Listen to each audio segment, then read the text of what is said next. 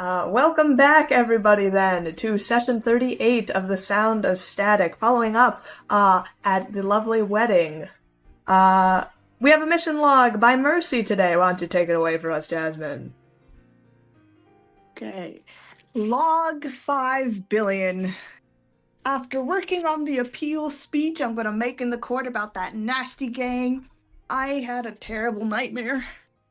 Reminding me about how I wasn't able to save Haskell.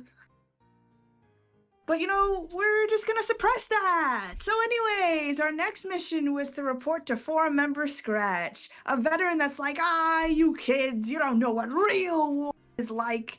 And then he assigned us to be a bodyguard to a wedding! A wedding! Yes!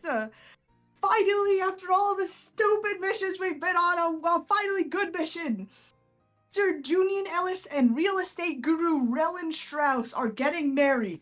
I don't know who they are, and I don't care, so long as they are in love, and I will lay down my body if it means that this wedding can happen successfully. But if it doesn't work out, Rellin, I am single.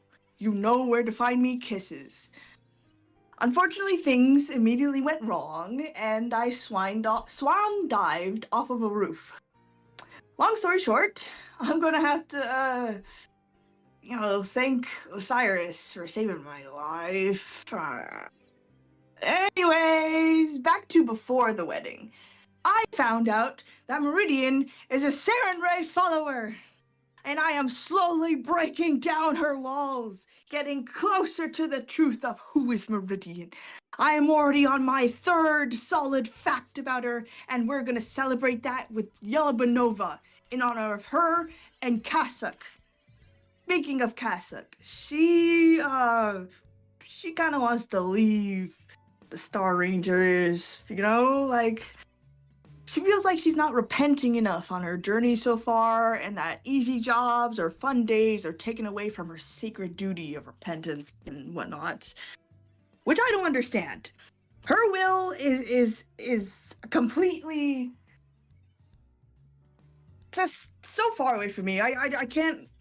Why does she have to repent so much over something that wasn't even her fault? I want her to understand that not every day has to be a sacrifice.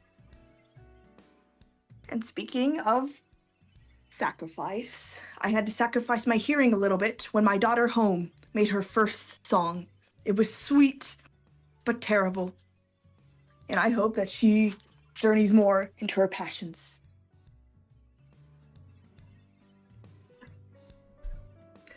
You cut off your log.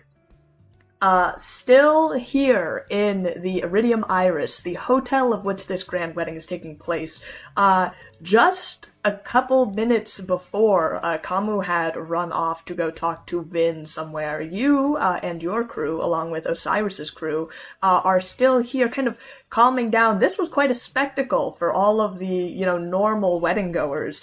They're all kind of shocked, but very excited about all the action that had happened, not seeming to almost not quite grasp the gravity of the situation. But things are quickly dispersing as you see that the bride and groom are actually still in kind of this wedding hall. They apparently have not taken notice of what has happened out on the balcony, busy saying, their hellos to everyone, their greetings, blah, blah, blah, thank you for coming. Junian is still over by she has gone over to the hors d'oeuvres and the snack table, this very large, elaborate place. And Rellin is talking to a couple more of his associates. But, Mercy, you are standing out here, still on the balcony, and Kamu, you have just had a very tense conversation with Vin, of which she has, kind of in a tense moment, she has kind of nodded to you, essentially agreeing or hoping to go on your separate ways, and she has since walked off.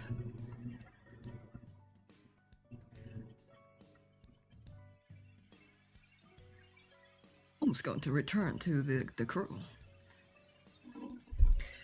You show up, coming back to the crew. There's still kind of things are seeming to die down. Mercy and the rest of the crew seem to be talking. The second you kind of show up, everyone is kind of like looking at you expectantly.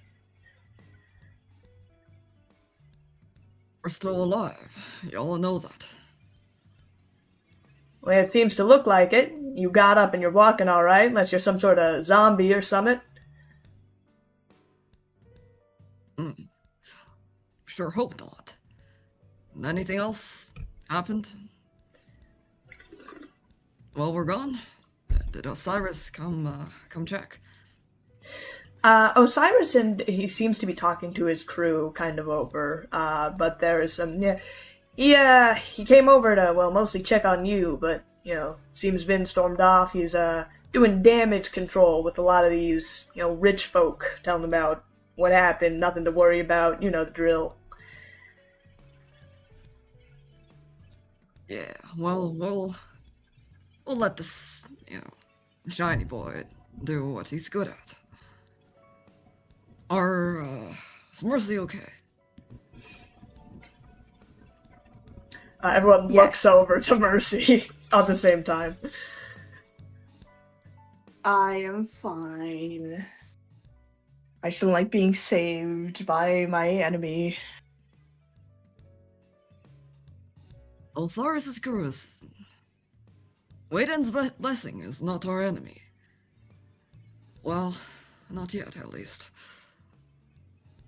So you say, but time and time again, our glory is stolen! More interested in you. What did Vin attack you? What happened? It was an accident. Vin used a spell on us that had a side effect of some sort. Side effects? That made you faint? Both of us. More accurately. But Hawk, how did you figure out it was hack wetware? Well, I mean, it's not a spell that I know, but it is a technomancer spell I've heard of before. I studied a little bit on it, but it didn't really seem useful to me specifically. Vin's kind of an operative type, so, well, I mean, just everything lined up. Seeing things that aren't really there, I know a couple people have gotten hit by it before, me included. Whoa, what? Hack wetware, it's something that lets you see things? Kind of. It's, I think they used it a lot of the time for, recon or spec ops kind of stuff. It's, multifaceted. Sometimes it can change memories, or, provide stimuli that isn't really there. That sounds like a terrifying thing, Hawk, and I hope you never learned that, and I'm sorry that it was used on you. We should talk about that, but... So you're saying that I saw that drone because she also used it on me? Yes. From what we know, that is exactly the case. So then what did you see? What happens when you try to access the memory of someone that isn't... Well, someone's memory that isn't there? I mean, I don't know. I don't use it. I mean, spells can fail, though, and usually just nothing happens. Certainly, I mean, if it caused Vin to pass out too, that's not really anything in realms of spells failing. You're no spellcaster, but we also know that what you said is true.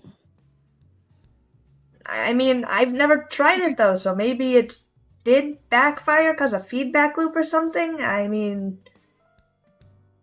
it could happen.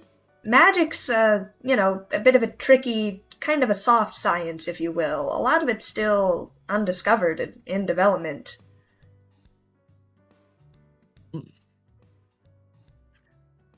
And it doesn't quite help that the exact nature of our memory is something that is beyond our knowledge. I mean, if she did try to use hack wetware on you, what? I mean, did you see anything?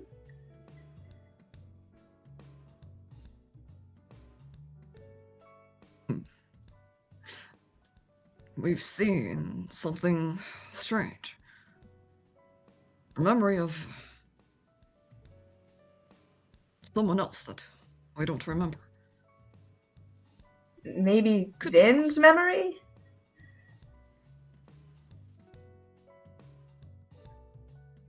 No, there were other Kopaxis in that memory.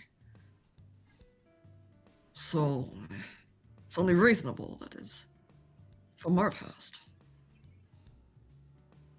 Well, that's kind of a big deal, Kamu. I thought you said you didn't remember anything before, well, I don't know, a couple of years back. Yes. We don't know quite how to respond to that. Literally all of your crew has come to crowd around you, and they're just like kind of like looking at you expectantly. Shadow Walker, what was memory?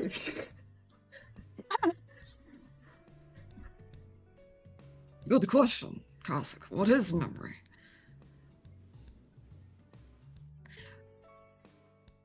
Is it simply a recording of what has happened in the past?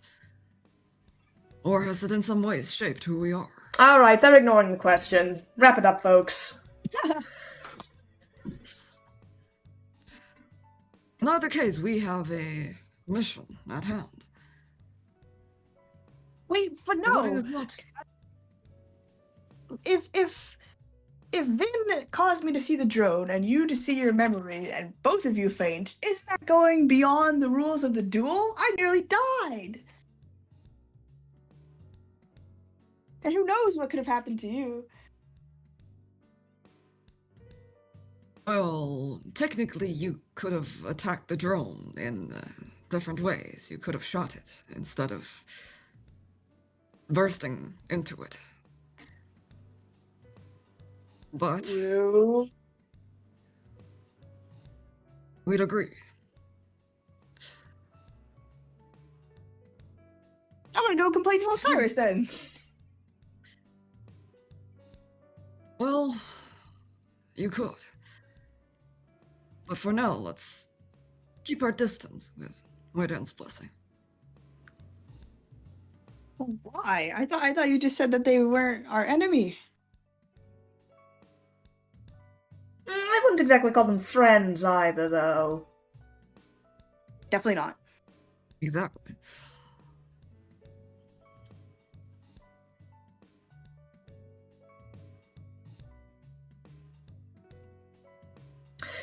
Well, it You looks have like any- the Golden Gang, as it were, are still here anyway, if you wanted to chat with them. But I do agree that we are technically here on a mission. You said that Pandora was here. We saw her in the ballroom. Well, that Assuming that's is just another quite one a of her concerning hallucinations. confusion. Hallucinations or not, it means that she's here, isn't it? No, for Vin. From Vin. Maybe I think it was Pandora was just a hallucination from Vin. How did it? There's no way Vin could have known about Pandora. Yeah, wetware hack, if you're planting a memory or visual stimuli, you have to give that information. Unless Vin does know Pandora. I mean, Marlin and Pandora working together, I could see it.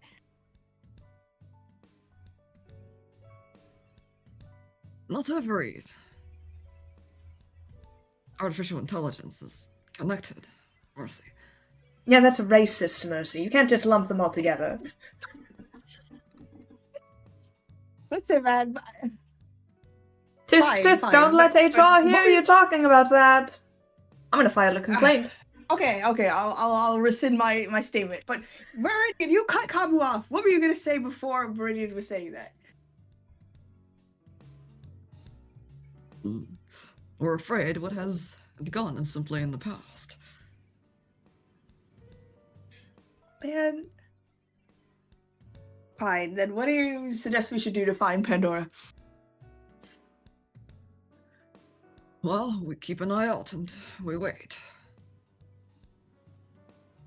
What if she ruins the wedding? Pretty much sounds like what we've been doing this whole time.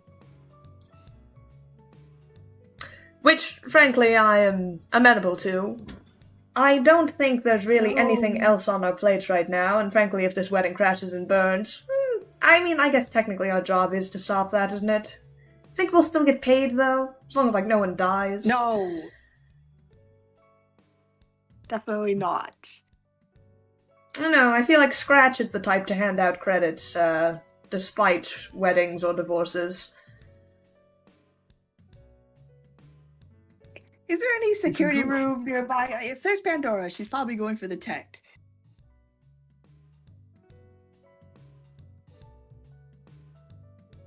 Oh, We unless know the there's layout of this place. unless there's a turret hidden inside the ceiling. It seems that the security forces here even could handle what a little tech hack could have done. I will tell you about the layout of this place. You guys, again, were given, very minimal information about anything about this wedding, despite being security, as you're titled. There are, other security guards, not from the Rangers, that, seem much more outfitted and much more in the know than you guys, who are, actually, bouncers and, keeping people in and out.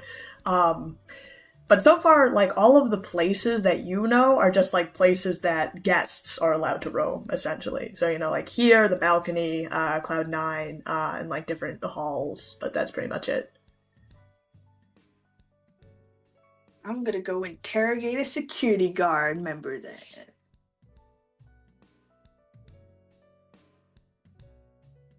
Try not to get yourself in too much trouble. Well, seems like we haven't done much. So, I guess we go back to the wedding? The ceremony should be in a couple of hours, I believe.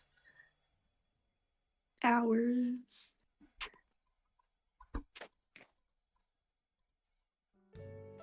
Sounds good to us.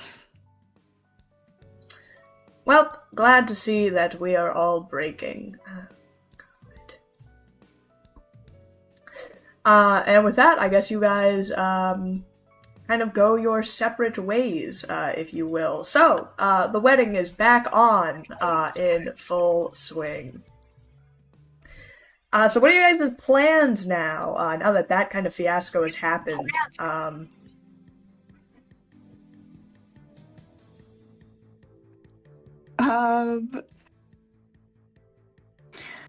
still gonna go to Osiris. Yeah, he's, still here, talking kind of with the rest of Weydans Blessing. Hello, Osiris. There's, the whole crew. You see he's kind of, talking to his friends. The second that you, step away, he kind of turns back to you. If it isn't mercy of the silent stars. Feeling better from, your little spar? Bit of a fall you had there gave everyone quite a fright. Yeah, a fright that was caused by your technomancer. Oh? Are you referring to Vin, I'm assuming? Yes, with her digital hallucinations. I'm afraid I'm not entirely sure what you're talking about. Fine, it doesn't matter. We'll just call it even. I'm here to, say that you did save me, and, that's a thing that happened. Mercy, I assure you, no thanks is necessary. As a fellow ranger, Okay. I'm sure that you understand that we do whatever it is to keep our fellow men and women and our fellow civilians safe. I'm sure you would have done the same for me in a heartbeat, as would any ranger. Okay, yeah, I said what I need to say. Bye. Absolutely, and I do want to know, your colleague approached me about this, malevolent AI that Kamu thinks might be somewhere around this beautiful wedding venue, trying to sabotage something. I do not know entirely the details, and I am aware that perhaps you and your crew are more equipped to deal with this situation. However, I assure you that Weydans Blessing will be on the case, looking for any sort of suspicious activity. Who told you? Listen, that was actually confidential information for our crew anyways, Yes, I know, which is why I was very touched that Kamu themselves came up to me and divulged this information to me. Again, as Rangers, we have to work together to defeat any threat that might perhaps cause danger to the grand populace. Okay, We will be on the lookout. I'm gonna do the real stuff. Absolutely. I mean, I know that this is actually a great turnout, because I know we were sent here to be guards, but I get the sneaking suspicion that we haven't actually been doing much, security work. But if there is actual danger afoot, then you can assure yourself that Weydans Blessing will be on the case. In fact, our technomancer Vin is perhaps very equipped with different AI matters, and I will send her on it immediately. What? I just wanted to know that we have your back. He puts a hand on your shoulder. Okay. No, I understand you're too humble to accept help, but I assure you, we will be here behind you every step of the way. I really don't want that. Can I talk to Vin? Is Vin here? Vin is actually a bit of an elusive member to get a hold of. She doesn't speak much, also. Is there something you want to discuss with her? Yeah, I can tell her that she doesn't actually have to investigate anything. And that we're Again, good Mercy, you're so humble, trying not to ask for help. But as a fellow ranger, if there is a problem afoot, especially at such a beautiful occasion, such as the joining of two parties, then, well, we have an obligation to get to the bottom of it. Are you married, Osiris? No. Do you have any family members? I can't say that my family, as always, as I've mentioned before, is the Rangers themselves. The crew that I have built here and the bonds that we have forged throughout my time as being a Ranger. Bye. He continues talking as you leave. And I'm gonna go find the nearest security guard. Alright. While you do that, Kamu, have you taken any action since the crew's dispersed? It seems that everyone has once again gone on their kind of separate ways, pretty much just doing what they were doing before the spar had happened. You guys not really getting any sort of sense of direction other than that there might be suspicious activity at this wedding. What are your actions? We'll probably take a little break by listening in to some of the conversations that the party guest or the wedding guests are having. Okay. Do you have anyone in particular you're listening for? The business group, a group of business guys that were with the groom. Okay. Who left the ballroom early. They did leave earlier, and it seems that they are actually almost on their way out. But if you would like to do some eavesdropping, why don't you make a stealth check for me?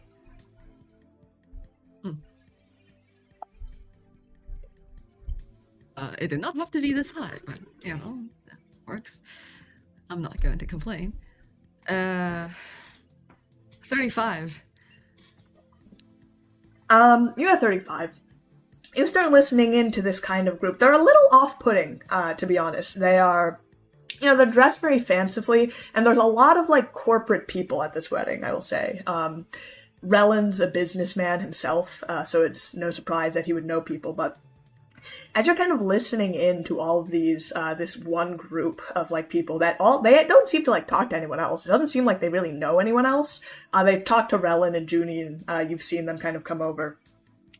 But you didn't get the gist of that conversation. But you see them kind of talking to each other, cheering, and they seem to be talking about, you actually get the sense, for a while listening to all of them, they kind of speak a lot of jargon, and you kind of look, and all of these people, there's probably 6 or 7 of them, and they are all lawyers, you kind of get the sense. and they all know each other, and they are talking, and there's a bit where they kind of talk about the prenup for the wedding. It's a bit of a discussion. They don't talk too much about it, other than they had spent a lot of time on it, and that it is ironclad. Does Come know anything about Ironclad? Ironclad, just that, like, it, like, they worked on it a lot. Like, it is immovable. It is set in stone. Like, they have touched up everything that, like, every possible thing on the prenup. They did a lot of work on it, and that, like, it is not going anywhere, essentially. Like, it is done, and they have, like, essentially done their due diligence on it.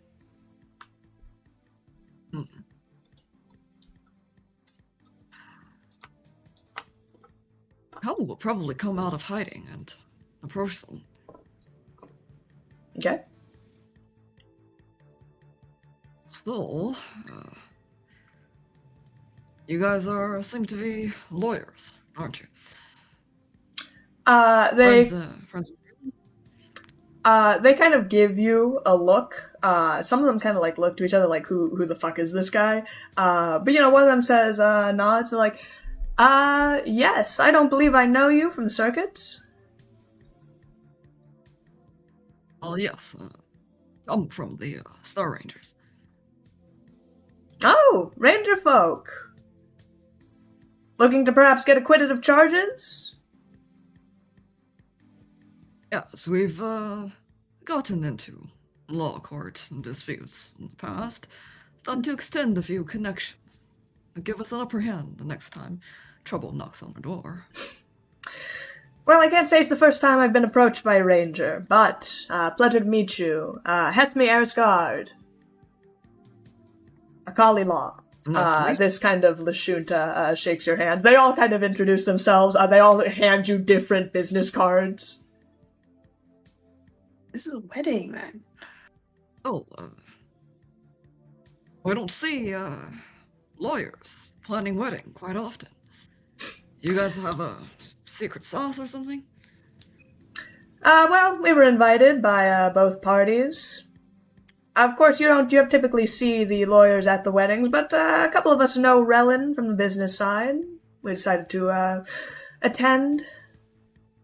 I mean, weddings such as these, featuring two very famous personalities on Absalom Station, hard to say no when you get past an invite. That's for sure. You guys missed out on the dance parties. Not one for dancing, many of us. Mostly here for the fine wine. I have to say, the wine here is quite... has quite the variety. They have quite a variety of, a lot of things. I don't know if you've checked out the quite exotic snack bar, but I suppose when you have an exorbitant amount of money, well, you do whatever you want.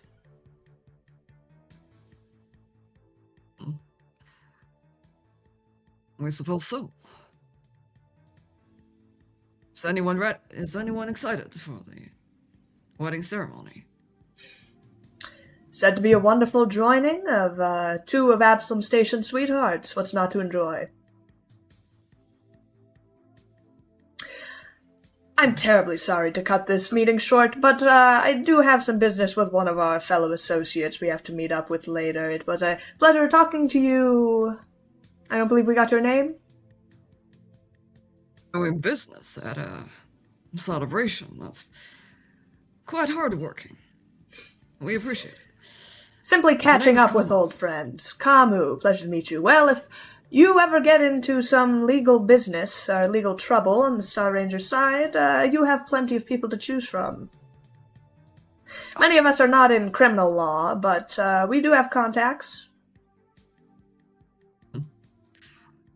Insightful. Thank you. They kind of very cordially kind of nod off as they kind of like continue. They give each other a look, and they all kind of exit the hall. Business cards, what'd they say? You have like seven business cards from lawyers. Are they all from the same legal office? They are not, actually. There's a couple, they're like maybe from 2 to 3 different offices. As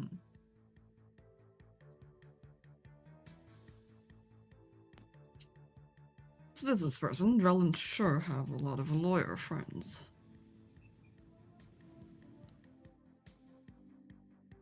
Does the prenup mean that she can't kill her husband and take the money?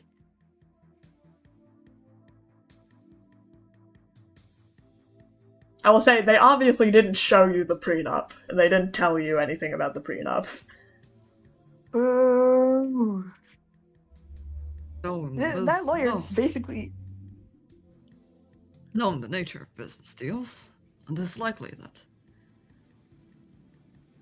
they've signed some agreement not to say it, or it's simply business people don't usually indulge a lot of information on strangers.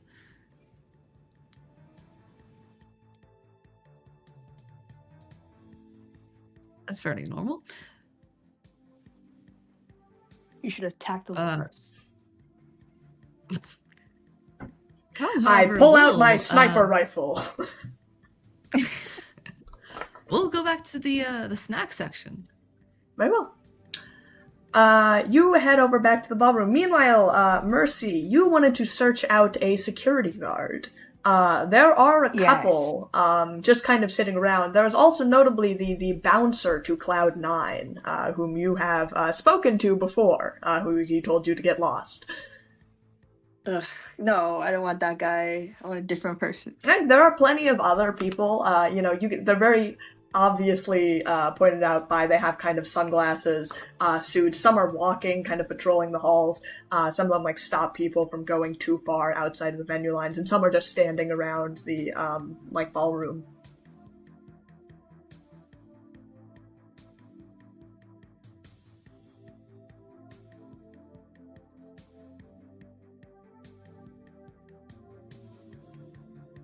Oh, sorry, I was Mercy.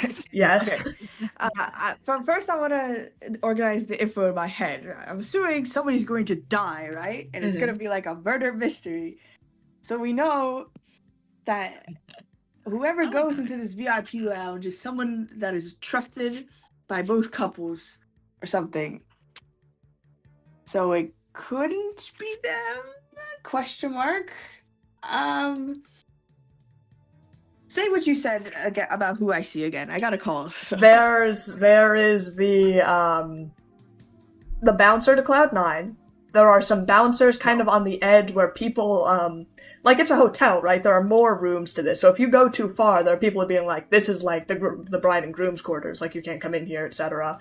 And then there are some people just standing kind of on the sides of the ballroom, just like watching everyone, making sure nothing untoward is happening. Okay, I'll get the ones that are watching from the sides. Okay. You kind of approach one. She doesn't seem to acknowledge you or your presence. Hello, I'm a part of the security team. Do you know where I can find the security room? This elf kind of like leans down at you. You see she like pulls her glasses down a little bit and she eyes you up and down. You're those ranger security. The security room isn't any of your concern. What? But I'm security. Don't I have to protect the couple? No, you're a pretty face that's meant to sign autographs. What? But I'm more useful. I've been on tons of adventures. If you look at my record, I'm more useful than this entire security team wrapped around my finger. Are you that girl that jumped off the balcony earlier? Well, no, I heard about that. Whoever that was very... Because apparently it was like a very young, like, ranger girl, apparently. No, I think that's wrong information. I think it was like a random guest that snuck their way in. Mm-hmm. Wasn't me. In the middle of the ranger fight that was happening on the balcony earlier? I'm just gonna, wander around. Yeah. She kind of, you notice she watches you as you walk away. What the heck? Okay, is there a place that looks like it's being guarded besides the Cloud9? There are, yeah, and when you start to, like, leave the hall, there are people, like, kind of, wandering. There are a couple of guards standing out. You notice when you're, like, just wandering the halls of the hotel, that there are, like, a couple of rooms where there is just, like, 2 guards just standing outside of. Okay, I want to go to one of those rooms. The second you get within, like, 10 feet, they, like, both kind of stop you. Is a restricted area? Are you here for the wedding? I'm a security. I'm a member of the security team. You know, I'm just doing a perimeter check. They kind of give each other a look, and then kind of look back to you. Yeah, what's your name? You know, the merciless one from the Star Rangers. Oh, you're ranger security. Yeah, okay. Why don't look down on Star Rangers, man. We can rumble and tumble with the best of them. I'm sure you can. Continue your perimeter sweep, ranger. Yeah, that would include the room that No, you're, it does you're not. guarding. What? But I have good intel that there might be a security breach. There's like a hacker. In Mr. That's kind Strauss's personal quarters? Oh. Yes. You know, like that's where he In that keeps his case, we will notify that the data, actual right? security immediately. I am security. I can help you guys. Right. Yeah. Of course you are, Miss Ranger. We are very grateful for the service that you have done to Absalom Station. Please continue your perimeter sweep. Yeah, you say you're appreciative and then just push me away. Fine. Okay. What else is what? I'm gonna go find that lady. Flower lady. Poisonous Belladonna. Okay, yeah, if you want to search her out, then sure, go ahead. I wish I had a freaking invisible move. Why does only Kabu have that? Because Kamu is an operative, and you are a Solarian. Can I do a check or anything, or just look? You want to just look for Belladonna? Yes. Yeah, you know what? Make a How check do you know? for I want me. to look for Meridian. Meridian knows what to do in these situations. You want to look for Meridian? Okay. You head back Wait, to no, Belladonna would know this venue, right? Because she's like obsessed with the actor. She could be. Assuming Meridian has already told me that she does not care about this wedding. Fine. Belladonna. Okay. Final answer. You go to search for her. Kamu, meanwhile, you have just been essentially dismissed by this group of lawyers that are attending the wedding.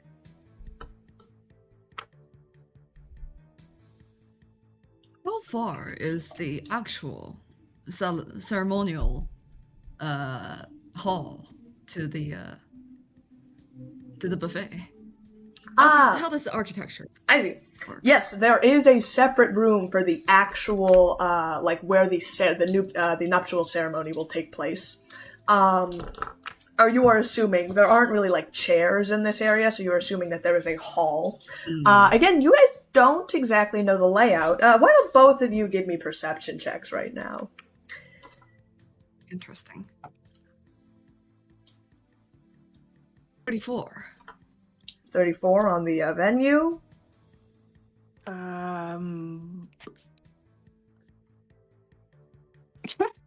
13. And a 13. Okay, great. Kamu, you see Mercy. She like bumps into you for a moment, and then she like goes. She's going out to like find something to figure out something about the venue. And you look like right behind her, where she's already going off in the opposite direction, but right behind her, there's a big map of the venue. So, Wow. Kamu, the map of this place.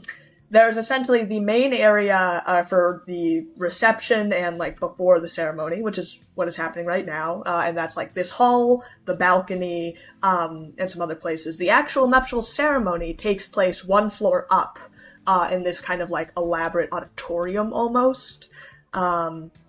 And everywhere else you see is blocked off. They don't mention anything that happens. They say that that's restricted. Essentially, don't stray from the areas of the ceremony. Interesting. So technically, the current ceremony hall is upstairs, and it's not open to the guests yet. It is not. I'll just say for the sake of time, when you go up there, they are currently like preparing. Generally, you're not supposed to enter until like they're ready and everything, and so they'll probably open like 30 minutes before the actual ceremony is supposed to take place. Interesting. Not sure how this is going to work out, but Kamu's going to cloak and sneak into the setup. Okay, yeah. You head in. Make a stealth check for me. And I think Kamu will probably cloak for this one. I would assume that you would. Excellent.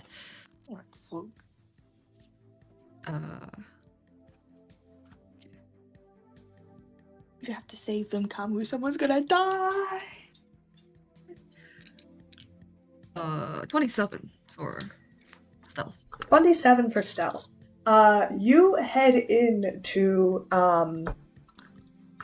I will say that the actual, like, pre-ceremony isn't guarded that well. It's not, like, there is, like, 1 or 2 security guards, but, as opposed to Cloud9 or everywhere else that has very small doorways, this has, like, a giant fucking doorway, that, it's a lot of people setting up, mostly, getting chairs set up, putting finishing touches on decorations.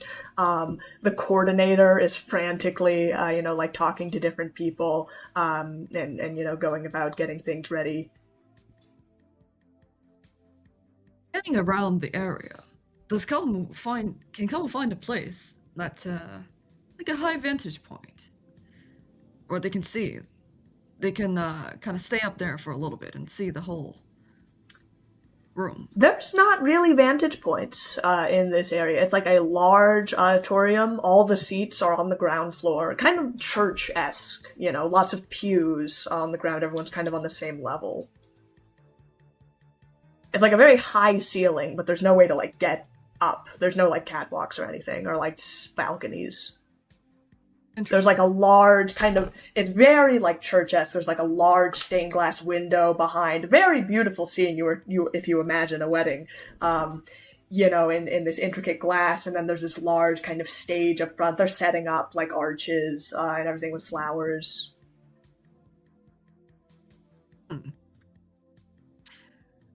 Interesting. Kamu's going to scan around the room and check out the backstage.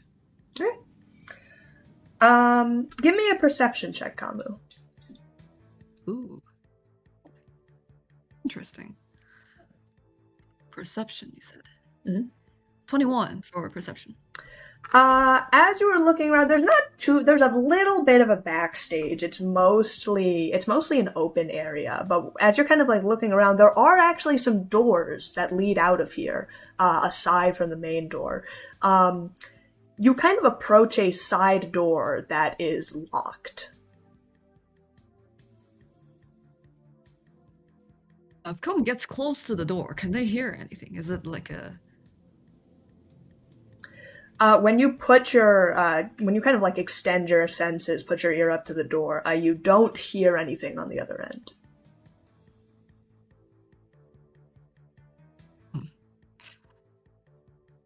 Interesting.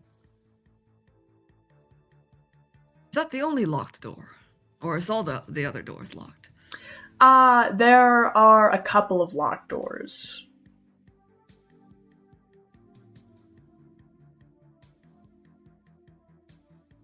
Interesting. I will say there are 2. How high is the check to open a door lock again? It depends on the lock. It does depend on You are in a fancy hotel, I will say.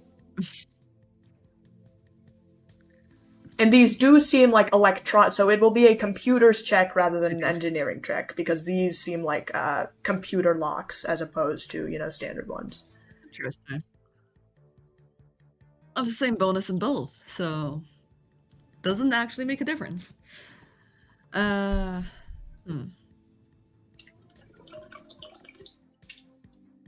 do recall the electric locks have a bit of a high DC to open. I will say they're not entirely higher or lower, but I will say, for your context, you are in a fancy hotel. All right.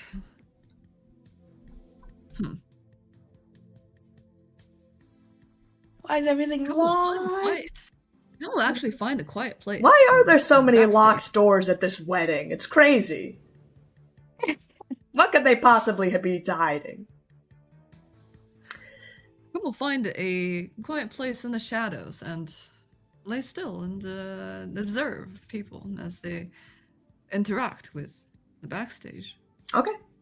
In case anyone decides to open one of those locked doors and bring out a cannon or something. Okay, yeah.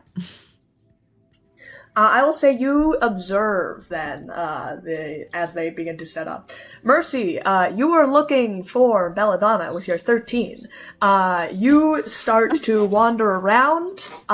You are looking for one person in this room of like hundreds of people. You're hanging around the snack bar. You're kind of looking for her. With a 13, you don't exactly catch her. But you do catch, there are still other people. The bride and groom have since left, where you guys were doing other things. So they're no longer here. But there are a couple of other groups. I think of where everyone is.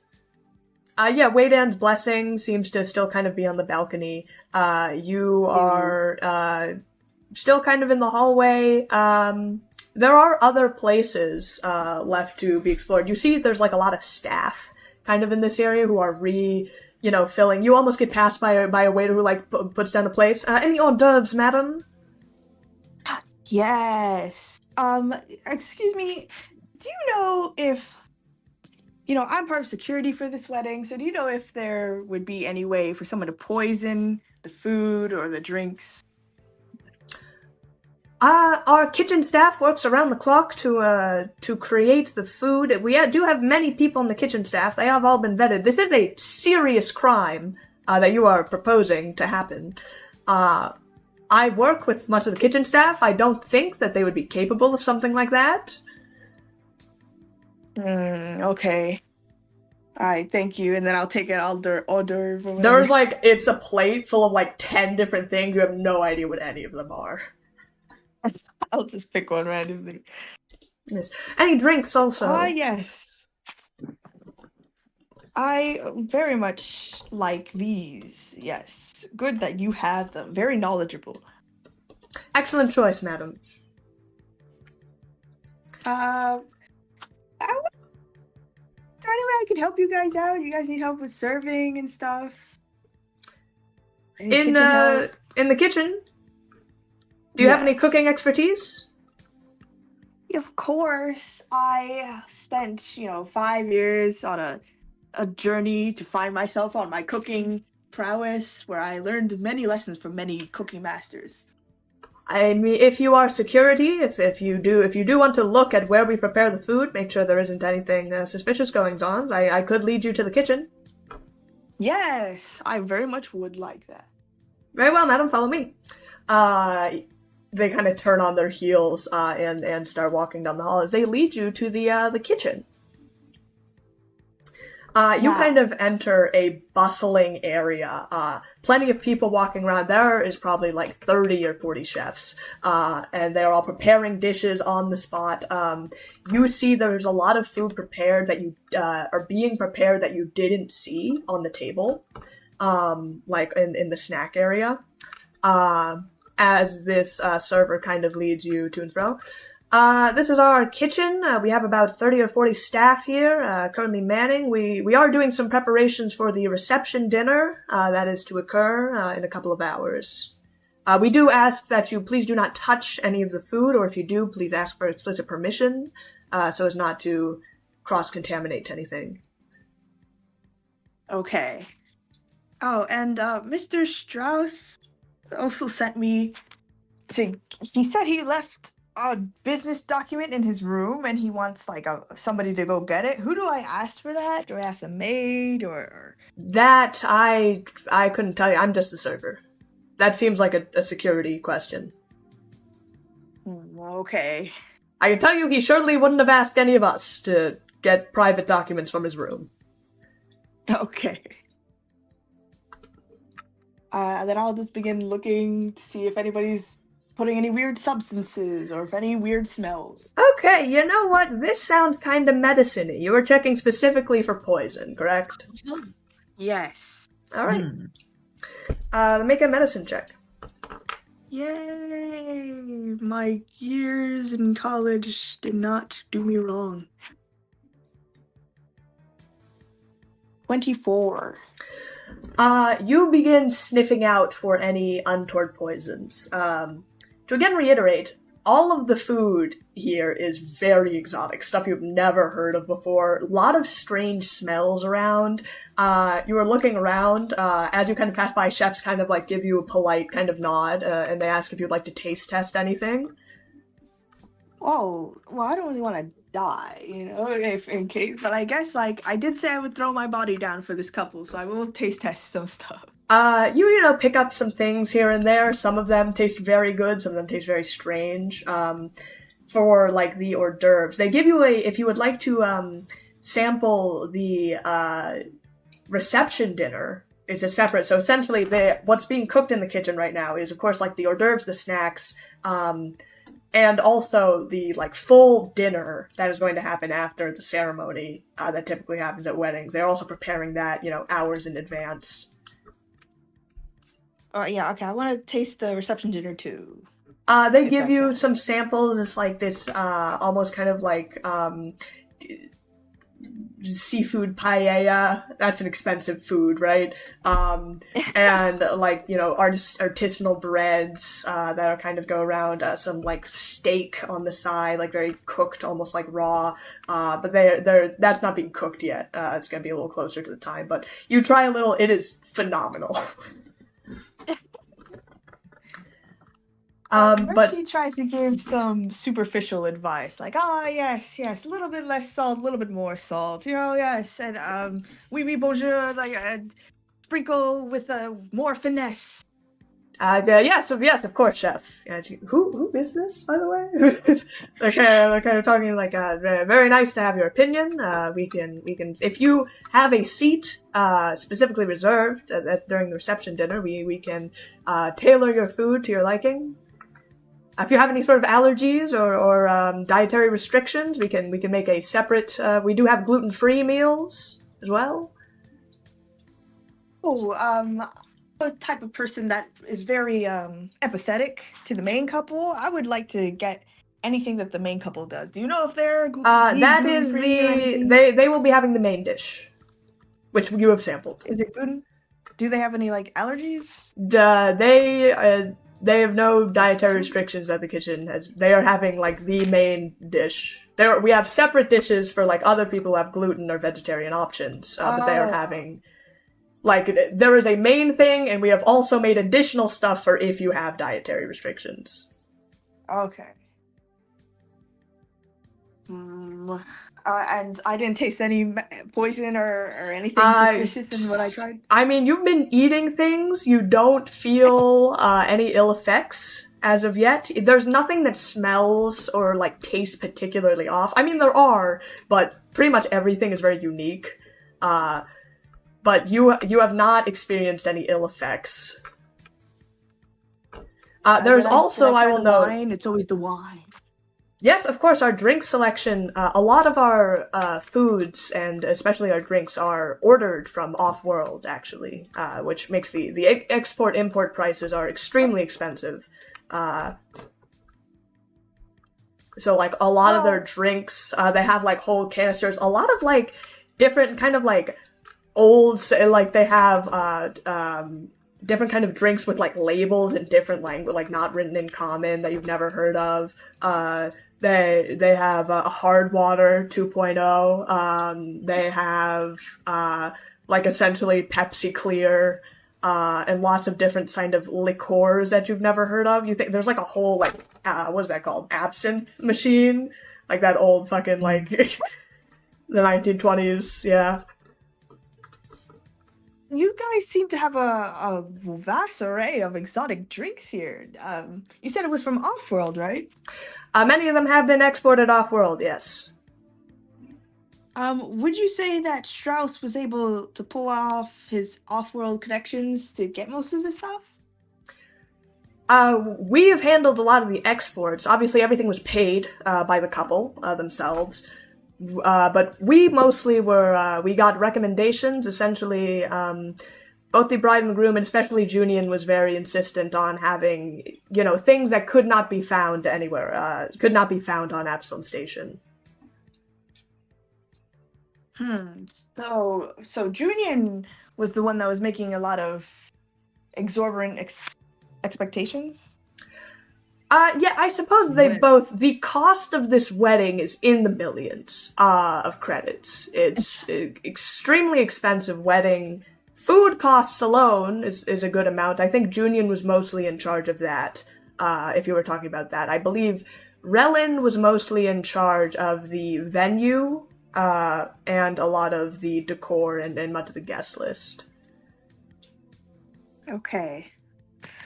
Then I haven't found anything wrong. You guys are doing a good job. And I hope you get a raise. Well, thank you, Jeff.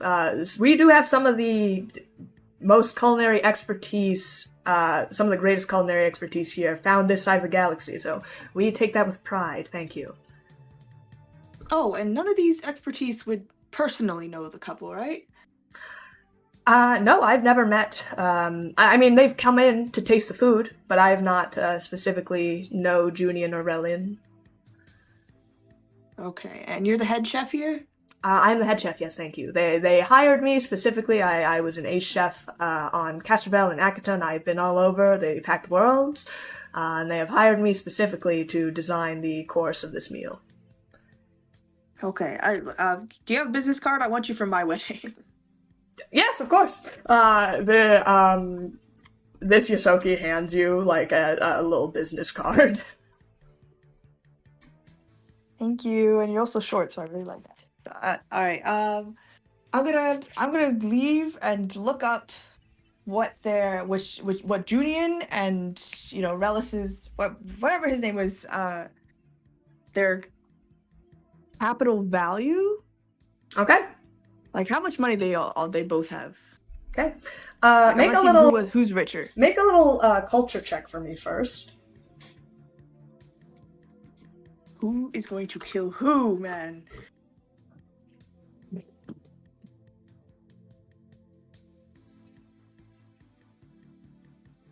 $18? I will get back to you after Kamu. Kamu, you are waiting essentially in this area. You wait for like probably a good 20-30 minutes, and there's a lot of backstage that no one even comes close to this door that you are sitting next to. They are wholly not interested in it. They are a lot of talking to themselves, kind of asking questions, blah, blah, blah. One of them, actually make a perception check. Ooh, interesting. 20,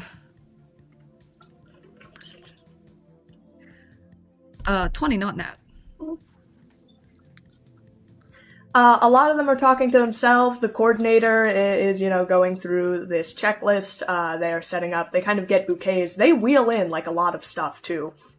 So, but none of it comes from this room. So you don't think this is, like, a storage closet or something. Because everything they bring in comes from either through the big doors, essentially. And they bring it in. No one really comes close to the door that you were standing next to. Interesting. Has any of them mentioned the main venue? Or not main venue. What's the big dinner called again? The reception. The reception. Listening in, you hear some talk about the reception. The reception's gonna happen. Essentially, you get the idea of the layout, which is that, everyone is chilling out in the hall. Then the ceremony happens in this area, and like the ceremony, this kind of church chapel. And while that is happening, they set up tables downstairs in the hall. Afterwards, everyone moves downstairs again for reception. Fascinating. Has any of them mentioned Cloud9? Cloud. A couple in passing. The closest you get about Cloud9 is that there is, like, they're arranging seats, and they're like, you know, people close apparently to the couple, or VIPs, if you will, have like closer seats to the front, so they're, that's pretty much all you get about Cloud9. Interesting. As you are kind of sitting there for a minute, you stop to see a elf kind of walking right up to you. What? Still cloaked. Kum's going to quietly move to the side to make room. The elf kind of walks right up next to you and knocks on the door. Mr. Strauss? Before they kind of get a call out, Rellen's not going to be in until another half hour about, and you see the elf kind of turns back. Oh, my bad, and immediately turns back to the wedding coordinator.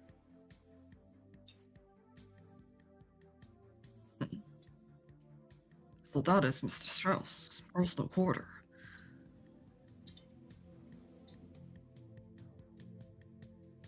Interesting. After the elf knocked, Kum's going to get close to the door and see if there's people on the other side. Make a perception check. Wait, who was the voice who called out? Essentially, an elf went and knocked on the door and asked for Mr. Strauss. Someone behind, like someone in the coordinator, said Strauss isn't in right now. Oh. 25. With a 25, you do not hear anything inside the room.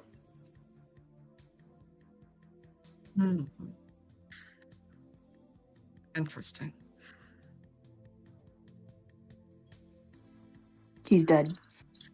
Seeing that there's going to be quite a bit of time before Strauss will come out of that door, a couple will probably go around the other sections of the venue.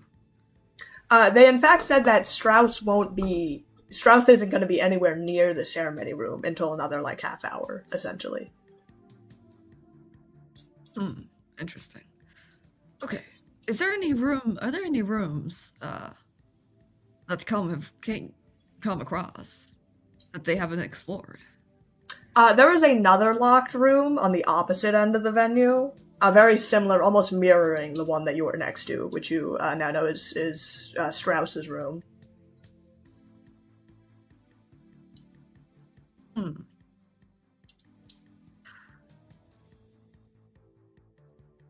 Mom will walk over and, still cloaked, knock on the door and say, "A message from Miss Junian."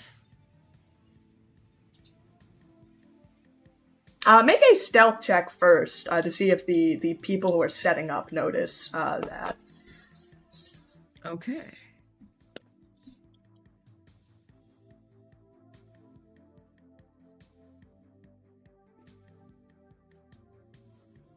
$25. No, they're very busy right now, kind of setting up, so no one hears you. You do not get a response.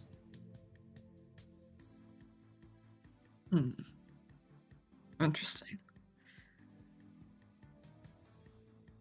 Looks like neither one of them was ready to walk through the door.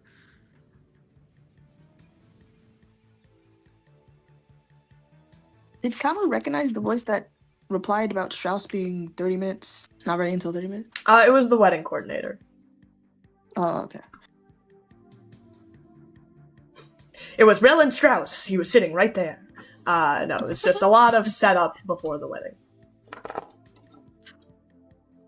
looking around the room, what technology equipments are in the area? Any security cameras? Any projection devices? Make a computers check for me. Ooh. Interesting. 24 for computers. There are, so the technology for this wedding, there are some projectors around. You see they're getting it set up for, like, decorations, essentially. It's, like, projecting, you see them do a test and essentially flower petals kind of set up. There's also a lot of contraptions in the ceiling, you see. You see a couple of photographers are getting set up to record, like, the ceremony and take pictures. In terms of, like, security for this room, you don't particularly see, like, just a part of the hotel. You don't particularly see, like, security cameras, aside from, like, things they are using to record the wedding.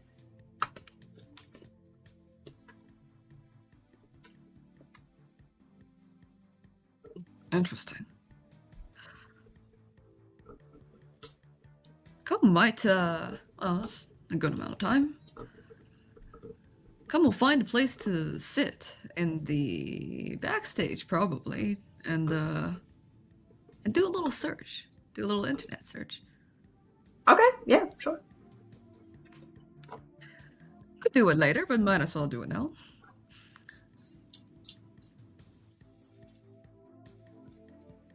Okay. Come was going to search for... I'm just going to search for Vin's particular... Well, if Marlin 06 is a prototype brand of dolls, then perhaps Vin, we can also trace Vin's origin to figure out. You want, like, a serial number for Vin. Serial number, yeah. Or, like, a model or make and model. Okay. You guys are both doing some phone time, some little internet search. Mercy, what did you get on your culture check? 18.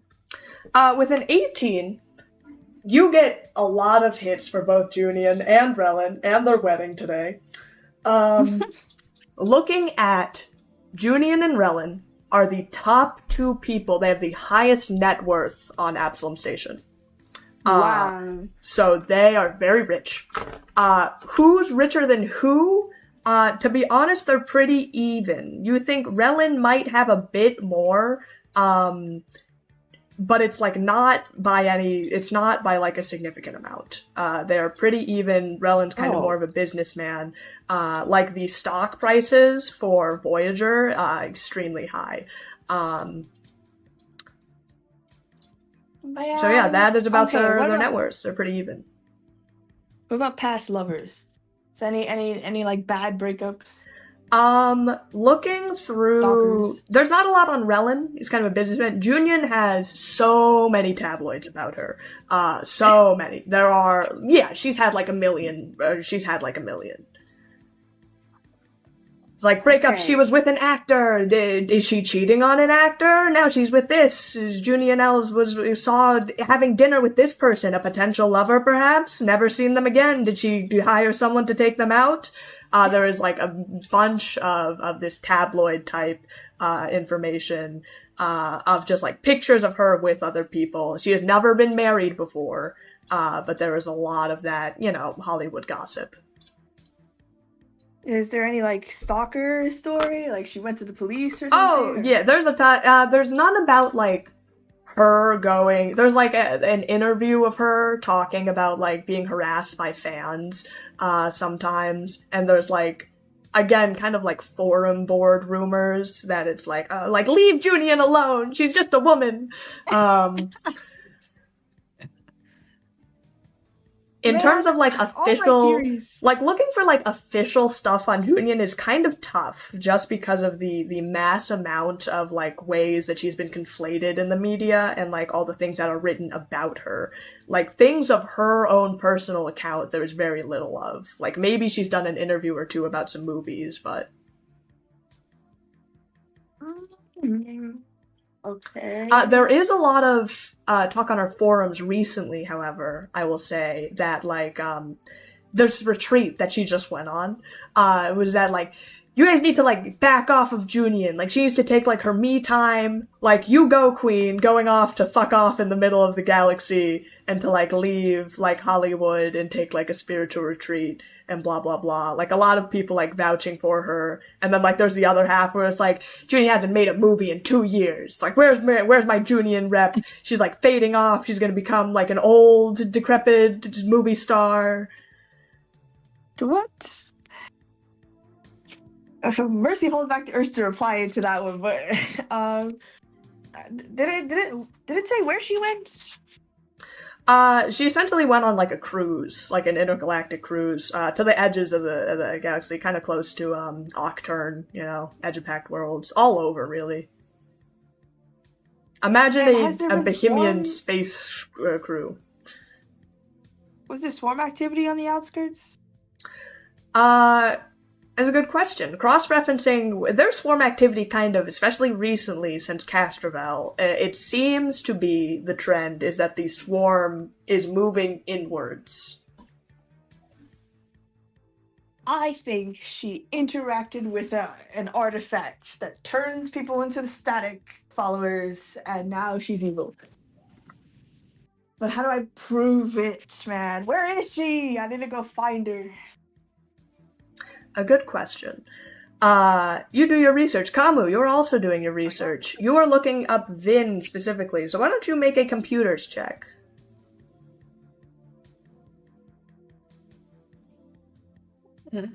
All right. No. All right. All right. It's No. fine. It's fine. It's just that one. What could it do? Oh What could it my possibly do? god. You begin looking up Vin. First of all, just a little history on androids. It is illegal, essentially, to mass manufacture androids anymore. A violation of android rights. That being said, a lot of older androids, like, still have, like, model numbers, essentially. Which is, like, you know, they're manufacturing whatever date. Trying to find one specifically, a lot of records have been lost about that sort of thing, like people trying to cover up shit, or things just, like, getting destroyed, a lot of that. You, try to find anything kind of, like, maybe elven manufacturers, and there are just too many to, like, possibly sort through. It's very difficult to, like, find specifically, what Vin is.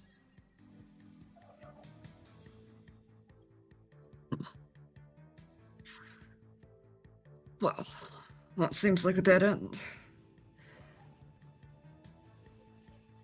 Hey, can you look up if, like, there's news about Marlin 06 getting arrested? Like, why did Director Soul, did they not discover that she killed the CEO?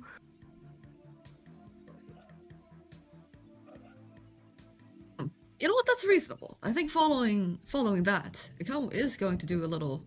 Though they already know the history of the Marlin 06, they're going to do a little search for Marlin and the free chain. You type in Marlin and the free chains on your terminal, and it doesn't work. You tap on the numbers. It seems that your terminal is frozen for a little bit. For it shows What? you a brief second of a image. Oh god. Before it fizzles out. You the fuck? She hacked your comm.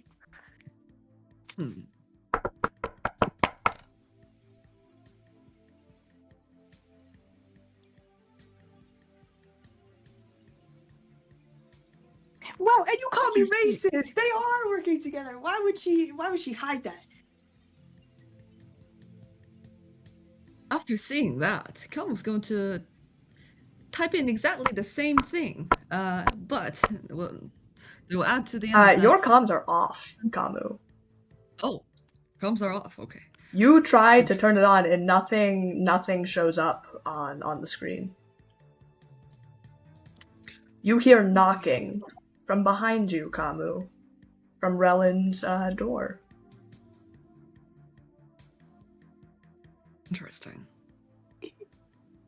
Without opening the door, Kamu will say, "Is Relin ready?"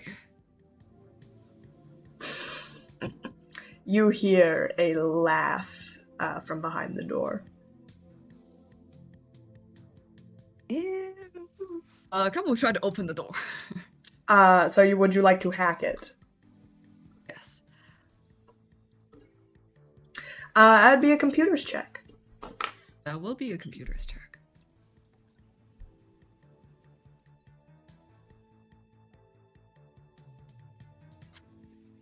Why can you see, like, what? Is she a person now? I don't like that.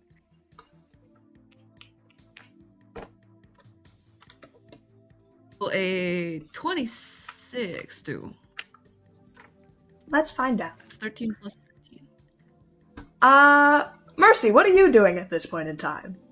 No, doesn't matter. Let's continue with Kamu. You are doing your research. You are still in the kitchen, kind of sitting here.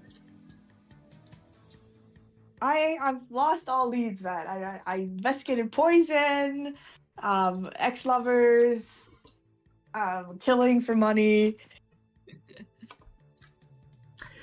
I will try again to look for Belladonna, I guess. Okay. You head over to the venue. Kamu, the door clicks as you hear a laugh kind of echo behind you. Behind? Is that coming from inside the door or coming from... You definitely heard it from behind the door before. But right now it is behind. But right now it's coming from the other direction. The door slides open. I will tell you, you assume that you would have the door opening would cause some attention by the other by the people setting up the venue if you are not quick. Okay, come, we'll enter. You enter into Relin's room.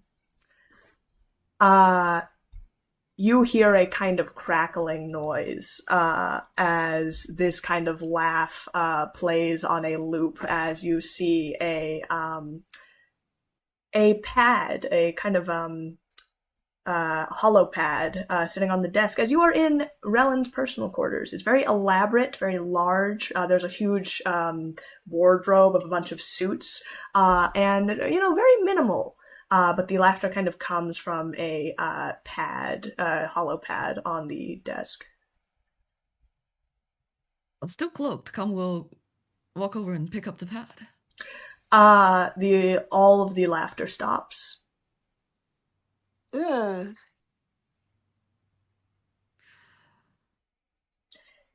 For a brief moment, you hear a noise. Now we're getting somewhere interesting. And that is the last thing you hear. What?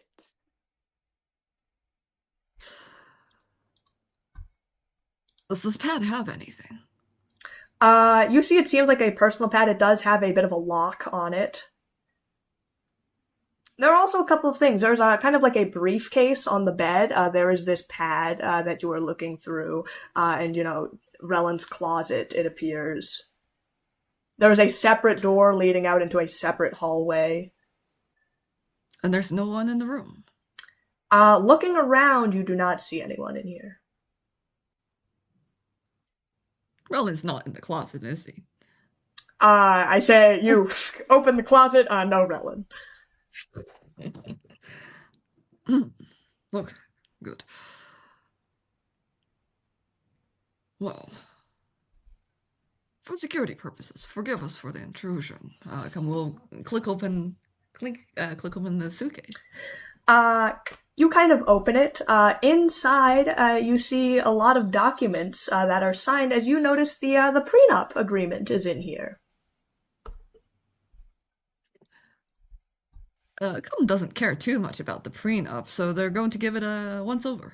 Quick once-over. Okay, I will say make a diplomacy check. Diplomacy check? Mm-hmm.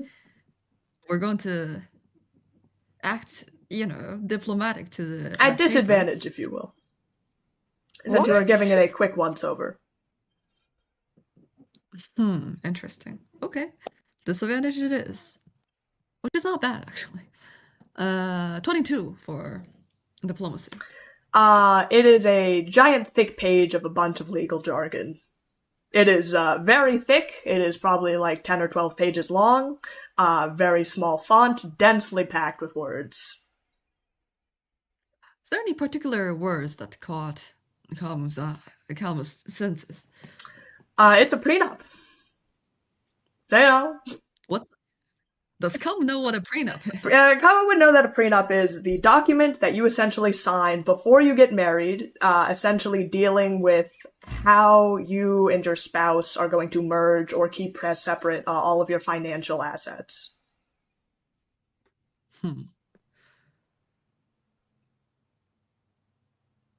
Just remember that their terminal is dead, so they can't keep any of this.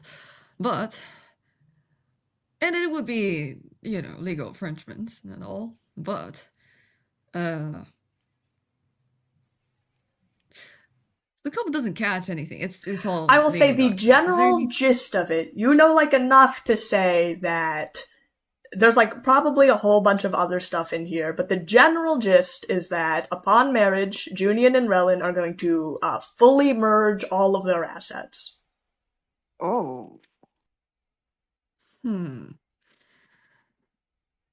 Interesting. So it could still be murder. With that comes going to close the put the document back into order and then close the suitcase. You pull your hand away and find that you've left a giant Camus-shaped ink stain with your identifiable fingerprints on the prenup. You put it back to where it is, close it. It looks pretty much how it was before you came into the room. The rest of the room, you said there was something on the table. It's the holopad is there.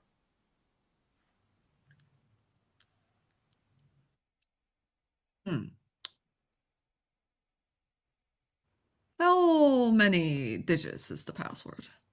It is actually not, you don't think that you've seen some super locked, high security grade pads before. This is not one of them. This is you could buy this Camu from a tech store. It's like an iPad. Excellent. Come on, do it the good old way and hack it. Give me computers.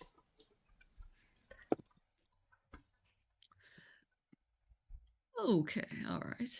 Let's see. I don't want two daughters, man. Let's get rid of Pandora. 19 for computers.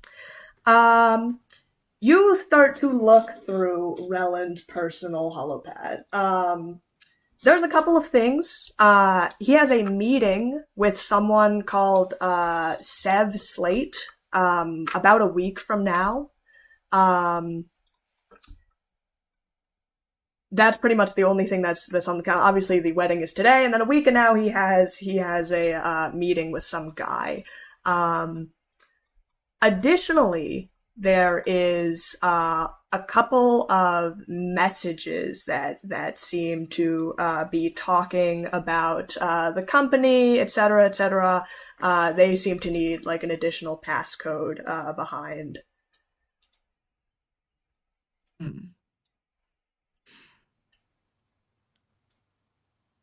Come probably won't. Let us not access all of your company's credential information. Com's going to open a search page on Relin's iPad. You can, in fact, do that.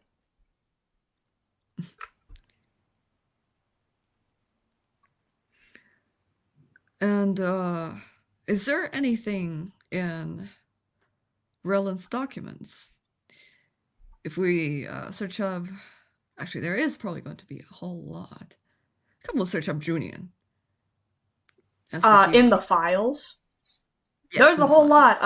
The prenup, that's mostly what her name is on it, but aside from that, there doesn't seem to be much else in terms of documents, aside from official wedding, documentation stuff. Interesting. Come, we'll also search up Pandora and then Icarus. You look up both, like, for documents inside, or are you just doing, like, a Google search? You get nothing on either Pandora or, Icarus. Interesting. Then Camus going to do the exact same thing the last thing that they did on their terminal. They're going to type in.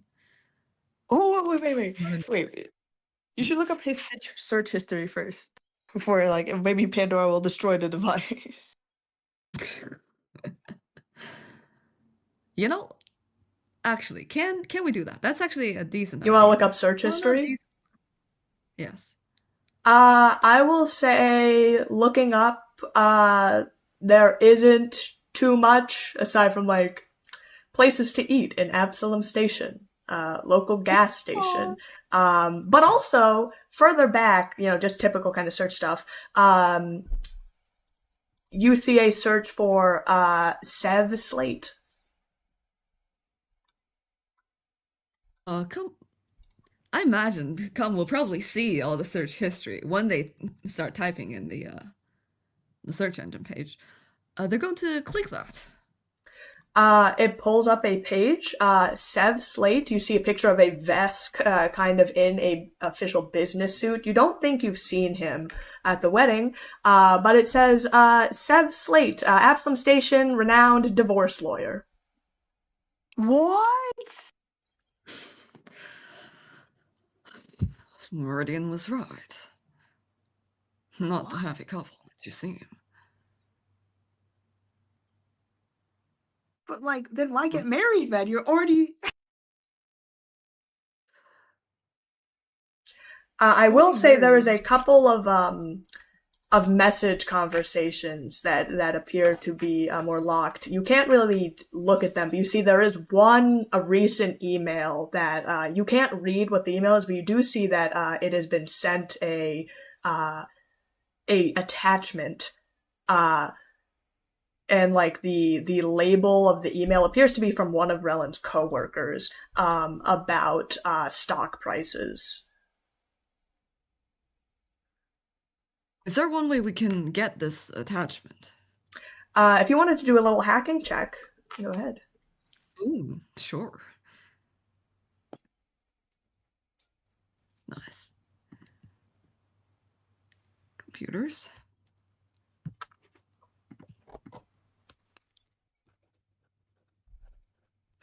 That is a 29 for computers. Okay. A 29 for computers. You approach, you kind of manage to extract this document, and what you get is it's kind of strange. You get a list of the stock market current prices today. I'll put that in here for your perusal. But it's like, it's not, you could look these up at any time, but this is like a separate document, like, for them. Interesting. You put it in battle. What? I just put all my links in there because I don't want to gum up the obviously chat. stock prices is obviously the greatest battle of them all, the stock market. That's true. Of course, I love you. Comes, sees Nerium armament, and that puts a little smile, an invisible smile because they don't smile, but glad to see you doing well. Let's go, Nerium.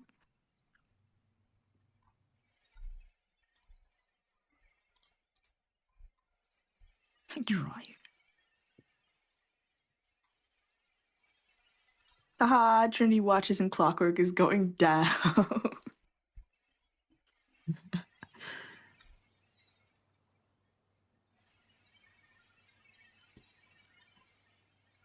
What was this company called? It doesn't even have it, does it?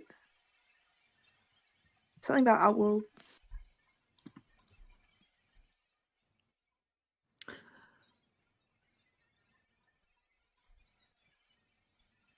Interesting. Does Colm know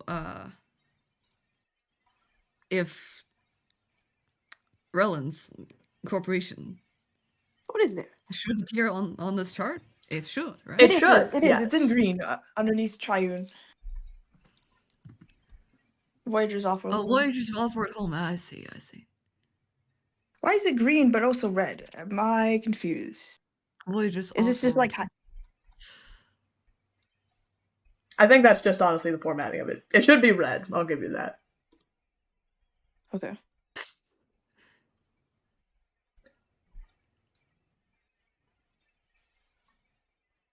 So he has money. But he has money, man. I don't get it, man. So he wants more. I'll say, money? Kamo, as you look at They're this not going down stock that price, this number for these stock prices for Voyager's homes is not at all what you were expecting it to be. Like, Voyager should be, if the press is to be believed, like voiding like Abadar Corporation. That's true. You did say. Yes. Oh my gosh, he's gonna kill her for her money! I know somebody for the money, man. An elaborate plan to hide a business failure, or... Oh wait, no. I don't think he's gonna kill her. I think he's just gonna divorce her and then take her money. I hope it's not killing. I was going to do a search on... Actually, now that they've hacked the emails, can Kamu see where the previous conversations that were hidden?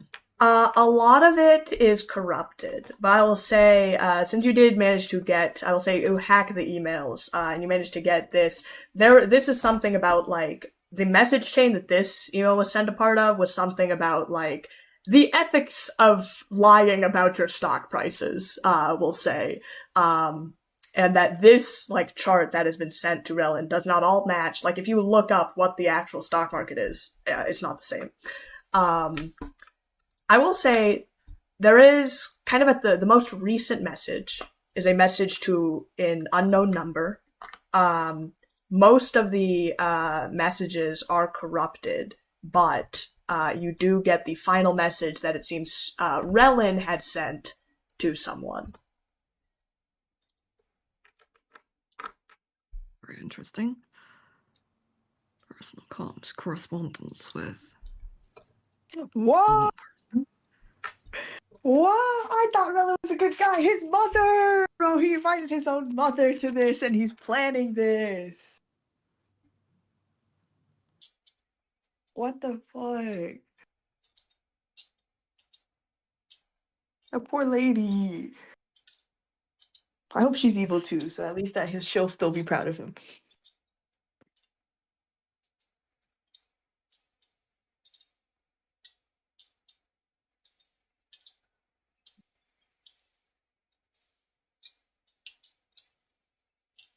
Fascinating. Seeing all the marketplace, market share and tricks, would almost start to think this is an elaborate plan to evade tax. But it seems that it's more than this. Ross, what do you need all that money for? Could you make a, what would this be? Maybe diplomacy? What would be business? Ooh. There's no business in... There is no business skill check. I think diplomacy is close enough. Interesting. Would this not be a sense motive, technically? You know what? You can do sense motive. I see. Very nice. 27 then. I will say that you, essentially, Relin's, the stock market prices is the real kicker, which is essentially that Relin is not at all rich, actually, with, like, the amount of output of his company and his actual shares, you think he's actually in debt. Wow. Wow. So he hired someone to fake the stock market prices.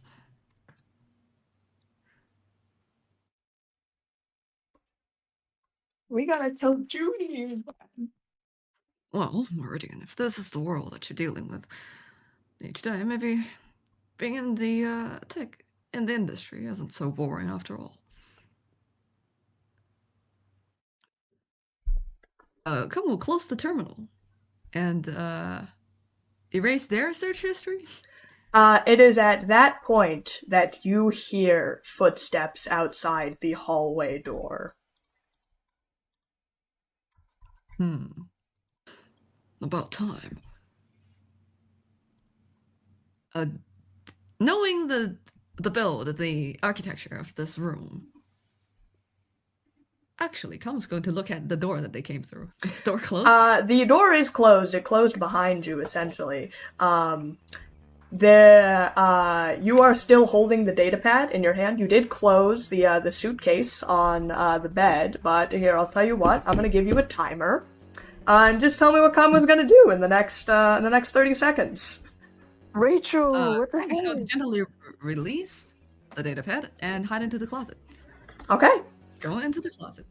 So you drop the datapad, and anything else? I want very explicit detail about what you're doing. Okay. Com is still cloaked Yes. at this moment.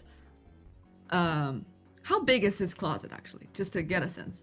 You could probably fit in there. You think if he reached in there to grab something, you might be in trouble. Interesting. Does this room have a washroom? I would say it's pretty much just a solid room. Crap. Com's going to hide in the closet. Alright, you drop and you hide in the closet. Give me a stealth check.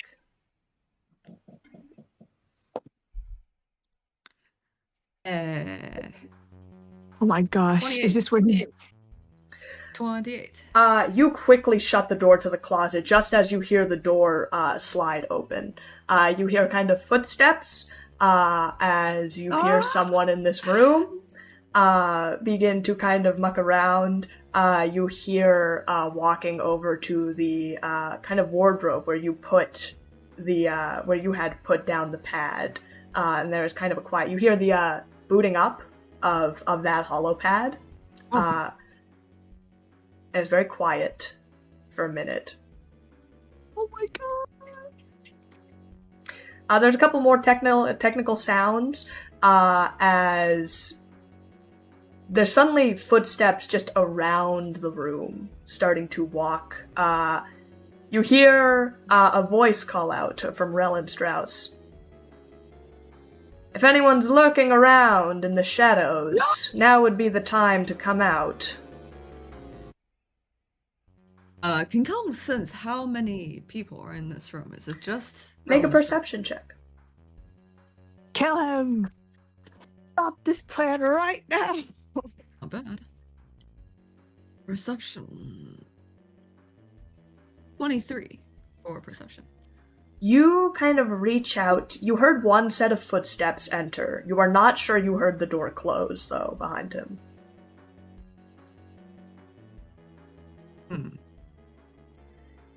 Footsteps begin to wander around the room, kind of moving a little bit away from you.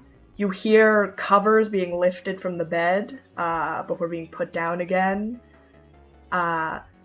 You hear kind of the creaking of some cabinets being opened, and then you hear footsteps approaching the wardrobe door. Before Strauss approaches the wardrobe, Calm's going to suddenly come out of the wardrobe.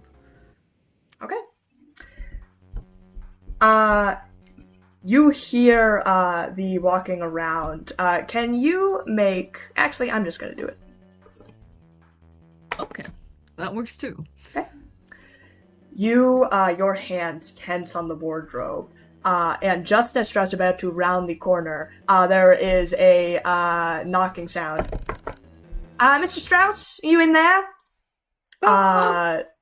You hear kind of some shuffling as Strauss kind of goes, "Yes, do you need me?"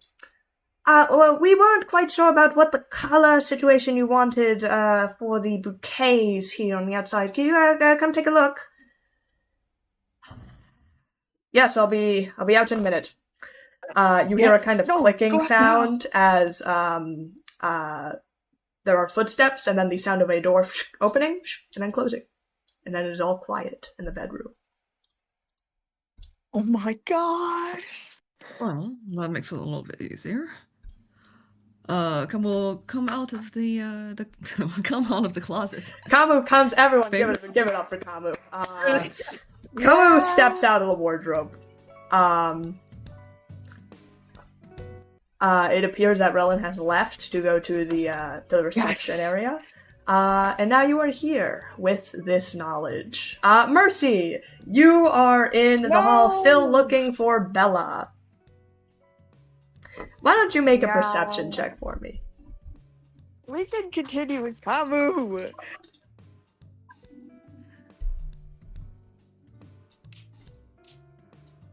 Wait, oh my god. Okay, 23.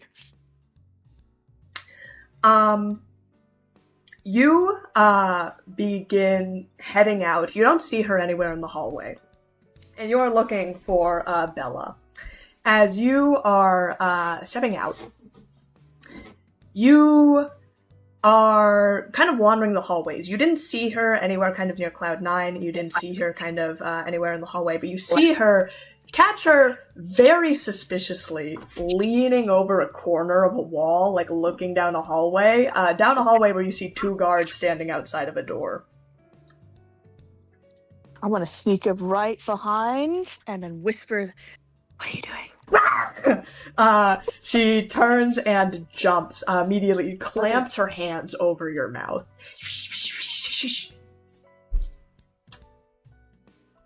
I know how this looks. I'm not a stalker. I promise. So you say. Okay, what's your case?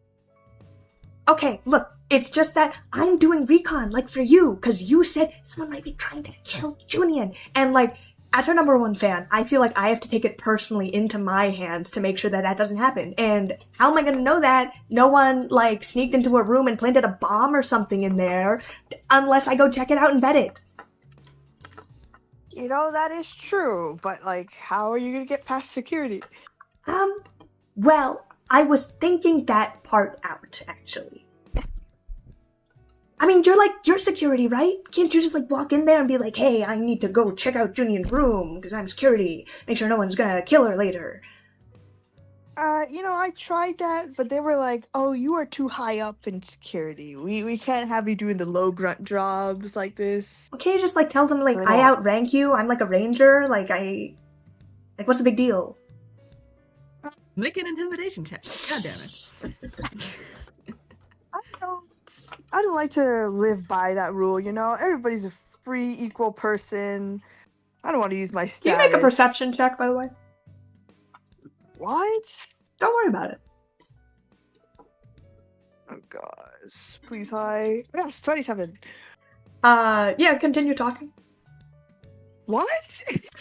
Okay, look, if you, like, outrank them, then you go up to them and be like, hey, you guys are actually not qualified enough to keep watch over Junian, and I am, because I'm a ranger, and then, like, just tell them to, like, leave or whatever, or just, like, let us inside.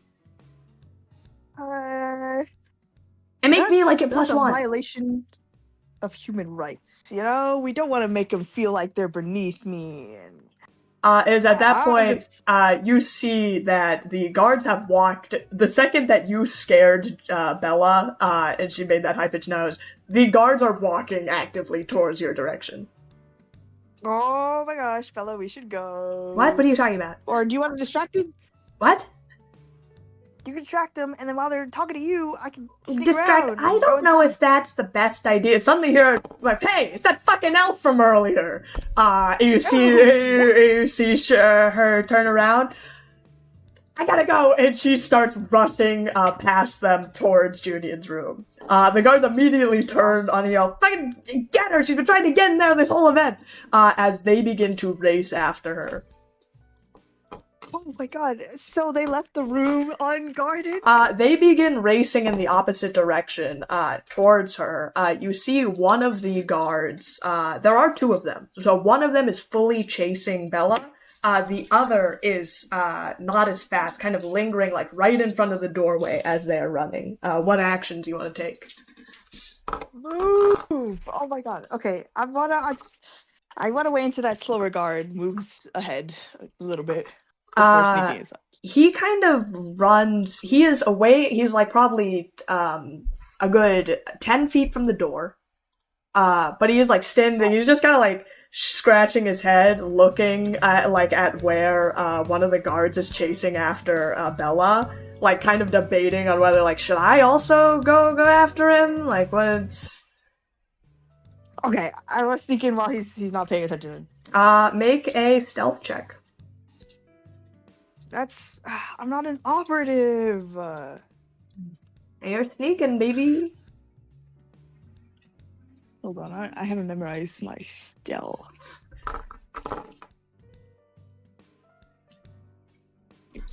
I'm pretty stealthy. What the heck? You can try advanced warning on that guard or something. I don't know. Improvise. No, I'm gonna do the try and true dice. And then 21. You quickly go over to the door. The door is closed, by the way, but you are currently behind. The guard is still kind of looking out at where the others are running. Like maybe deciding maybe he should just stay here. You see like he's about to turn. The door is closed and locked. Okay, I'm fine. I'll talk to him and be like, oh my god, that elf lady just tried to stab me. Is your buddy gonna be okay? What the fuck? He like turns around and is like, what the hell are you doing here? This is a restricted area. You're not allowed to be here. Yes, but I'm here to report that elf had a knife and tried to stab me. Fucking shit. Wait, aren't you that fucking ranger from before? Yeah, but you said that I wasn't high enough security for this event, so clearly you need to be the one to handle this. Oh my god, these fucking freaks. Make a diplomacy check. Okay. I'm good at that, kind of. 28. So just stay here if she ever comes back and do some ranger shit or whatever. We're gonna be back in 5 minutes, okay? He turns around and he starts running after them.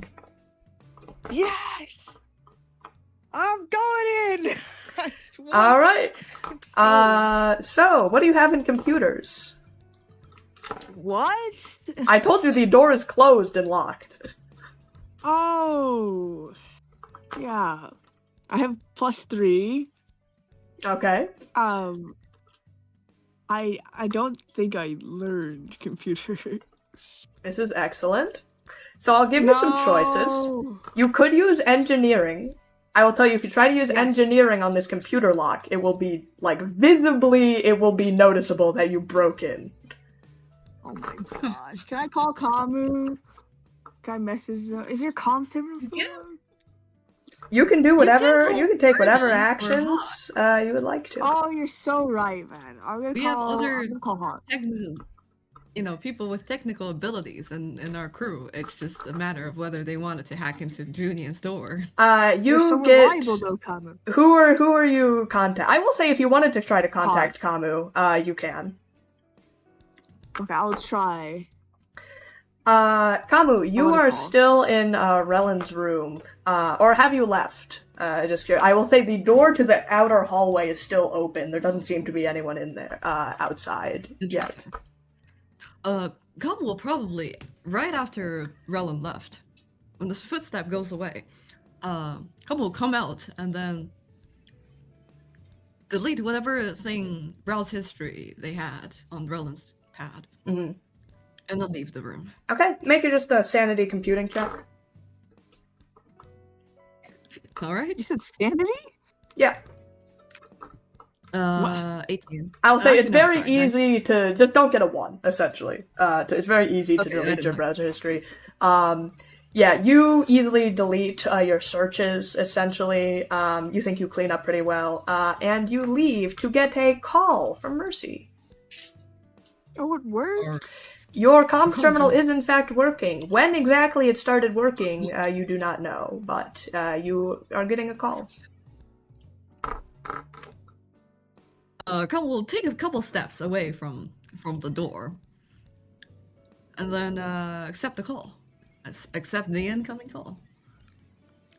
Tap that green. Oh, you have to get over here real quick. I managed to get inside of Julian's room, What? but the guard said they're gonna be back in like 5 minutes. Are you in trouble?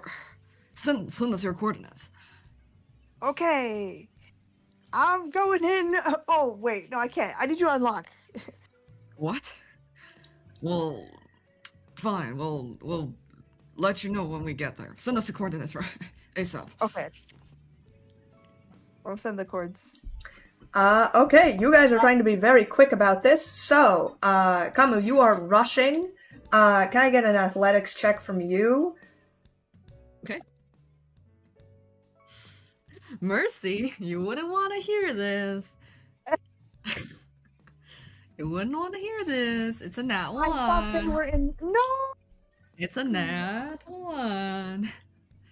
Kamu, you begin rushing down the hall, and as you turn a corner, you get bumped into by this, like, tall Lashunta, in very obviously security, who, like, bumps into you. I'm assuming you're still cloaked, and there's, like, a stop for a minute as you see these 2 guards, obviously on their way to go guard Rellen's room, since he just arrived, as, like, they stop for a minute, kind of, like, look at each other.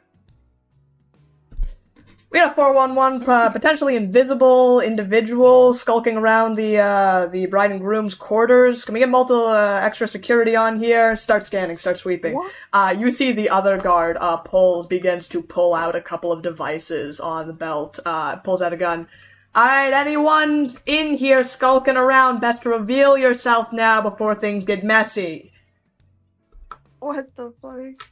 No, Kamu will probably escape from that the hot zone. Make an athletics check then. Okay. A lot better this time. Definitely not that 1. In fact, it's an 18. 26. 26, okay. You see one of the guards pulls out aerosol spray and starts spraying it around in the area. You get just out of the cloud. It was very close on the contest. But you see them continuing. Yeah, don't have anyone in here until we've secured the area. We're going to get a couple more guards on this place. Send everyone, block off all the hallways. If you get people on Junian's room as well to block off, it'd be good. We don't know who's skulking around. Right after Kamu escapes, they're going to send Mercy a quick message saying, Enforces, well, I'll just read it. Enforce is coming, and then, but they're going to give Mercy a brief instruction on how to unlock the door, as if the door has the same lock. Well, assuming that the door on Junian's room is similar to the one on Rellen's room. Because hotels usually have standardized electric locks. I will treat this as... So, Jasmine, I will let you do a computer's check. You do it with your modifier. And that is true, yes. So you can do that. Again, you could try to do the engineering check. It will be visibly clear that someone had broken in if you succeed. And those are essentially your break-in options. I'll do the computers. All right, go ahead. Please. All big numbers.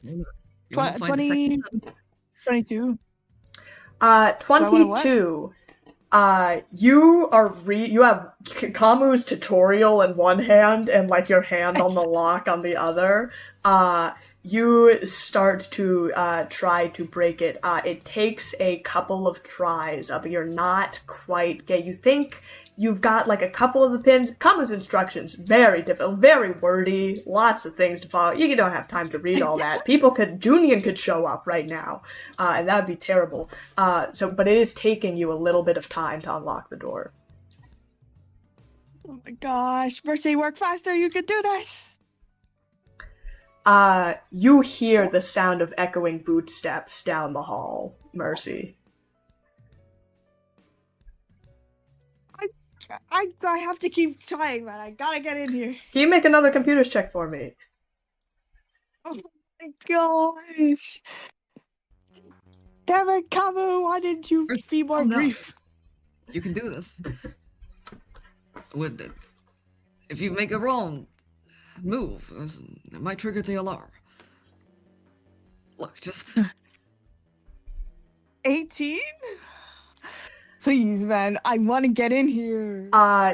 You just see the silhouette of guards turn around the corner as the door opens. Kind of very glitchily, but it does manage to open. It opens halfway, actually.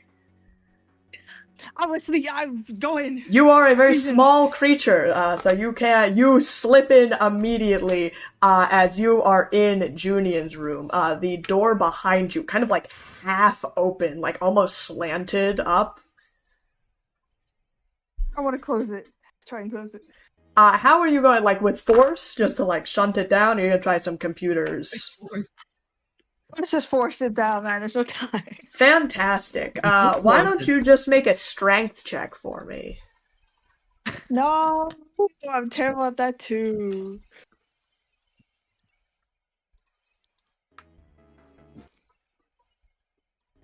What is my thing? Certainly a raw dice roll can't be that bad. Certainly can't be that bad. Can I change the back to computers? You think that's gonna be better? I will tell you, the checks... At least have a modifier. Yeah, the checks for when I ask you to just do raw ability are much lower because the bonuses are much lower. Oh. Whoa, okay. Strength then. Strength. Okay. And I got 18. Okay. 18 raw is pretty good, actually, for just a standard roll. Yes. You hear some noises like something going on with Junian's room before you close the door. And you are in Junian L's private quarters. You turn around, and it is not quite what you would have expected from an actress. It is elaborate quarters that you are in. Very beautiful, big kind of bed. You see there's like a lot of amenities. Oh, sorry, there was a bit of echo. There's a lot of amenities, like a mini fridge that is burst open, full of a bunch of these snacks that are like half eaten, a bunch of like empty cans of hard water 2.0 and like champagne and stuff. There is like the sink thing has been like, you see like when you go into, there's a little shower. And like a bunch of like shampoos and like bath bombs and stuff have been like overflowing it. It smells very floral. There's a whole thing everywhere. And on her desk, there appears to be a couple things. There's a hollow pad, as well as a whole bunch of like paper documents, if you would like to look at them. Okay, let's do paper documents. Both trying to kill each other for the money. Yeah, because like if she's eating a lot, that means that she might be poor and she's like pretending. Maybe this is not the real action. I will say it's very like all of the stuff are like there are half bites kind of taking it. They're all different too. But you look on the table for Junian, and you see a lot of pictures of Junian. Like from tabloids and like from the like these are pictures you could find online, but you find kind of like a lot of them just all around. There is also a very thick packet that goes into a very detailed explanation of anaphylactic shock in Lashunta. What? Are they actually all both trying to kill each other? And next to the anaphylactic shock document, it's very detailed, there is a picture which you actually recognize because you went to the kitchen of the reception dinner, the seafood paella. So that means that Rylan has an allergy, or somebody does, man. It's gotta be Rylan. Okay, the seafood paella. I'm writing this down, man. So Mercy doesn't know about the whole Relin scheme, so she's like, I got You do not. it. You were suspicious of Like- Junian from the beginning.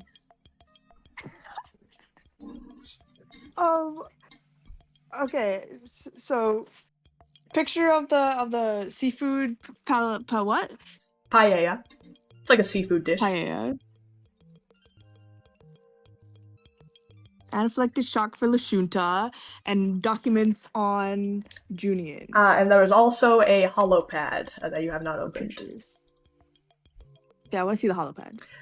The holopad is not at all what you would expect Junian to have. It's like almost kind of like a burner phone version of a holopad. You pick it up, and there is a couple of things. One, there are two kind of message chains, both from unknown numbers. One of them is even more documents of Junian. Like videos of her, pictures of her. There was just a lot of kind of different images of Junian, videos of her like at galas and etc. Make a culture check for me. Okay. And I'm realizing Velen technically wasn't planning to kill. I think just divorce. But I think this imposter is planning to kill, bro. Culture, man. Let's go back to the black market. Okay, it's 17. What you find interesting, a lot of these, like, you think you could find online, but you find a video of Junian, that is very strange to you. It's a picture of Junian kind of, like, looking at a phone, kind of, like, turning her head, like, showing the phone at different angles of her face, and that's the whole video. What? Like, it's not, like, an interview, it's not, like, anything, it's, like, that's just the whole thing. So Julian hired a fake and having the fake marry Relin to kill him because she couldn't do it herself, or why would she hire a fake? Is it like a legal thing? Like, oh, I actually deserve Relin's assets because it wasn't me who married him. I don't know. Is there anything else? I will say yes. There Can I is send one these things to myself? from the other. Yes, if you would like to. I will say there is a different. There is a message transcript. From a different unknown number. This is different from the videos of Junian that have been sent to this. It is this. June. Oh my God, Jazz, it's me.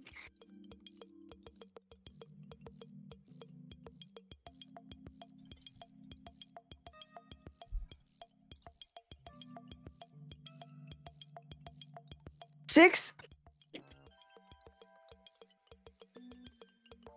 million credit loan. Wow. Well, there goes the motive. But why hire the fake, man? Like, surely this is a fake. Or maybe she's like so stressed out that she had to look at pictures of herself. No, that doesn't make sense. Okay, I wanna take pictures of all this with my comms to Go right ahead. documentation. Or Oh, she's Belladonna's gonna hired- freak out over this. You could hire an assassin that is also a shapeshifter and do some very funny business. Oh, okay, that makes more sense. It's not really just like someone to fake her. It's just straight up assassin, and then they decided that this would be the best way to kill him, I guess. No, shouldn't she have hired the assassin after she gets married? Whatever. I mean, I'm sure if No, Relin no. starts... They're planning this for the dinner. The dinner happens after the ceremony, right? So they'll be married by then? They will be married by the dinner. Okay. Man, she just didn't want to waste any time. She needed that $6 million now. Okay, I anything else around the room or in the holopad? That is everything on the holo pad. That is pretty much everything in the room. Okay, can I listen to see if there's guards outside? I gotta get out of here. You hear, noises actually outside of, No. Bella, you hear her yelling like, no, I promise it's not what it's looked like. It's just, she's in danger actually. Junior's like in real danger actually. So someone's like probably trying to kill her. I actually know a ranger. You've probably seen her. She's like a ranger who's been working around here. You hear like guards dragging her like, yeah, back to the loony bin with this one. Oh. Boy. They don't sound. They sound like they're moving away from the door, though, right? Yes. Okay, then I want to try going out. I will say you can open the Let's door peek out with a no little bit. problem from the inside. Okay, You're just gonna head out? I want to open. Whoa! I don't like the way you said that. Like, did I miss Oh, it's something? too late. The or- door opens. Classic. Okay, open the door. It's too late. The door is already opened. You hear the voices of the guards, moving away from you. Okay, just leave. You step out to see that the guards have just passed the room, and they are heading further down the hallway, arm in arm with Bella. I kind of want to talk to her about it. I'll tap him on the shoulder. I'll just be like the door's What? closed behind me, right? The door is closed behind you. Okay. I want to tell her. Hi, hey, I'm Star Ranger here. That's the lady that's been defaming me. I'm here to take her to the ranger station. Oh yes, this is the ranger I was talking to you about. We were like, you can vouch for me, right, Mercy? Like someone's gonna like kill, like assassinate Julian, and we're trying to figure out. I don't know what you're talking about, ma'am, but I don't appreciate you throwing my name around like that. So I'm here to take legal action. Security people, I can take her from here. Her eyes get super big and teary. Relax. Look, you're a ranger, right? You can take people in. Yes. Alright, she's your problem now. They drop her on the floor immediately, as they head back over to her room. These fucking super fans, man. God. Who let them into this place? Oh, there's multiple? Mercy! You wouldn't believe it, those guards, they just, like, accosted me and they picked me up by my shoulders. I think they were gonna take me to jail. Oh, okay. Let's get away from them for now. Let's go to a quiet place. I will say, you guys, the guards, from the look at them, just wanted to be done with this woman. They did not want to. They've dropped her on you fully. Okay, I want to say first, I didn't mean what I said. You're a good person, fan. A little bit weird. You sure? Good. I just, like, I'm gonna be honest, it's like a lot of people think that, like, Junian's, like, that how much I like Junian goes, like, a little too far, and that, like, I'm kind of weird. You're, like, kind of, like, the first person who's, like, been really friendly about it. Don't worry, it's just because I'm using you, because I have a question. I asked you before if Junior was acting weird or anything. Are you sure you didn't notice any different habits? I mean, I haven't gotten to see her too much. She's just been so busy talking, and oh my god, she gave me her autograph, and, like, that was so cool. You might not be feeling that way after what goes down. Okay. If you see her, just observe. For now, you don't need to keep. I got into the room. Oh my gosh, did you find out if someone, like, trying? trying to assassinate her? It's starting to look like a different story right now. So what I need you to do is just look at her and watch her. I mean, if you need to she know does anything about Julian, like. I'm gonna be honest, I don't think they're gonna let me into the ceremony. I think I've been seeing some of the guards have, like, a holopad with my face on it now. That didn't have, I feel like they kind of, like, know me now. But if you have, like, any questions about Julian, I know everything about her.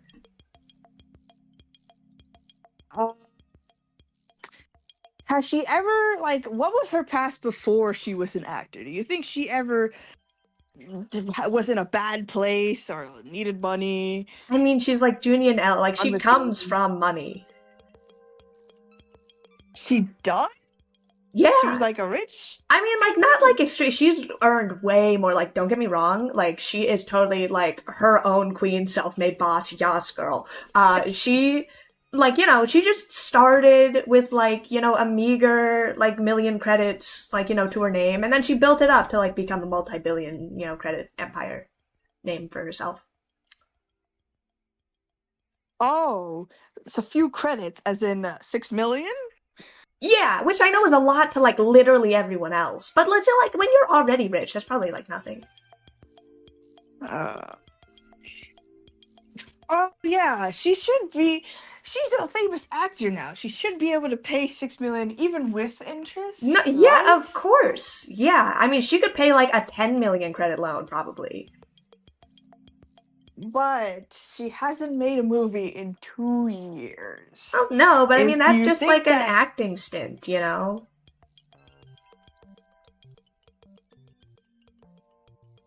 Like her house, like is probably like the most expensive on Absalom Station, you know. Wait, I gotta pause.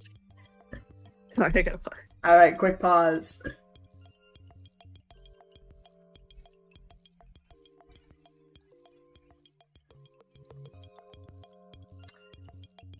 All right, we are back Yes. from our break. Oh, there we go. So yeah, Bella essentially, you need anything to know her star sign, her birthday, how many movies she's been in. I know everything. Favorite color, Well, you know favorite that food. retreat she went on. Yeah, Did she her spend a self-care lot of retreat. money on that? It's probably pennies for Junior. Oh boy, does she have a history of large expenses? I mean, it's Junior his and wedding? L's, yeah. I mean, when you're kind of Oh, that much in the big gosh. leagues, money credits are really no object.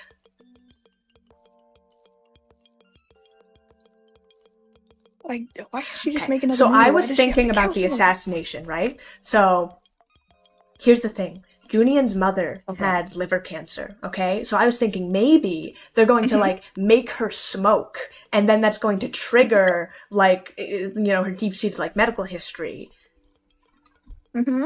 right? And then it's going to be like the perfect murder because she won't even die right away. It'll be a very long and drawn out painful death, and then like it's going to appear totally natural and they're totally going to get away with it. I mean, that would probably take a really long time, and she would have to be stuck in a room that's not air ventilated. Well, no, it's just like slowly, good theory. insidiously, you know, like peer pressure when you're like, oh, I can't possibly have a cigarette, but like everyone else is doing it, and then you slowly get to the real killer. Yes, very slowly, and probably not quick enough for an assassination. Well, I mean, I'm like, that's why it would be the perfect assassination. All right, you keep working, shopping that. I'm gonna go talk with my other Star Rangers, and relay that idea. I mean, it's just totally, oh my gosh, or do you think like someone's like poisoning her or something? Oh, no, but that's kind of close to what's gonna happen. Oh my gosh, do you think, we should go check, Mercy, we have to check the kitchen. I already did, and I don't worry, I have a theory. Oh my gosh, because if like liver cancer was like way too long, but they're probably gonna use her like shellfish allergy.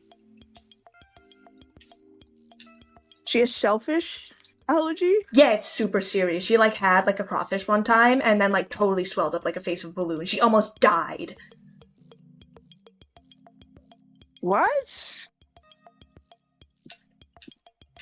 Okay. And what about the groom? Does he have a shellfish I don't fucking allergy or know. any sort of I don't know seafood? anything about Bellin. Okay. Thank you. That was confusing but helpful. So like, is Now that? I'm Oh my gosh, confused, that but- would be like the perfect murder. It would be. I have to So I'm destroy gonna the look more kitchen into right it. now. Oh my gosh, Mercy, No. I've got it. I'll be your spy on the inside. I don't think they're gonna let me in on the ceremony anyway, but I'm going to blow up the kitchen. No. She that puts is going both to of her be hands on arrested, you and Junian. for Junian, and she turns around and she starts taking off. No, oh my gosh. You know, like, the kitchen will be fine. It'll probably be fine.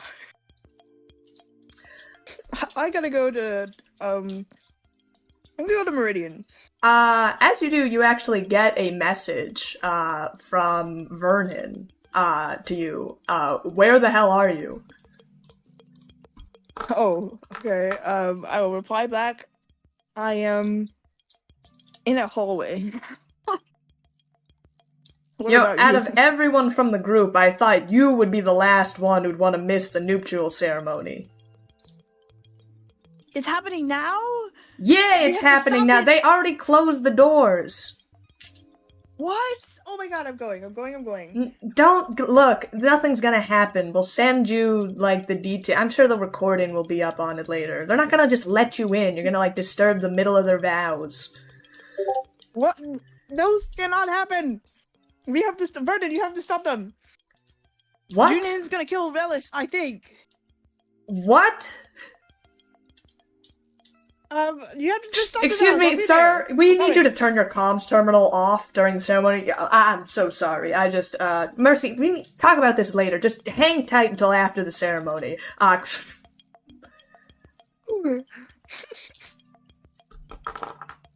gonna send a message to Kamu stating Junian is looking up and wait. Is she going to fake her own death? Is that Kamu, I would what's say happening? you are, there's a lot of guards outside. What is Kamu doing at this time? Tom's probably going to avoid where the security guards are flooding into. Probably go in the opposite direction and possibly looking for the other groupmates. And also, probably, they would be sending a bunch of messages to Mercy. Of course. You're sending these messages that seem to be going unanswered, but you start looking down. You head over to the hall, kind of leaving the area, and find it is mostly empty.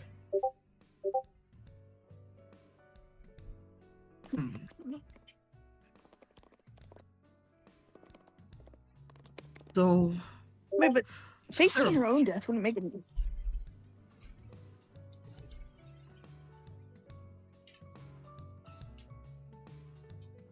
come, we'll head towards where the ceremony is supposed to be held. Or You they've head been over and you get these messages as you see the door is closed.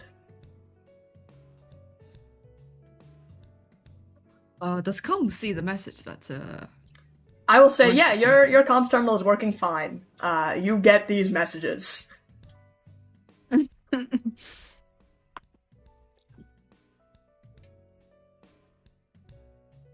would faking her own death do? That wouldn't get her money. Maybe she's just planning to run away? Run away from the debt collectors?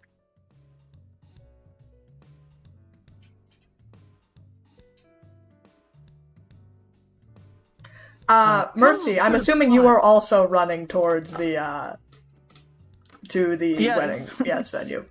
So you are en route. Kamu, you are kind of standing here. There's a couple guards. Sorry, mate, ceremony's already started. You're gonna have to, wait until the finishing conclusion. fair point. Although, seeing that we're already here, certainly opening a door or two wouldn't be too hard. Well, this is the main doors. It's gonna be, big scene. You see these things reach the ceiling. It's gonna kind of be a big, big disruptance. This is a hotel, isn't it? There's gotta be a side door of some sort. Yeah, through the bride and groom's quarters, but we can't let you in there, so.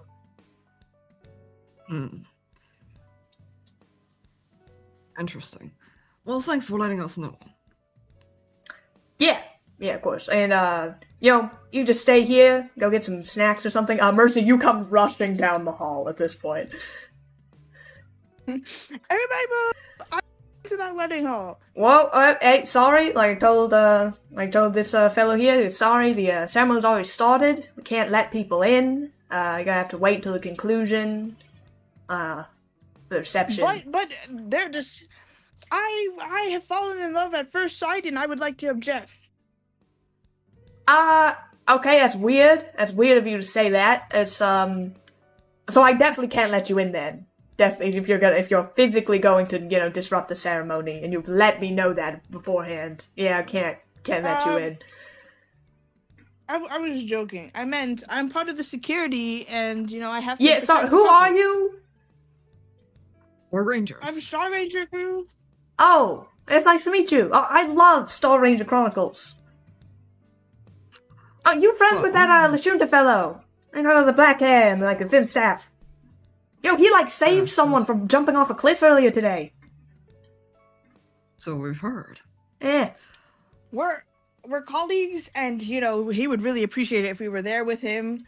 Oh, so if he could just do us a favor. That's great. But again, doors gotta stay closed. It'll be a huge disruption to the ceremony if I was to open them. So, It might be. However, Junian and Relon did pay a good amount for us to be here, and we don't know if they'll be happy knowing that their money had been locked out of a door.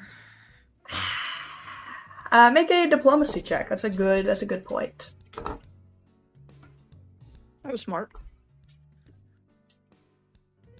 The Kelm was not that good at diplomacy. I'd like to remind you. But Right kind of support.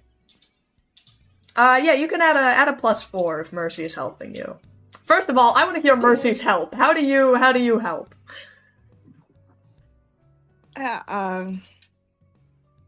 Yes, we've even been provided clothing from the servants around here just to look pretty and perfect just for this day. Oh, this yeah, one day I that mean, will never come again. There's a very high dress code, obviously, for the wedding. Very, very important people here. A lot of, doctors, lawyers, upper types, corporate here at the wedding. So, very fancy dress code. Exactly what is at stake here.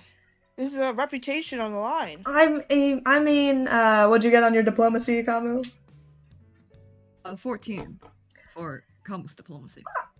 Look, I Plus understand one? you Rangers were paid a lot amount. Without the plus. Oh, without the +4? That was without. Okay, so an 18. Yeah, that was without the plus. I know you guys have been paid a lot to be here and all, but I could lose my job if I disrupt the entire ceremony, We will take the blame, okay? You will never have anything touch you. I can't take your word. You realize I can't take your word for that, right? I literally just met you 5 minutes ago. You just said you were in love with Junian or Relin and wanted to break up the wedding as a starter. So that's already... Listen. You don't come off as very trustworthy. You can always communicate with our boss of the Star Rangers, but we're pretty public figures. We can't really go anywhere. So if we go back on our word, you can always come pick it up with Star Rangers headquarters. I mean, I guess, is that your, Avarial, right? She's the, big head honcho? You're CEO Yes. of Ranger Co. and everything? Yes, very, very serious and never breaks promises. I She will get suppose justice. so, but I've never worked in the Rangers before. I don't know how your paperwork works out. I work for my own security company. They're pretty hard asses about things. I want to help you guys. I do. I get it's a big wedding. There'll be recordings of it. You can afterwards, I'm sure it'll be on the press, on the news all the time. Cabo, you gotta convince this guy, or Mercy is going to burst in there, whether or not this guy lets her in. Kamu looks down at Mercy, and her eyes are bursting with the excitement of entering a ceremony. You guys hear wedding music from inside the doors. We have to stop it. Oh, can we is there a vent that we can sneak in? We're past that, but we respect that you have a job, and you're doing well. You're doing what your job has demanded you to do. Look, I just don't get paid up front, is the thing. So, like, they could withhold my paycheck if I, like, fuck this up. You know, it's nothing personal with you. Like, I personally would have let you in, but, you know, I don't sign my paycheck, so... So you're saying we could bribe you?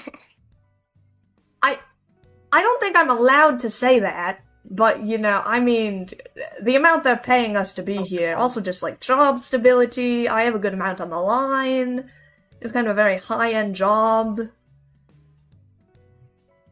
Mercy is going to freaking What do you get in there. say? A few star rangers can put in a word and something sweet about your performances, and perhaps they'll give you a raise after the fact. Are you offering me a job as a ranger? No, but Because I'm gonna be honest, the benefits here kind of shit. Our dental is like nothing. What do you guys get for rangers? a decent couple thousand credits after each mission. Some missions are complicated, some are more simple, like showing up at a wedding and look pretty. Right, man. I would have loved to get paid just to show up here and, you know, be pampered and get to talk to people, but, you know, I actually have to do security work here, you know. Well, if you wanted to join the Rangers, perhaps we could provide a little recommendation of some sort. One thing I was going to get job offers today. I'm going to be honest, mate. Look, we can't guarantee that we'll lend you a place, but it's worth a try, don't you think? Look, my ass is going to be on the line if I let you guys through. If you say you're going to put in a word with your rangers or whatever, I mean, it's like, how much is that worth, you know?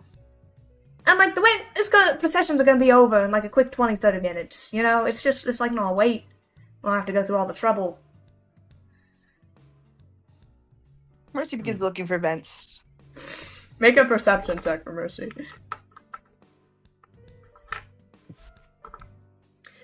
I'm stopping this wedding.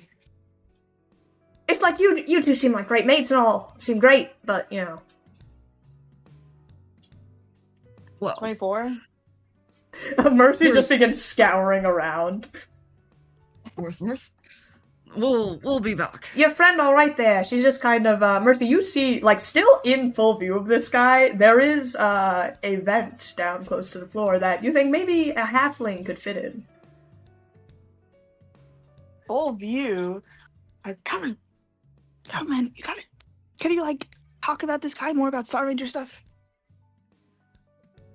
I can almost sense what Mercy is trying to do with I'd say it's very obvious to everyone who can see. Yeah, is your friend... I don't want to presume. Is your friend trying to sneak in through the vent? Is that someone behind you? Mate, this is very... There's a full door behind me. I'm sorry, that's not gonna work. It's just us. It's just us in this room. Com's going to, you know, very subtly shift over to block the view. This is a very open venue. We have to fit in like 60 or 50 people. I really actually don't hurt anything on the hotel. Like, it's kind of, you know, it's hotel property.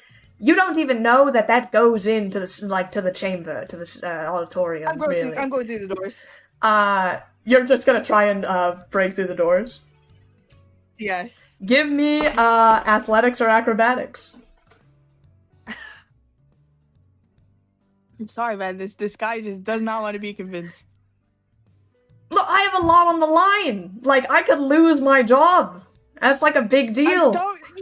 People could lose their lives! You have no base... Okay, I just want you to put this from my perspective. If you were hired to be security, pretty much your whole job is to just not let people in places they're supposed to be. You fucking rush through. You see the guy tries to kind of tackle you. Kamu, you see this guy completely gets wrapped up in trying to catch Mercy. Do you do anything? Mercy, are you bull rushing the door? Yes. They are, like, wrestling right now. Look, I'm really trying to help you out here, but it's like, I just put it in the right perspective. If you're a ranger, right, you say no one can get through this door, and two people you've never met before say they need to get in right now, because there might be some sort of terrorist attack or something out of the blue. It looks a little suspicious. It does. I'm sorry, mate. I hope you lose your job. Question, is the door locked? You have not tried, because he was just standing in front of the door. Okay, well, we're that close. Goblin's going to reach out to, and give the door not a harsh push, but a bit of a push. It's a bit of a heavy door, I will say, but it does not appear to be locked. You think if you just full send it, you could open it right now? Is it making a large sound when we open it? It will probably make a very large sound. This person. Okay. Calum's going to separate the bodyguard from Mercy. Alright, come on. Alright, yeah, calm down. Alright, you two, you've made a good point. Calum turns over to the bodyguard. We want to enter through this door. Alright, yeah, it's just, it'd be a big, everyone would notice if you went through this door right now. It would interrupt the whole ceremony. That's fine. That's what we want. I can't let that happen. I don't know what you're talking about. Mercy, we're not sure what information you got, but from what we know, it might not be a good idea for us to draw too much attention. Plus, if you wanted to know what's inside the room, we've spoken with the one of the lead the coordinators to decorate the place. Well, you guys can come in after the ceremony, and it'll be fine. Like, obviously, the vows will already be exchanged; they'll already have been wed by that time. But you can come in, see the decor, watch the recordings. If we prove that, can the vows be validated? Let's go to drag Mercy away. Mercy, let's go. Come on. You and us have a couple things to discuss. I'm googling this in real life, man. All right. I mean, wedding should be done in like 5 or 10 minutes. So. I want to freaking go in there. Mercy, look. What? You were in Junior's room. What did you see? Are we still in front of the guard? Can we go away from I will say you're far enough away from him. Far enough. Yeah, Kamal will probably wait till walk away far enough so that the guard wouldn't hear a thing. You know what? Fine. If the vows go through, they both tried to do something bad, so they'll just get punished for it. Whatever. Yeah, Julian is probably a fake. That Julian is probably not real. I saw like a bunch of pictures and videos of her showing various face angles and whatnot. Okay, and so apparently Julian has a... Hold on, Julian is a fake. Who commissioned her? I think it was Julian herself. And why is that? Because she's in a lot of debt. She owes 6 million, and her biggest fan says that she's a big spender. She spent a lot on this wedding. Can I get a perception check from both of you, please? Oh my gosh, please tell me she's not. No, she's in the hall. It can't be her. Perception. 16. 26. In my explanation. You guys kind of hear a noise, kind of further down the hall behind you. Yeah, I don't know, I just would feel better if there's more security in this sector. There's a couple people trying to get in, and it's like, I keep trying to tell them that they can't be here. You see the guard is, he has stepped away from the door, and he's over kind of by the side, and he's having a phone call. So I can go in. I'm just saying, I don't think they would. It's like, can I get a list on these rangers? Like, who they're actually supposed to be here? Or maybe cross-reference them or something? I just don't think. I can't let them in, It's like, what if they pull a gun on me or something? I got my life to think about.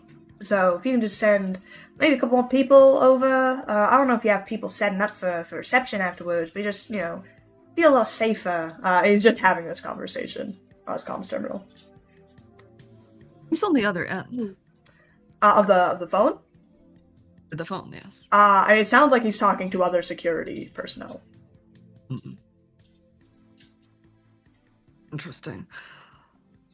That means there's a chance that we can sneak in through Junian or Roland's room. Look, we've been in... I will say he Roland's specifically said he wanted people who are setting up for the reception. That's true. Okay, we have to stop. We have to change the meals. I will say he is Meals. away from the door. No, man. Let them get married. Let them get karma. The meal. Mercy, you mentioned shellfish. Yes. I don't know. Can I Google real quick if Rylan is allergic to shellfish? I will tell you, you will not be able to find that information. Selfish by the South Shore? Okay, somebody. Okay, Julian is allergic. The real Julian is allergic to shellfish. I'm thinking the assassin is just gonna like pretend like they're allergic and die. But I'm not sure if Relis is also allergic. How do you know if the real Julian isn't already dead? How this is all one grand scheme of money grab. I don't know, but that's not really a mystery we can solve right now. We just have to save whoever's going to die. If Julian's own... Well... I suppose... Actually, does Come remember seeing any of Julian's relatives at the... or family at the gathering earlier?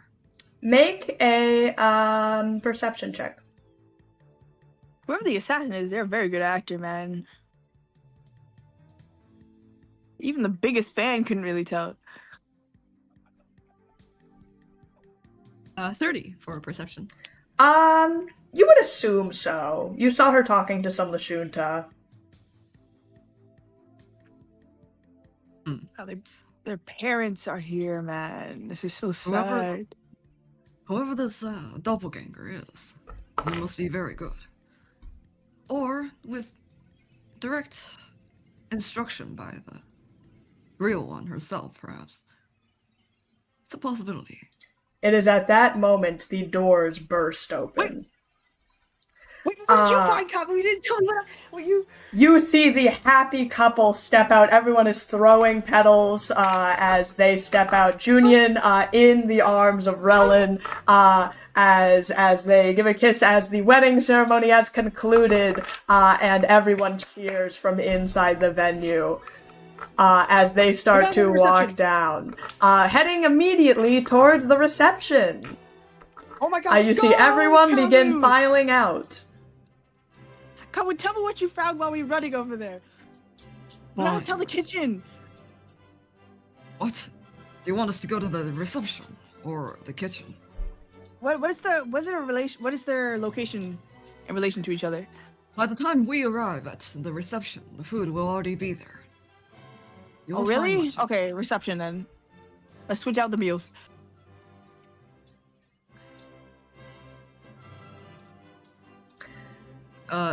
Well, after Mercy said that, and seeing that the happy couple is heading towards the reception. Everyone has. In fact, you guys find it a bit hard. The crowd begins to mob, heading as everyone heads down to the hall. As you guys begin to get separated, as everyone's very excitedly talking about what type of food might happen at the reception, as everyone begins to gather.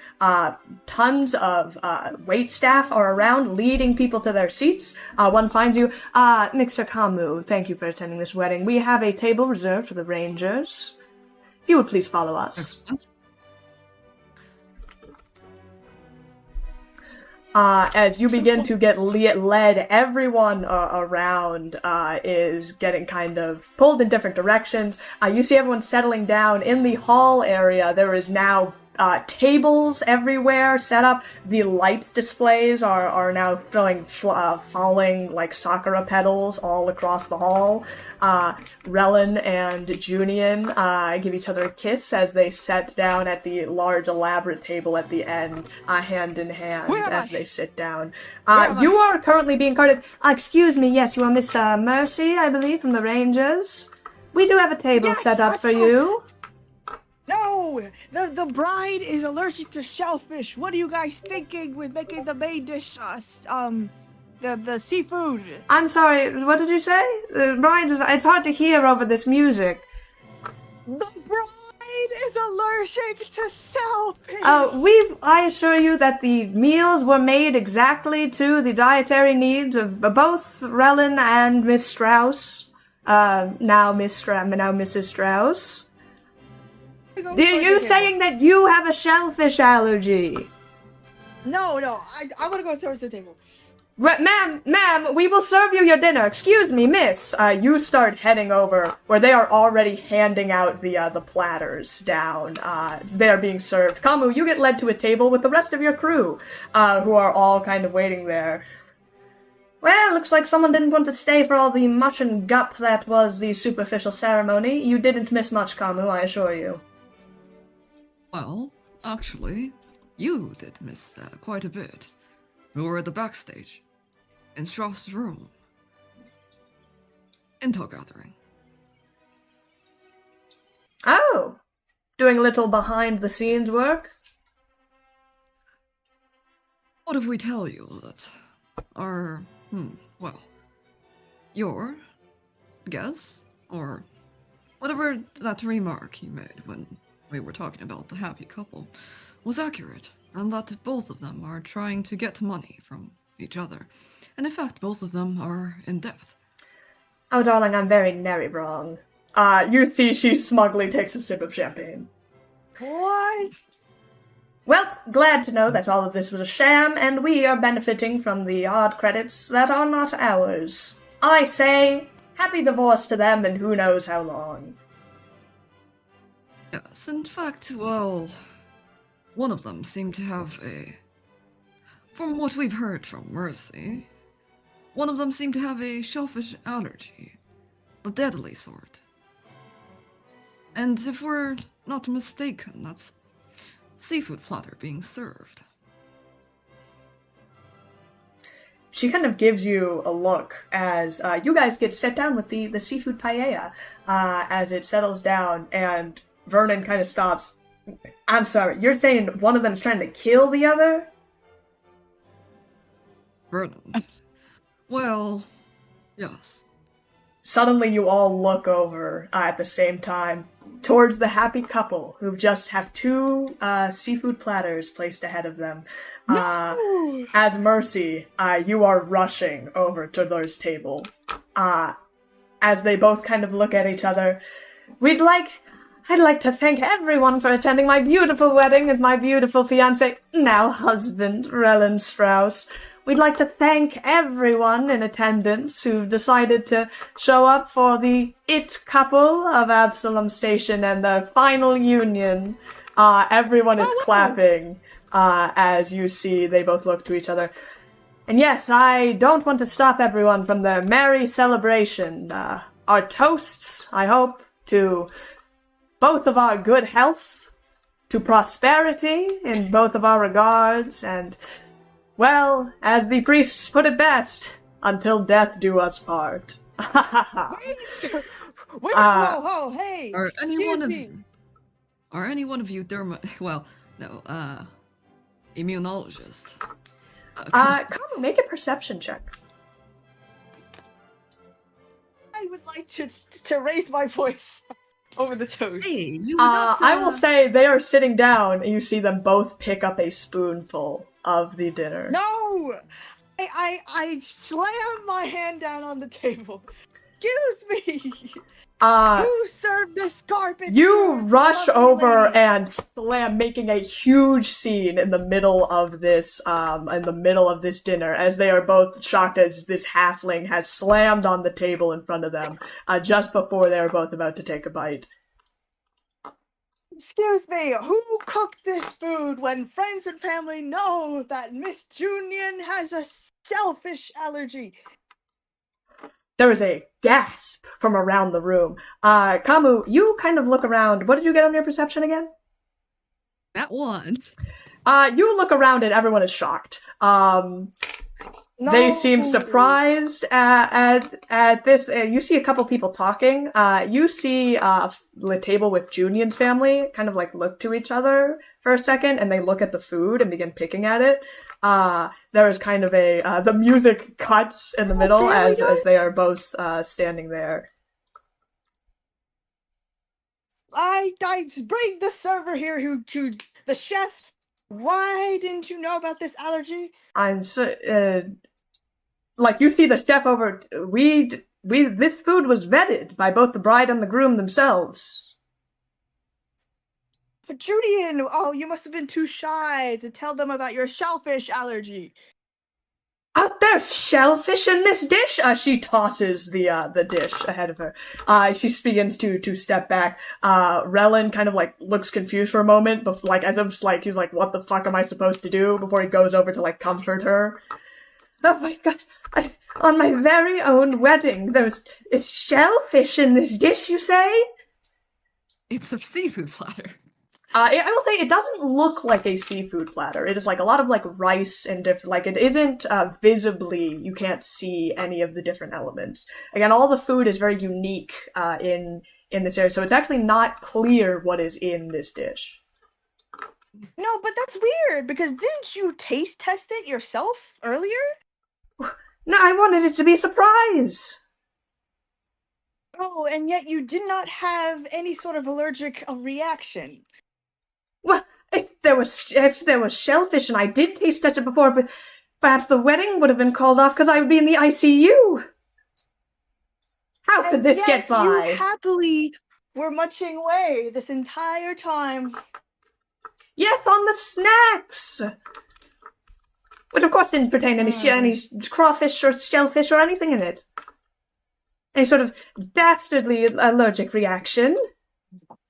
No, you definitely, the head chef themselves said that you vetted, and no, you tasted this. This was not left for a surprise. I suppose that this was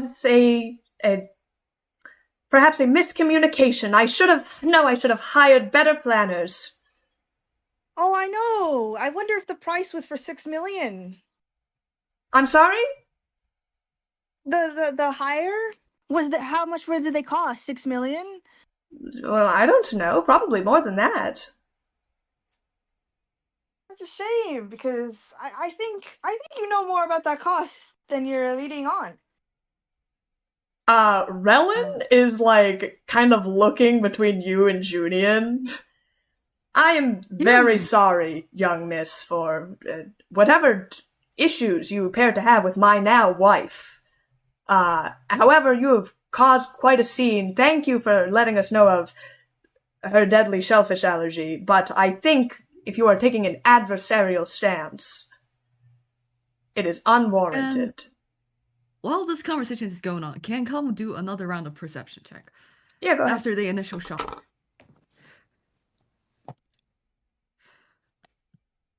Ooh, much better. That is not a nat 1 anymore. If not, I'm gonna interrogate her family. 28. 28 for a perception. You scan the room. The room's pretty cut from Relin and Junian's side, so you can very easily tell who invited who. You see the group of lawyers kind of on Relin's side, kind of looking at this this is a shit show. Yeah, we shouldn't be here probably. But you look over to the people on Junian's side and there's actors and everything. But what strikes you as interesting, actually, you see someone kind of stand up, and there's this tiefling, there's kind of this purplish skin, and she's talking to others, at this group of people who don't seem to fit in. They're kind of wearing formal wear, but you see actually, interesting. You got a 23? Actually, tell her everything. 28. 28. This purple tiefling kind of stands up. you notice a red kind of sash tied around her horn. Star Ranger red, actually. She stands up. Excuse me. What? I'm Eriko, Star Ranger 4 member, the doctors. I was a medical professional, if you want me to, if there are allergies involved. And in fact, the whole table seems to be doctors that were invited to this wedding. Wait, that's weird. So I can check out if there's any medical concern. I'd be happy to look through the food, check up Miss L's. So, Eriko, my dear, it's so lovely for you to offer, but I assure you that I am in good health, and thank goodness I haven't touched any of that devilish platter, but I believe I'll simply have to sample from the snacks for this. I'm terribly sorry for this intrusion, everyone. It's a good thing that this Grand Ranger was here to stop this, what might have been a terrible accident. No, like you said, this is your wedding, and there could have been cross-contamination between the food. I agree, Miss Ells. If your life is in danger, then I should check. And people are agreeing, if Junior is in danger, have the medical professional check it out. And Junior is like, this, everyone, I assure you, this wedding, I simply wanted this to be a nondescript affair, and now with this allergy and, fuck it. And she turns around and she bursts through the window. You see something extract out of her. There's a huge gasp in the room, as she is almost something seems to sprout from her arms. These large kind of, almost like wings as she begins to jump, as she jumps off the 50th story of this hotel. What? Relin is like, okay. What the fuck just happened? Alright, so Osiris stands up from his desk. Star Rangers! There is something suspicious afoot. I will be honest, I'm not entirely sure what it is, but when there is danger to be had, the Rangers will be here to put justice to the face of the people. He points at you. Mercy! I see it now. You jumping off the balcony before was in fact fate. You had known that this event was going to happen. You and your team go after that monstrosity that decided to impersonate Miss Junior. We will look for that suspicious AI artifact that might be here, and we will be joining you soon after. And probably claiming all the credit while you calm the crowd, right? Now is not the time for discussion, Mercy! The whole of the crew begins to jump over to the window, some of them kind of going over to Strauss. Mr. Strauss, do you have an allergy? Have you been affected in any way ill by this food? Are you poisoned? And he's like, I'm sorry, this is a lot to take in. Everyone is kind of in, shock about, what's happening. They are all, talking to themselves. Some are, trying to leave. Kamu, tell me what you before found. Osiris speaks, Kamu is going to, almost as soon as the, fake Junior starts to transform, Kamu will start chasing over them. Okay. Damn it, Drew. I will say Junior had already left. She has jumped out the window. You see her silhouette gliding down. She almost has, gliders, coming out of her arms. Can I shoot her down? If you would like to shoot at her, yeah, go ahead. I'll shoot at her wings. Probably will take a shot. Okay. From the edge of the window. If both of you are taking shots, go ahead and, make an attack roll. Well, no, if Kabu's gonna do it, I'm gonna freaking lay all the evidence down. I don't know about the Relin thing yet, but I still want him to feel bad. So I'm gonna put... So you're just sitting in front... So from your perspective, this man just watched his wife transform into a terrible abomination creature and jump out a fucking window. Yes. I'm so sorry, Mr. Relin. I'm here for you. But here's the evidence that your wife was a fake. I'm sorry, what is this? The pictures. Are you a stalker? Why do you just... This is just tabloid images from June... I'm sorry, who are you? Okay, never mind, bye! I'm gonna start heading downstairs, I guess, to pursue. Okay. The rest of the crew is also here. It appears a couple have already, Catholic rushes over to the window. She, like, growls as she looks out the window as she takes a step back. As she looks, she seems to be contemplating something. A couple other people have, rushed down the stairs. Vernon and Meridian, are rushing down the stairs. Please don't jump, Casa. She is standing by the window in contemplation. No. Camel's attack would be 24 to hit. 24 to hit. You aim your sniper rifle. You in your element at long distance. You fire. You see, it seems to get hit. It's far enough away, but you see that kind of rolls. You think you did manage to hit it. It's like completely veers off course and descends much faster than it previously was.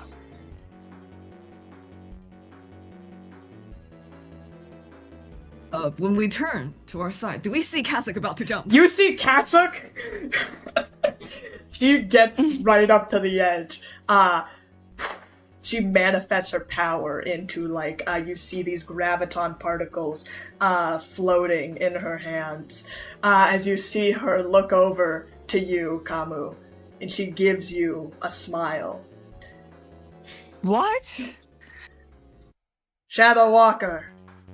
This is what the destiny of a sun disciple is. I think you're crazy. She takes a step back, and she is about to jump.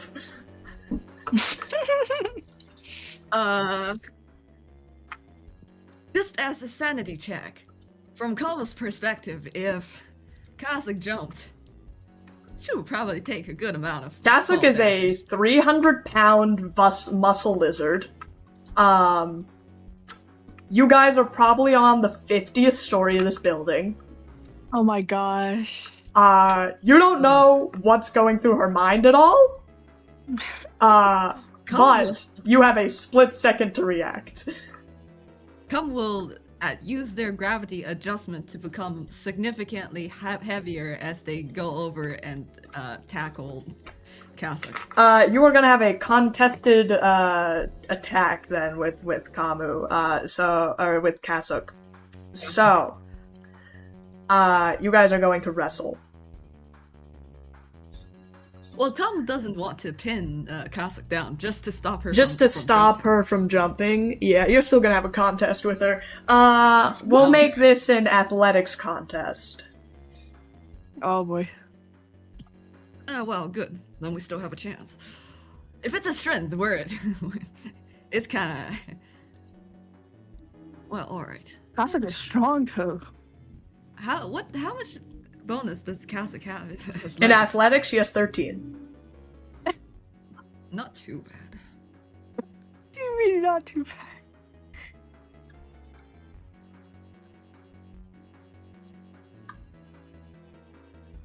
Yes, I have my athletics roll. Yeah, plus 13. Alright.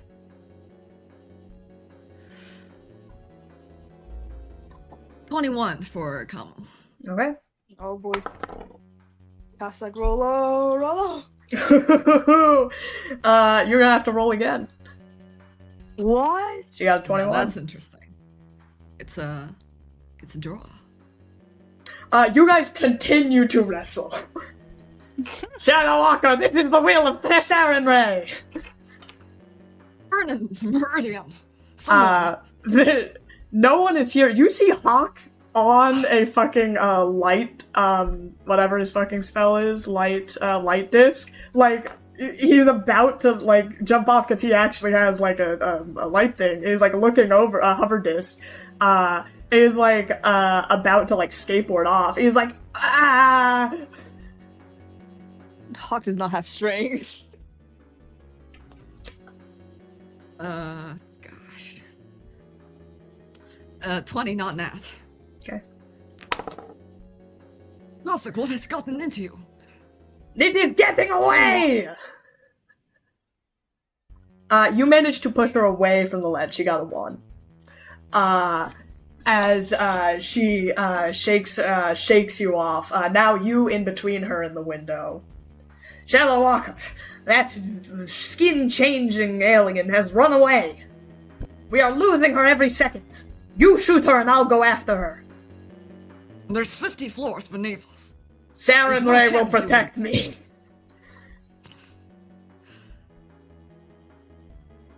Kazakh. Ceremony will have you die a death that's much more worthy than this one. If this is a death that Saren Ray finds me willing to take, then that is her will. The stairs to the right.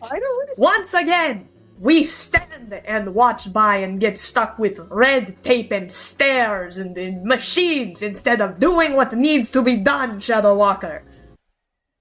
You shirk from your duties. We don't care about fake Junian, but we care about you, Sunwalker.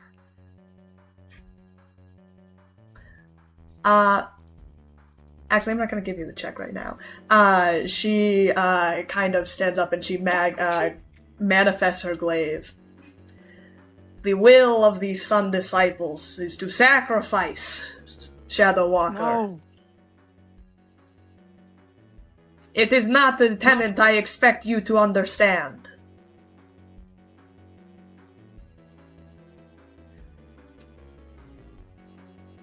Do you not see that this is a test from Saren Ray? A test I have failed too many times.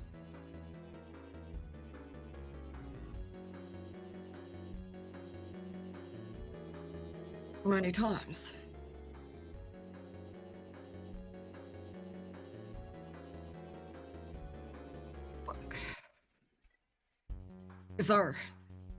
Is joining the Silent Stars considered a failure to you? Shadow Walker, these weeks, these months here with you and your rangers, look at what Katsuk is wearing. She shows in her dress uniform, embroidery on one half of the side. This is not the way of a warrior. This is not a path that I was meant to be on. This is not the path that will lead me to redemption. Warrior is not what they were, but the strength they have inside. Thought we're aligned on this. Sunwalker. A warrior is determined by their actions, and my actions have been sitting on starship in galaxy. It has been watching the sun disappear behind cycles of planets. It has been going to weddings. Putting up with metal machines that speak from within the computer. Putting on magic gadgets that you outsiders use to make your lives easier. So by the end of the day, it's just different. What did you say? No, it sounds like she's saying by the end of the day, she's just not used to this stuff. You're not here, Mercy. Your little Mercy on your shoulder. Castrovel, Diaspora, Absalom Station. We've failed many times, but we've also saved many. Those days on Castrovel, on Diaspora against the Hell Knights, that is what being a warrior is, Shadow Walker. But not this. I am going to go back to Burning Archipelago. I had told the small warrior of this earlier. But I had kept it from you. Wait.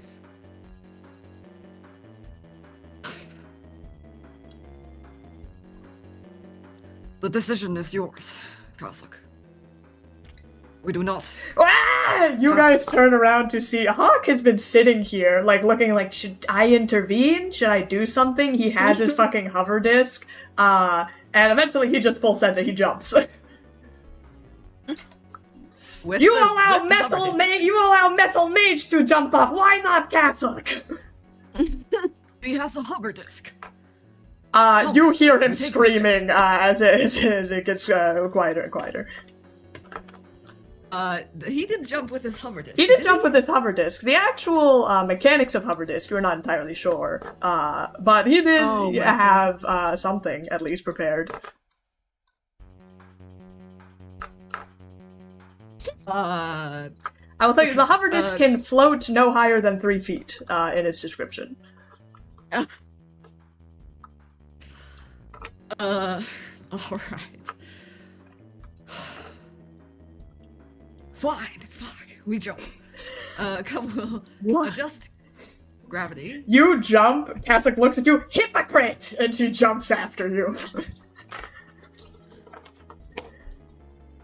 Well, Calm did jump with the singular purpose of catching Hawk.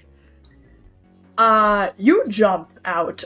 You see Hawk. Hawk's plan, essentially, with hover disc is to skateboard down the vertical side of the building as much as he can, to perhaps descend his fall before hitting the ground. You see him, like, holding it wildly, almost spinning, kind of back and forth, like a sled on a slope as you begin falling as well.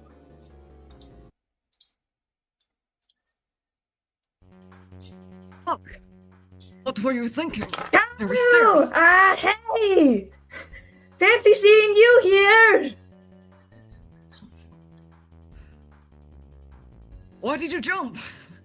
Well, I have spells, and none of you guys kind of have spells, and I don't know if you've noticed, but that's been kind of like a big deal lately. You guys keep asking me about that sort of thing, so I was like, hey, you know, maybe now would be a good application of magic!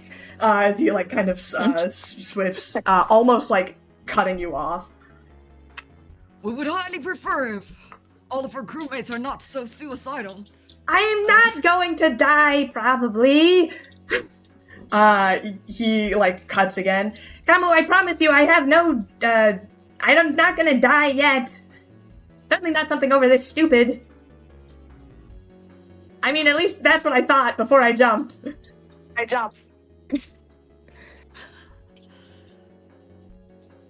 I mean, she's getting away! There's, like, an alien!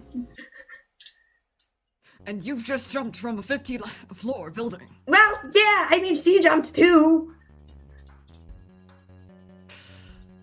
Unless you got wings like those. How far are we from the ground? You guys are very quickly descending. I will say you see, that's all I'll give you, actually. What actions is Kamu taking? Did Kasuk follow? Kasuk probably did fall. I will say if you look behind you, you see Kasuk in free fall.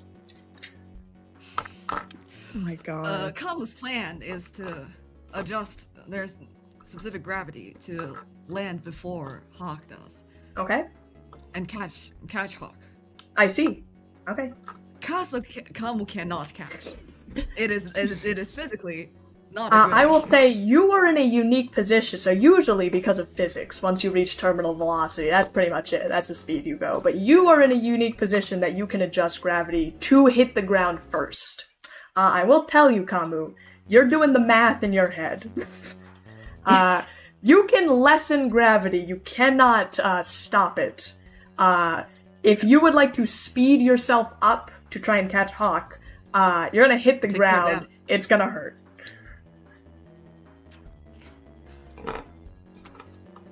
Yeah, Kamu will do it. Okay. Kamu will probably try to catch Hawk. I will let you speed yourself up for free then, since that's a Kopaxi ability. You begin to go faster. Hawk was first, so you are kind of behind him. But now you are speeding up. Kamu, what are you doing? Come on the ground!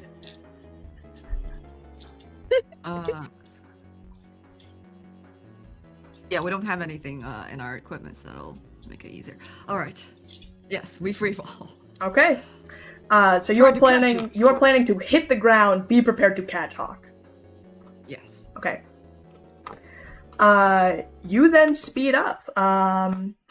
So you're gonna hit the ground. A couple things are gonna happen that will lessen the fall. Oh my gosh. I want you to make... Well, hold up. Yes. Mercy went downstairs to There's no exit the way you building, beat them. right? There's no way you beat them to the ground. Fine. Kamu. This is gonna be fun. I want a fortitude saving throw from you. Yes. Fortitude, they said. Mm-hmm. Okay.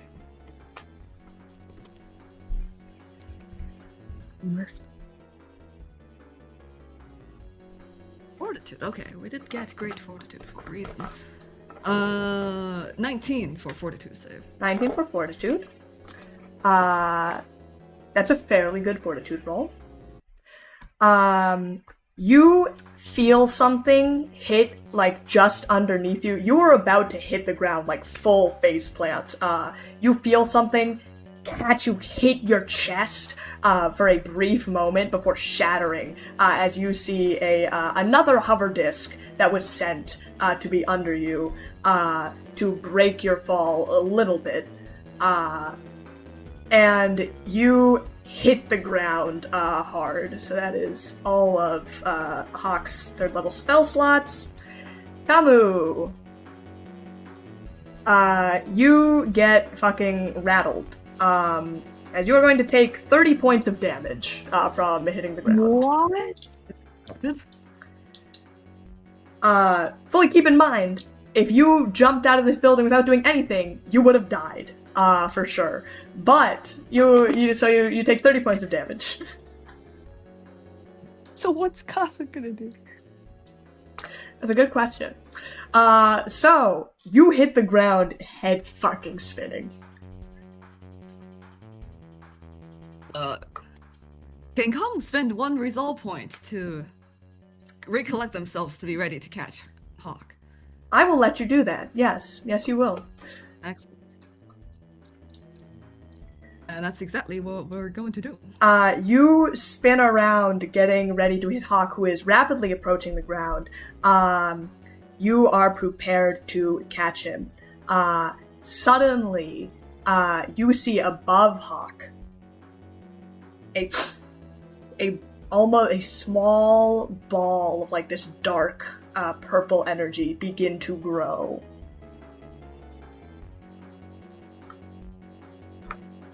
Oh. Come identify what that is. You feel yourself lift up a little bit, actually, towards it. As you see Hawk's descent begin to slow, several things are going to happen. Hawk is going to hit the ground. He is slowed by whatever this thing has happened above him, and you are also catching him, so he gets a good bonus to that. Behind him, you see Kasich also falling faster towards you guys. You catch Hawk. He hits you to the ground. You both go down. He is also going to take damage from this. And you hear the hitting of the ground as you feel the ground break and bend behind you. As you see, Kasich has also hit the ground. She cast Black Hole above to slow the descent once you reach the bottom. That was Kasich's plan. So, I had to do some damage for some friends. Okay. That was so careless from everybody. So Hawk is going to take 26 damage. Kasich's going to take 33. I will do that math.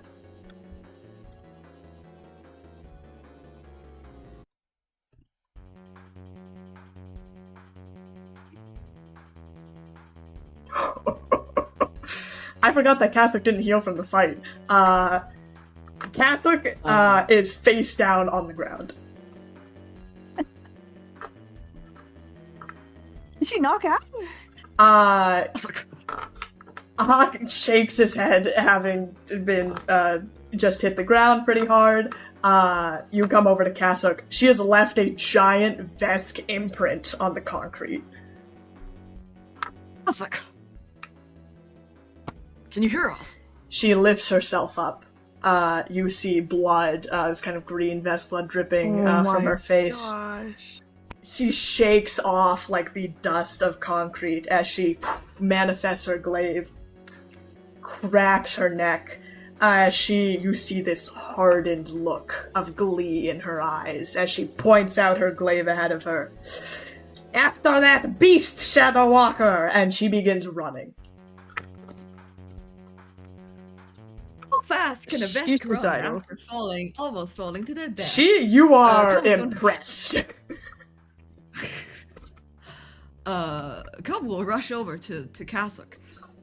Well, to get close enough to jab her with a healing serum that they might or might not still have.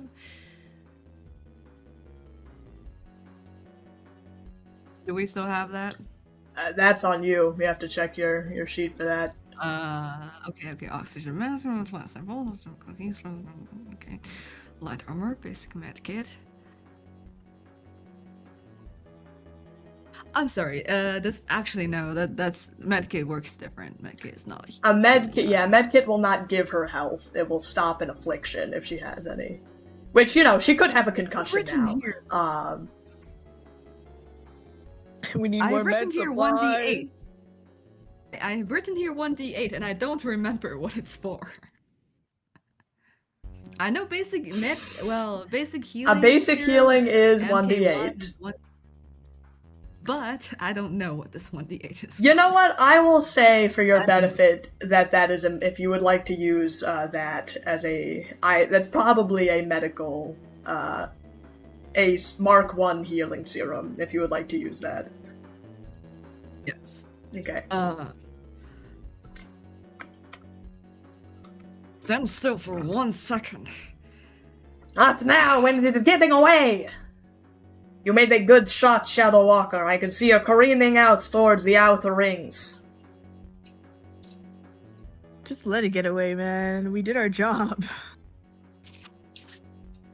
Come will use their strength to drag Kasuk's arm and then use the healing serum. I'll say you can pretty easily apply it while you're running. So go ahead and add that health to Kasuk.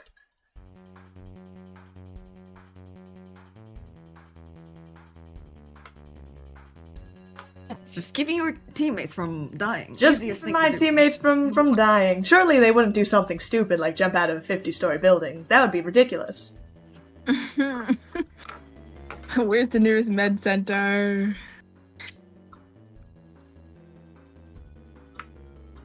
Also, Kamu's going to give Hawk a look that says, Kasuk is in low health. He kind of looks over to you. You see him also brushing off kind of dirt and everything, getting his bearings as he kind of nods in acknowledgement. And he pulls out his his Tesla gun, and you see he fires it up.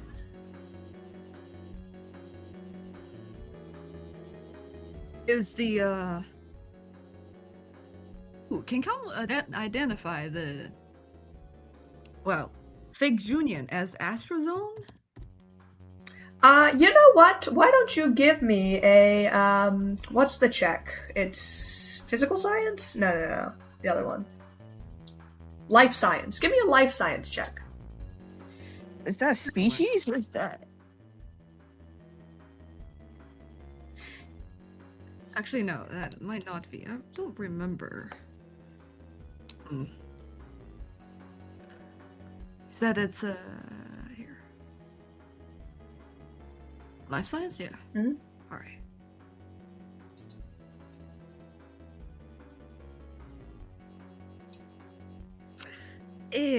17. You know that there are a good amount of aliens on the Pact Worlds that can shapeshift. The specifics of that, like whether you've even met one and didn't even know, you wouldn't know. You're not quite friends with or have even talked to really a lot of shapeshifters. But you are sure that this isn't a creature, like you're pretty sure this is a sentient, like, alien species that is capable of shapeshifting. Interesting. The description makes it seem like a star, which is what makes sense. But Comb's going to, well, if we can still see where the or fake Junior is heading.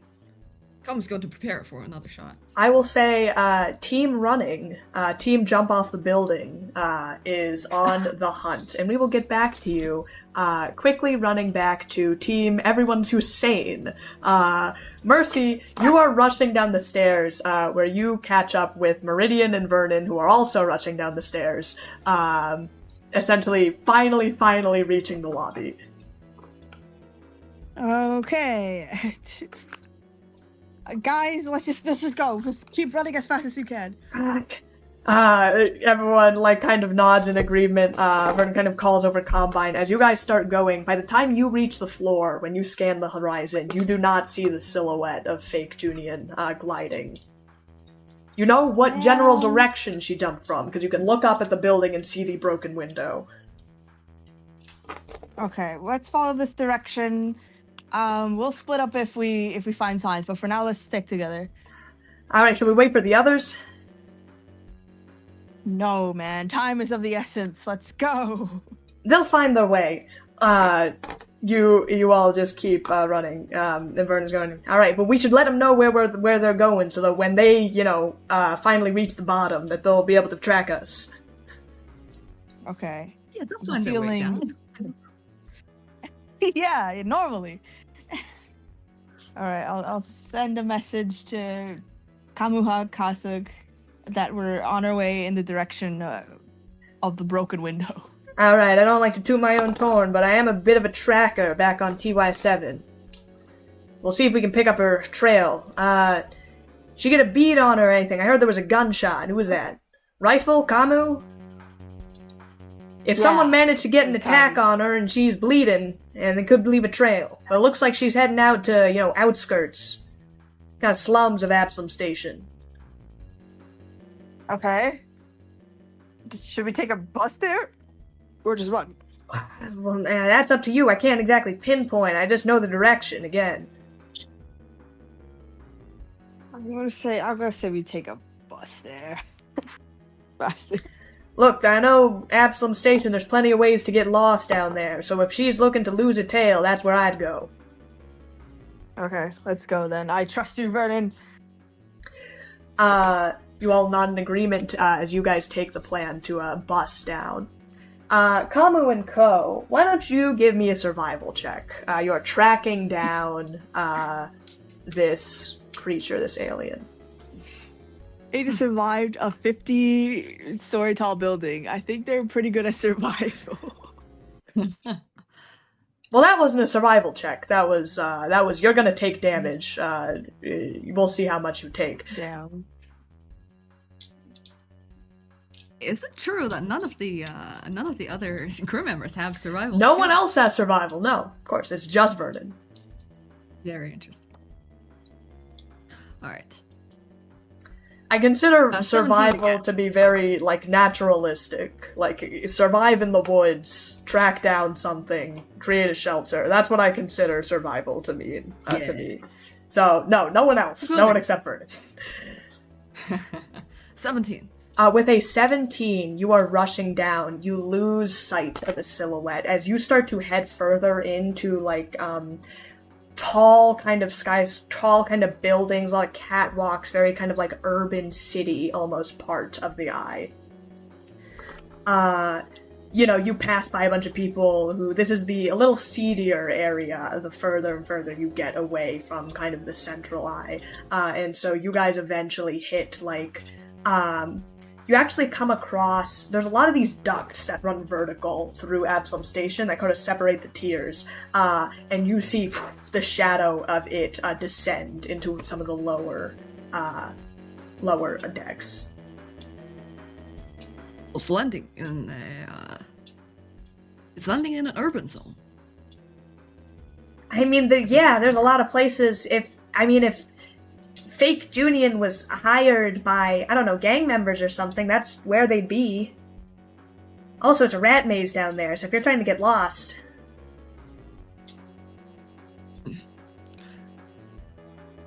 Can Kamu sense any blood trails? Make a perception check. Finally, perception. How many How many times do I have to do this today? How many times, huh? How many times? That's a nat one. I will say you What? definitely hit her. You know that you hit her. The smells in this area are very muddled with like metal and all of that. But you know that she has descended a deck. From here, you can't really pick up a trail, but you know she has gone below. Let's search down below then. But before they go, oh, sorry, is my Wi-Fi not working? I hear you. We I can think you're coming in still fine. Okay, cool. Sounds good. It's saying connection. It's Discord is giving me the connection thingy, but should be fine. To Should be fine. draw. You are coming in fine for me. All right, that's all we need. Ah, what about me? What about you? Yeah, I No, can I hear can you hear pretty you. clearly. You're very fine. No, you said that's all we need when Rachel said that I can hear you. Oh, ow, that's Oh, a slip. Yeah, that's obviously Yeah, a slip. it better be. Is Cassock still bleeding all over the place? Cassock, you know, a lot of her face has kind of dried up. Her nose isn't bleeding anymore. She is on the hunt. She's ecstatic. I'm starting to feel really worried about.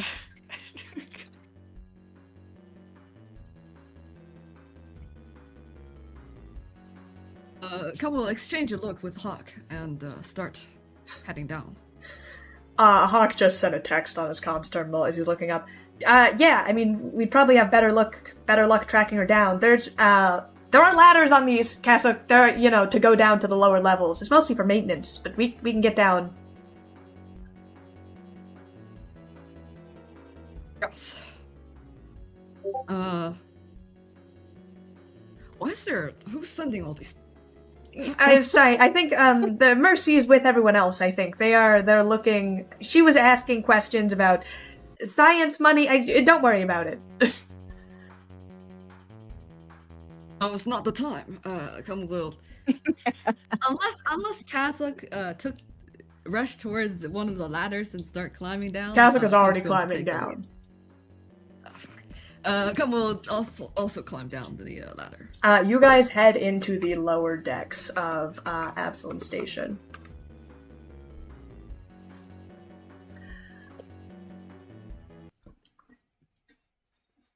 You guys enter into the lower decks of Absalom Station. There's kind of a lower ceiling. The eye is kind of very open, like there's kind of like a generated atmosphere in there that creates like a sky. Down here, kind of lower ceilings, but still a lot of skyscraper kind of buildings, an underground city, if you will. You guys enter the lower decks of Absalom Station. Then you immediately die. Is this area from Cum's memory? Is this area connected to the rest of the Absalom Station, or is it only accessible through the eye? No, it is. All of kind of the decks are connected via these separate, like vertical kind of shafts. So there are many inlets and outlets to this area. Interesting. And Cum has been to the underdeck. I will say, when you guys were messing around with the, when you were trying to find the gang members that had stolen your weapons, you had gone to the lower decks. This specific area, probably not, but you are familiar with, the kind of community. Good. Makes sense.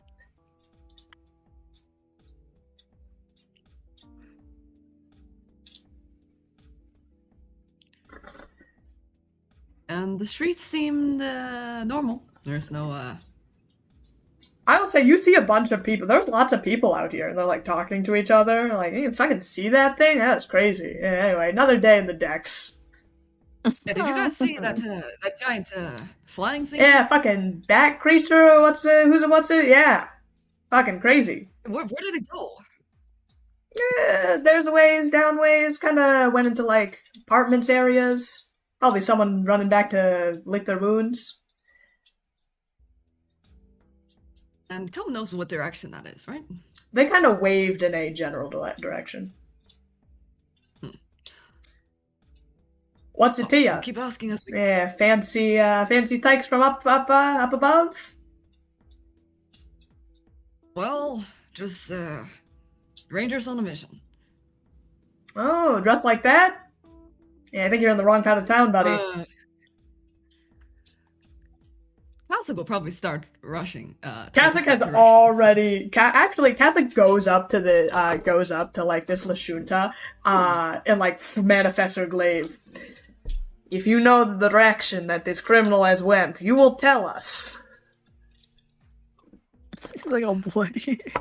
Yeah, fucking fucked up, like blood, like dried blood on her face as she looks. This Lashunta's like, whoa, okay, I was just joking around friends. Yeah, I mean, like, there's a lot of apartments over there, so it's probably if you ask me, I don't know who the fuck that was, me personally, but a lot of people probably live there. Come on, Kasich. Probably down that general direction. We can ask others along the way. Sarah and Ray will thank you for your assistance. And she rushes off in the direction.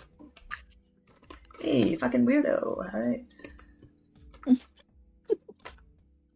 Apologies. Come, we'll head off as well. I was gonna, like, extort him, too. They didn't fucking bring a, like, fucking vest from the Vescarium when they showed up. Anyway. You guys, start running off towards, you get to a kind of very dense area. High rises, catwalks kind of going between different areas, lots of fire escapes, as you kind of, like, weave in between these different kind of buildings.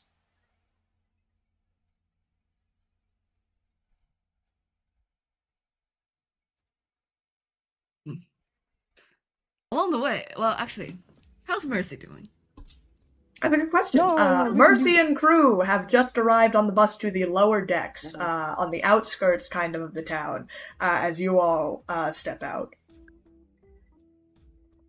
Okay, Vernon, sniff him out. You can do it. I'm not a bloodhound, okay? I can't just track down something. We're investigators, aren't we? We're rangers. You know how it goes. Go around asking people who's it, what's it. Have you seen a giant flying creature come by here? This is the shady part of town, man. They're gonna want something. Well, that's kind of what we're working with now, huh? Let Meridian handle the negotiations. Of course, let Meridian talk. Yes, Meridian, you could get us out of anything, can't you? Why don't you talk to everyone?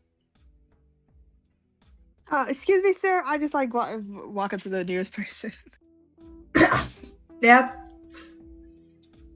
This You got woman any would credits? like to talk to you. No. This woman would like to talk to you over here. Why? Are you a cop? Meridian. Meridian is looking over at you. Please come ask this guy the question. Don't you want to ask some questions to this fine citizen? Yes. Captain? Excuse me, sir. Have you seen a giant bat alien thing around here? Yeah, maybe. How much is it worth to you? No. Listen, man, I have friends in high places. And I can tell you. All of you schmucks dressed up, coming down from the eye. Yes, and You got friends in high places, and this means you got a lot of credits on you. Whoa. If we arrest this bat lady, we can give you a cut of the reward money. There's a reward out for her? Yeah, she's like a criminal, very bad, So you are cops. very high profile. Meridian. She is looking at you. Oh my god. Well, go on, tell them. We're only cops if you want us to be, man. We don't know. We don't have any association with you. Yeah, that sounds like something a cop would say. Nah. We're just like, we're basically the same people, man. I snuck If into I this get a cut of party this money, I want to get paid up front. up front. Yeah. How much are we talking here? What you got on ya? I have some cake from Eustace. Eustace cake? Yeah, man. In your like, pockets? people say that's like a magical cake, you know? It's Eustace. Alright, I'll I take got your cake some and I'll tell you what you wire. know, and I'll tell you what I know. Yes. I'll give him my last log cake from Eustace. He kind of takes it, or like tastes it. Oh, that's pretty good. It was, send some cinnamon, maybe? Maybe some cardamom, kind of dwarven spices. Oh, that's pretty good. Family Anyway, recipe. I haven't seen who the hell you're talking about. See ya. He starts walking off.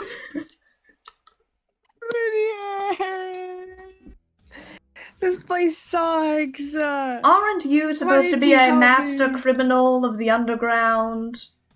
You're always asking, guys, when are we gonna search for black markets? I really want to search for black markets.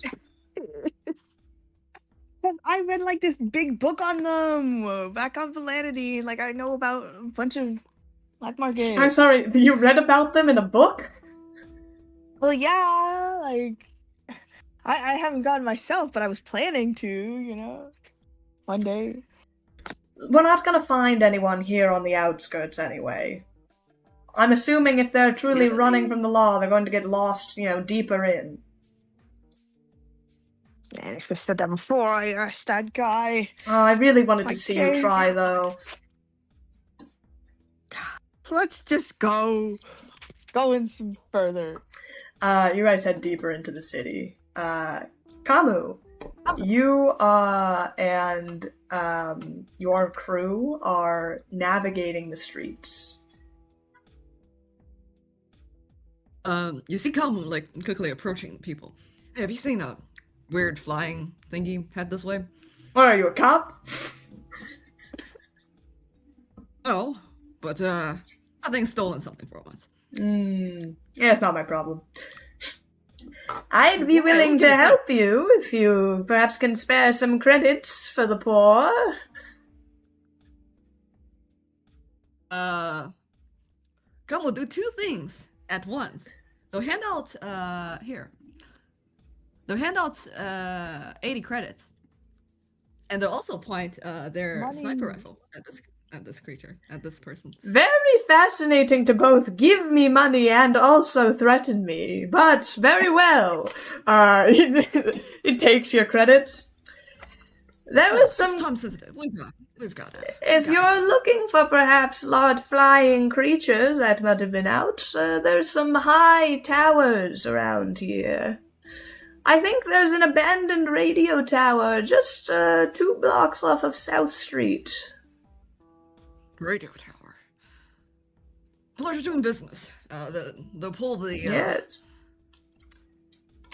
I'll be honest, usually it's one or the other. You either threaten someone or you give them money. It's very strange. A very strange alien. A couple will head towards... We'll lead the Cossack and Hawk towards the radio tower. You guys, there's an abandoned kind of radio tower over in this... Almost like the whole sector of this place has been abandoned. It's mostly people like squatting, just kind of sitting in on these areas. You head over to this abandoned building that doesn't look too much different from the rest of it. And come sense any trails. Make a perception check. Ooh, excellent.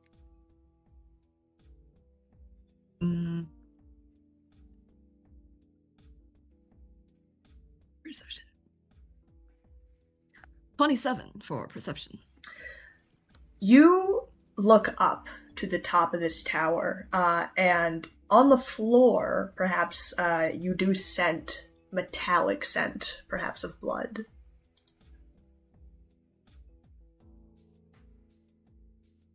A criminal might have ended up in this tower. Cossack, not yet! She is 1 second from breaking the door down. We need a plan.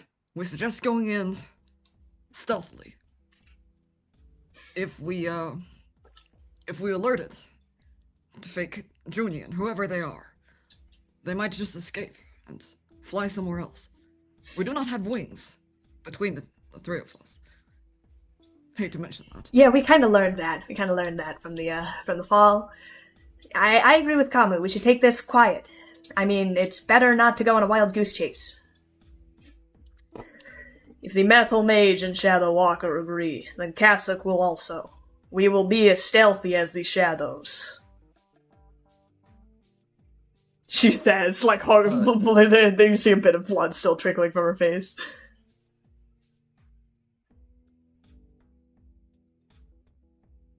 And Hawk will be in the lead. I will make sure no one creeps up on us. And, Camo Cloak. Okay. You cloak, Hawk kind of behind you. Doesn't say he doesn't have any kind of cloaking things, but you see he sends a message on his comms terminal. As you guys enter to the abandoned, radio tower. Mercy, you are talking to, some, like, street performer.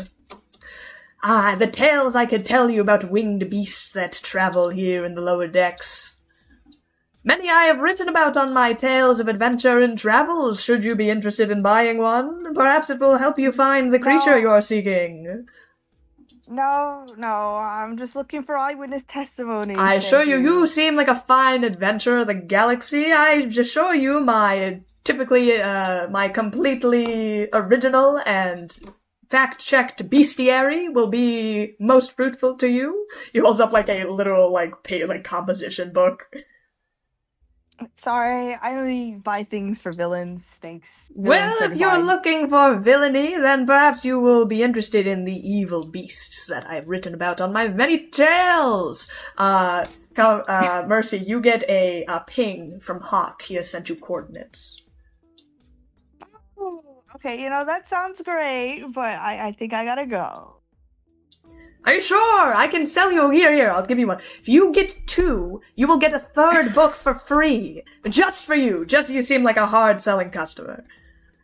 Okay, yeah, alright, Hawk, Vernon, let's go.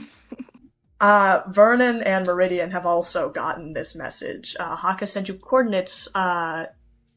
It seems that, that's strange. These are coordinates from here. I mean, this is in the lower sector of Absalom Station. Were they following us and we didn't know? Like, we didn't see them come up behind us, right? Maybe they have their own secret survival. I ran, like, the second that we left the hotel. I mean, Vernon's like, yeah, no, me and Combine also ran the second that, she jumped out the window, we were going to. How the hell did they beat us here? I don't know. But whatever. Well, I'm just gonna look around to see if I spot them. You do not spot them, but I'm assuming you follow the coordinates. Yeah. The coordinates take you to kind of a more abandoned sector of the town, and you guys eventually come up to this, right where the coordinates are, this abandoned radio tower. Oh, why are they in a spooky place? You're the villain, you tell me. Isn't this a part of the aesthetic? No, this is ghost aesthetic. Villain aesthetic is bright and shiny science lab and maybe like a cool cave. That sounds more like a superhero, like the ones they write in those comic books you're always reading. No. I'm sure you're not getting them mixed up. Let's just go in. You all enter. Ahead of you, Kamu and co. You are creeping through this abandoned radio tower. Completely empty, all the lights are off. It is dark in this place. Ew. Calm does have blind sense. You do have blind sense. Can they smell thicker, sort of trail of bleeding, of blood? Make it upstairs. Make a perception check. I will say this is a very tall tower, so you guys are probably like slowly going up the floors. Doesn't seem to be anything. Interesting. Perception again. 29 for perception. I will say you do not smell blood inside. You had smelled blood outside, kind of in like a splatter almost. You think that, given that this creature had glided, it had probably hit near the top of the tower. Let's speed up. Are we going quiet or are we going fast?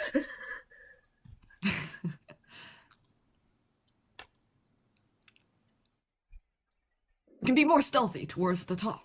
That creature must have landed somewhere near the near the highest point. You see, you guys start to go up, but Kasuk has stayed behind. She is looking behind her. Look, do you sense anything? You see her tail kind of lashes, and she looks over at you. There are people who have followed us.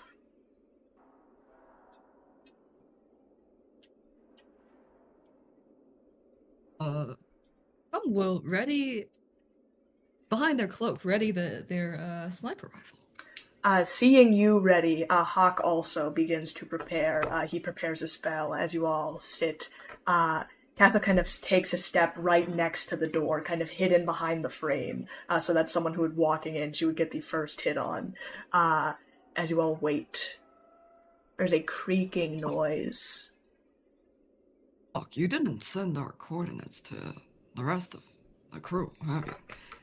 As he kind of is about to say something, Mercy, you pop through the door. See, it's not a villain. Catherine swings her glaive immediately, makes a big dent right above you, perhaps expecting a taller target. Wow, great. Small Solarian. Can I see her? Oh yeah, you see her. Casa! Small Solarian, you have found us. What? No? Meridian and Vernon are kind of behind as they also kind of enter the room. You are all now reunited in this scary radio tower. Yeah, thanks for nearly killing me, Casa. I had thought perhaps that the evil creature had perhaps come back with reinforcements and this was its lair. If the creature had heard that noise, certainly they would be alerted by now. We need to hurry. Kind of like nodding, everyone kind of like agrees. Hawk already begins to start rushing towards further up the stairs. Does everyone follow? Yes. Oh, we'll definitely follow. Okay. Full speed. You guys start rushing up the tower, that now making lots of noise. As you kind of get higher and higher, you begin to hear noises, actually. Not you guys. You hear some noises up above. You eventually reach, most of this tower is completely abandoned. Just like, empty. Maybe this was an apartment building, is completely empty now. But eventually you reach a floor, and you see a door closed with lights kind of shining underneath the door. Well, certainly an abandoned building wouldn't have a extremely convoluted technological lock, would it? It seems to be pretty jank. This seems to be pretty, scrapped together. Not very well, even. Just like some chains kind of wrapped around the door. Mercy, as you approach and you see kind of the faint, kind of like red and blue lights from underneath the door, you get kind of a faint headache as you kind of shake away these kind of thoughts as the rushing sound of white noise, of static, begins to crowd in from your mind. You see a brief glimpse of you and your crew talking to some figure, almost like a Lashunta, but it's hard to make out. Do you wish to delve deeper?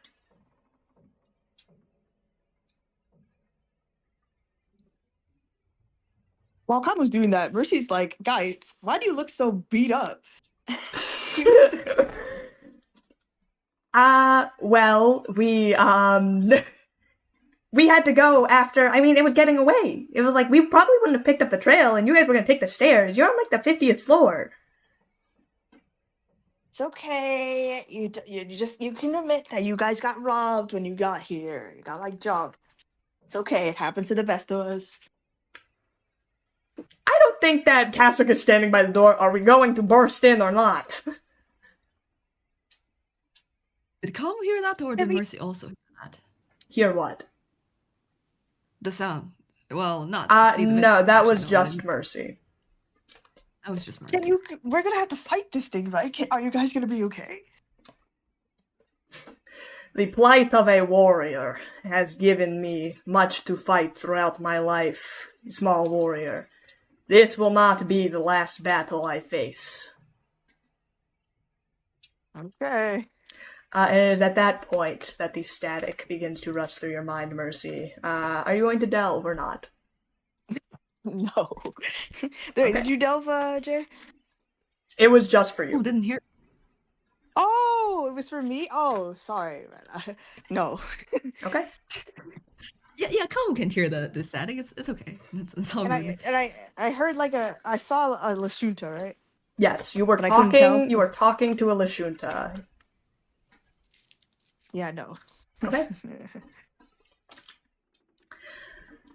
The door is ahead of you, chained up.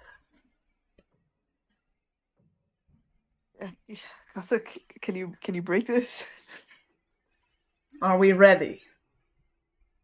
No, but let's do it anyways. Saren Ray never asks if we are ready. It was a trick question. She slams down, breaking through the door as you guys. The door opens to this small room. Please don't put a battle map. Let me just look through my my list here. No. Get this set up for definitely nothing important. You guys burst into the room. There's this small kind of almost like apartment complex. There's a couple of lights set up, kind of like colored lights. There's some machinery kind of set up, like almost like laptops and speakers. And you see turning around, whipping to it, is a half-mutated Junian. You see kind of large, like kind of the things of like her almost like fleshy wings. These kind of like scales on them are beginning to retract. Oh, shit! Well, easy there. We can just talk Easy now. there! You guys just broke into my house! What? I mean, yeah, you're kind of a criminal. Wait, are you guys, like, actually cops? Because I thought, like, the whole ranger thing was, like, you guys were just there to, like, oh, hey, it's us the Rangers, you want to sign an autograph? No, man, we're not. We're supposed to be adventurers, but, like, we make our own rules. Alright, better question. Am I being arrested right now? Yes, for impersonation. Okay, got it. And, so I should start running. Wait. I'll we see will ya. not arrest She you. begins You can- to she begins to turn around. She opens like a fridge as you see she starts packing things into a suitcase. Man, I like to have some Adam, station Why too. did you do this in the first place? What? I thought, am I being arrested or not? No, you're not being arrested. Fair warning, if you are gonna try and arrest me, usually has not gone well in the past. We're not gonna arrest you. We just need to know what happened to the real Junior. Hold on. You guys were like up there. Which one of you fuckers shot me? Just as their hand is about to reach the fridge, Kamu's going to take a shot from their position of concealment at the fridge, not at their hand. A bunch of cans of hard water start spilling on the ground. What the fuck, man? Also, that hurt, by the way. You know, like the wing thing is like very thin membrane, okay? It's not like meant to withstand bullets. I could have died. And think about that, Whatever. But Ranger. can you start explaining why are you impersonating? It's... What do you mean? Oh, okay, alright. You guys, let's see, you're cops. You were sent. Whole spook out at the wedding. Everything went sideways.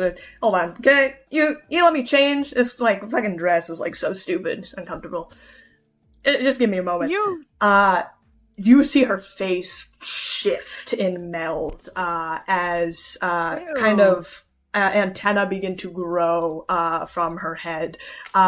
As like kind of clothes also begin to grow on her, and she kind of like rips the dress off. As you are now presented with this alien. Oh, this is the wrong. You folder. just broke a man's heart, and you're casual about it.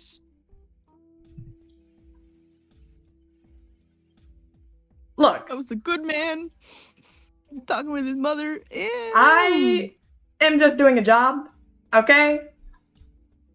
Whatever the whole thing with, like, Junian, whatever. Look, that's not my buddy. She paid me, okay?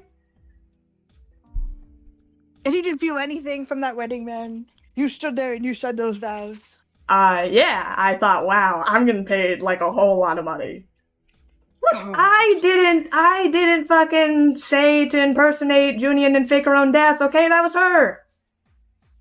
I'm just Oh, the so that middleman. was You're her being plan. angry at the wrong place. You're getting angry at the wrong person. Okay, fine. Where can we find Junian then? I don't know. She's probably fucking out in hiding now. I mean, now the whole plan's gone to shit, so who knows? But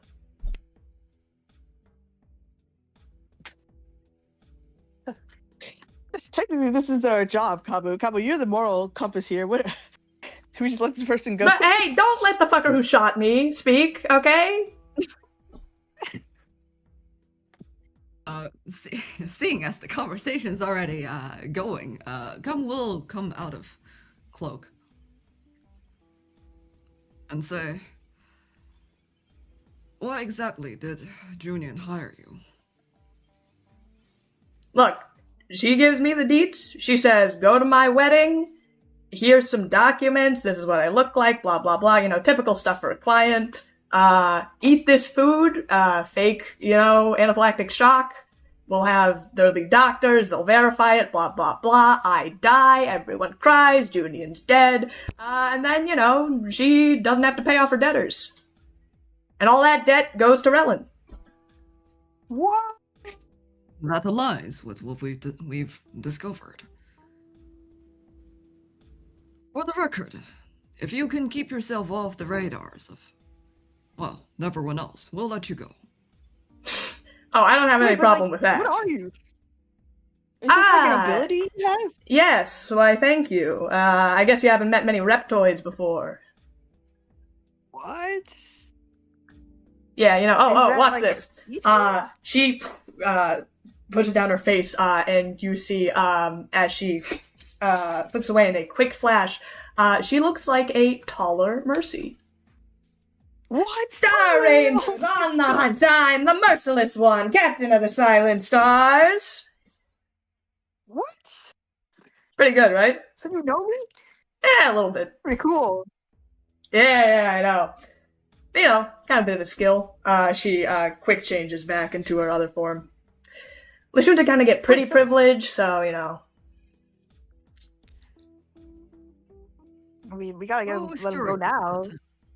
We're always curious what reptoids originally look like. You do still remember your face, no?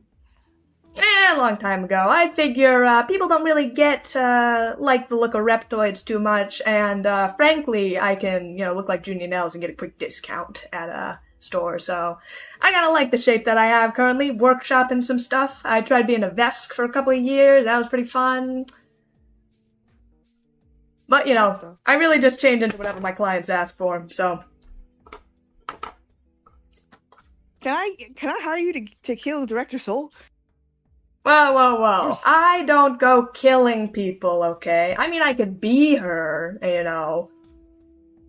Okay, can I hire you to make have her make a fool of herself? Yeah, I mean, In that's public? that's the typical stuff. I've done a lot of stuff. If you're trying to get a promotion or anything, I could impersonate someone who's ahead of you, have them go in, take a shit on the boss desk, fired next day, What? guaranteed. You're kind of devious, huh? Yeah, I mean, something around that, though, kind of high stakes. Director Soul's a pretty big mark to impersonate, not gonna lie. And shit, I can't do Soul anyway, so. I feel like I should be asking you something, but I don't know what. You can only I turn could into people you... be. Oh, you're like Rangers, right? I could be a Varial. She's a little taller, so you know. Nah, I don't want to spend money, so never mind. Yeah, only I mean, change- Anyways, I was gonna say, Soul, You can- big mark, you're looking on, like, upwards of 10,000 credits. I mean, that's usually my lower range for other stuff, but Soul would be a big mark.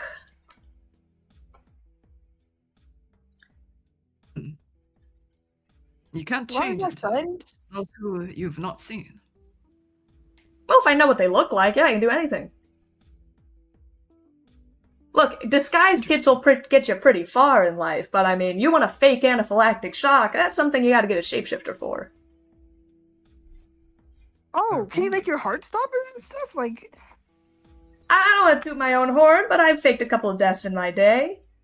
Obviously, I'm not actually dead, but I can, rearrange all my internal organs, so. ew. Watch this. Oh, my throat is closing up. I'm having anaphylactic shock. I'm Junie and Knells. Oh, no. Not that terrible crawfish allergy. Ah. Her face kind of, swells up, and then immediately it's gone. Yeah, you guys kind of ruined that bit, though, so, Well, I'm assuming you already got paid, so. It was 50% up front, but, sometimes you win some, sometimes you lose some. Can I get your contact info? Oh, yeah, name's Ray. Ray. She holds out a hand. I'll shake it. Yeah, pleasure. I'm curious of one thing. How did Junior come across you? A mutual contact? She sure have connections within Absalom Station. Junie and Elle, she's big hotshot. She knows tons of people. Especially on the lower decks. You know how it is. What? Big Hollywood actors. What, you think they go up to, their $1 million pen suites and, play canasta? No. They do hard drugs. Oh. I know a guy that knows a guy that knows a guy. Typically, we don't have business cards. Kind of bad to, be easily found. Well, I'm curious about why. Mercy, go ahead. I was curious about why Pandora helped us with all this. All this must relate to Sue or Icarus, right? Or maybe Pandora's just bored? I couldn't. Mercy, you're bringing up names. I don't know who the fuck you're talking about, but. Look, I will be honest, I was kind of in an iffy on, the whole Dunian thing, but. I mean, I had to go to a fucking wedding. You see all this shit? She, goes over. She opens the fridge. She has platters of those hors d'oeuvres. She takes out a can of hard water. You tried this shit? This is, illegal on Absalom Station. This shit's crazy. Yeah, because it's bad for you. Stop drinking that. Oh, it tastes like battery acid. Oh, that shit sucks. Ugh. You want some? No. Missing out. Can I get a perception check from both of you, actually, to see what's in this room? Ooh. There's gotta be something with Icarus here, man. I refuse to believe that this is just a person. I do like the styles for rolling polar opposites. Perception. 32 for perception. Nice tab. And I lost it. So this room, Ray's kind of apartment, it's a very small, she lives in kind of this small space. There's a lot of kind of computer, there's a lot of recording setup stuff here. Mic speakers, blah, blah, blah. There's a couple of devices out back. Her fridge, obviously full of whatever stuff. So what did you get, Kamu? 32 for perception. 32? Mercy, what'd you get? Oh. Oh, I thought Camus was fine. I didn't. Reptoid is not a lizard. 27. With a 27, Same. she's got a lot of kind of stuff, a lot of like mismatched stuff. But what catches your eye, Kamu and Mercy, you see a glint of something, kind of piled up with a bunch of devices in the back. It is not money. As Kamu, you go over to investigate and you kind of roll it over, you see a device that you haven't seen in a very long time. Kind of like metallic in the center. You know that there is supposed to be a glassy orb that is not there, but the model of everything else matches the architecture of perhaps a pristine version of the mystery device, the same kind of architecture of the devices that were in the RTX and other Icarus innovation inventions. Who gave you that? What? Where have you find this? Oh, that thing, like the jank recorder? Yeah, from a client. Which client? Which client right now? We're very much interested. I mean, look, I can't just go out giving clients names. A lot of them also don't give me their names, so... If it's for a mutual contact who's interested in business, let's say. Alright. So I don't need a name, just a contact. Well, I mean, I have her burner. I think it's out of commission by now, but, you know, you can try it. Her? Is it Sue? I mean, I'm making an assumption. Her. I mean, like, when I met her, I was probably like, I'm just gonna stick with her for now. She didn't correct me or anything, her name so... is Sue. Well, I don't know what her fucking name was. You met them on Absalom Station. Well, they kind of sought me out for a couple odd jobs and that sort of thing. Said, hey, need you to record some lines into this thing, blah, blah, blah. Here's what you gotta sound like, here's what you gotta say. Kind of a weird chick. And what they look like? Lashunta? Yeah, some sort of Lashunta, you know, kind of like big green eyes. That's not gonna help you out much, though. Big green eyes. It's not what she actually looked like. Oh. Is she also a lizard? I mean, reptoid? Sorry. No, probably not. There wasn't any reason for it, but, I guess people like you'd be fooled, but, when your whole kind of thing is shape-shifting, you can tell a good disguise kit when you see one. Hey, I didn't ask questions, she paid me, seemed all good to me. How much did she pay you? A lot of credits, tell you that. I think this job, I mean, it was only a couple of lines for this one, so it wasn't really that big deal. I didn't have to physically be anywhere, just had to record something. So this probably cost, like, maybe 10,000 credits. Honestly, I think I skimped her. I overcharged. Not that she's gonna know, but, you know. This guy's so casual. Well, You know? we think this rich client of yours wouldn't care. What kind of lines are they? They wouldn't just pay for a few radio station lines, would they? For this job? No, it was something about, like, I didn't have the script. This was a while ago, so... And again, I haven't talked to her in a while, so... If she gets pissed at me... I don't know. She doesn't seem like the type of lady you'd cross. If she was a lady. I don't know. Kinda hoping I don't see her again. Ray kind of, she tosses you, you know, a holopad. If you do try to contact, says this number is out of service. Oh. Come will catch. She covered her tracks.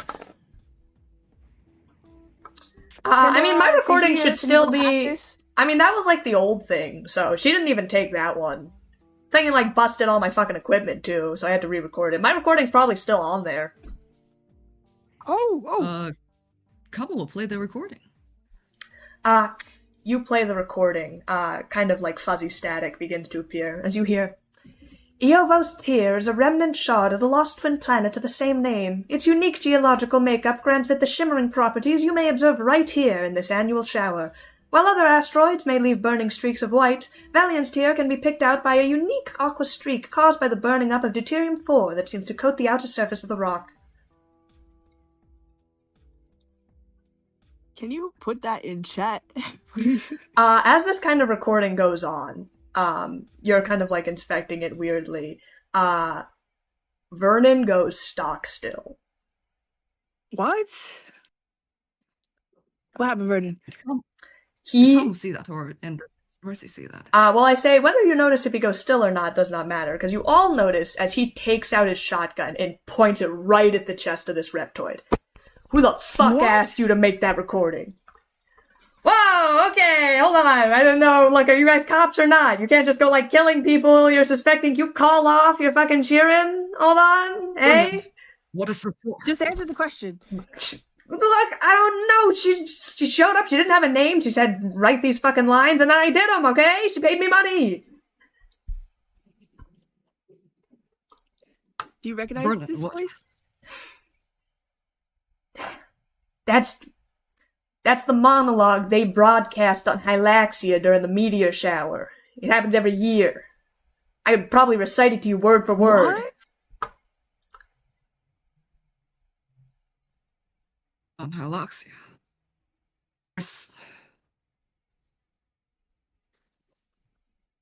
So I'll ask again. Anything. You get a fucking contact, you tell me you have no connections with this fucking woman whatsoever.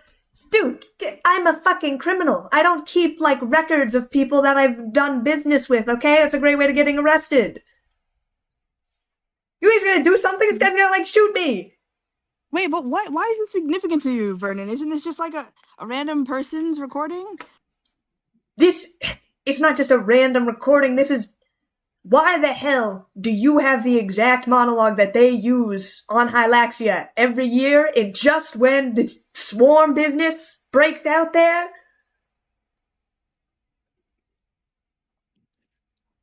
This monologue was written by people who live on Hylaxia. It's not played anywhere else.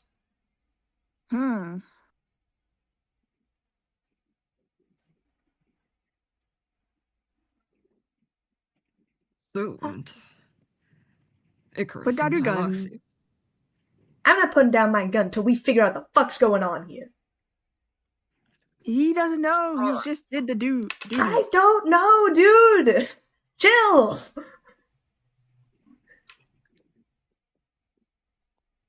Come, we'll do a brief sense motive on, gosh, sorry. On Ray. Ray?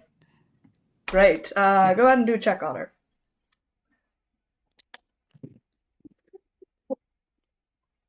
She's innocent, Vernon, man. Put your gun down. Well, not innocent, but you know.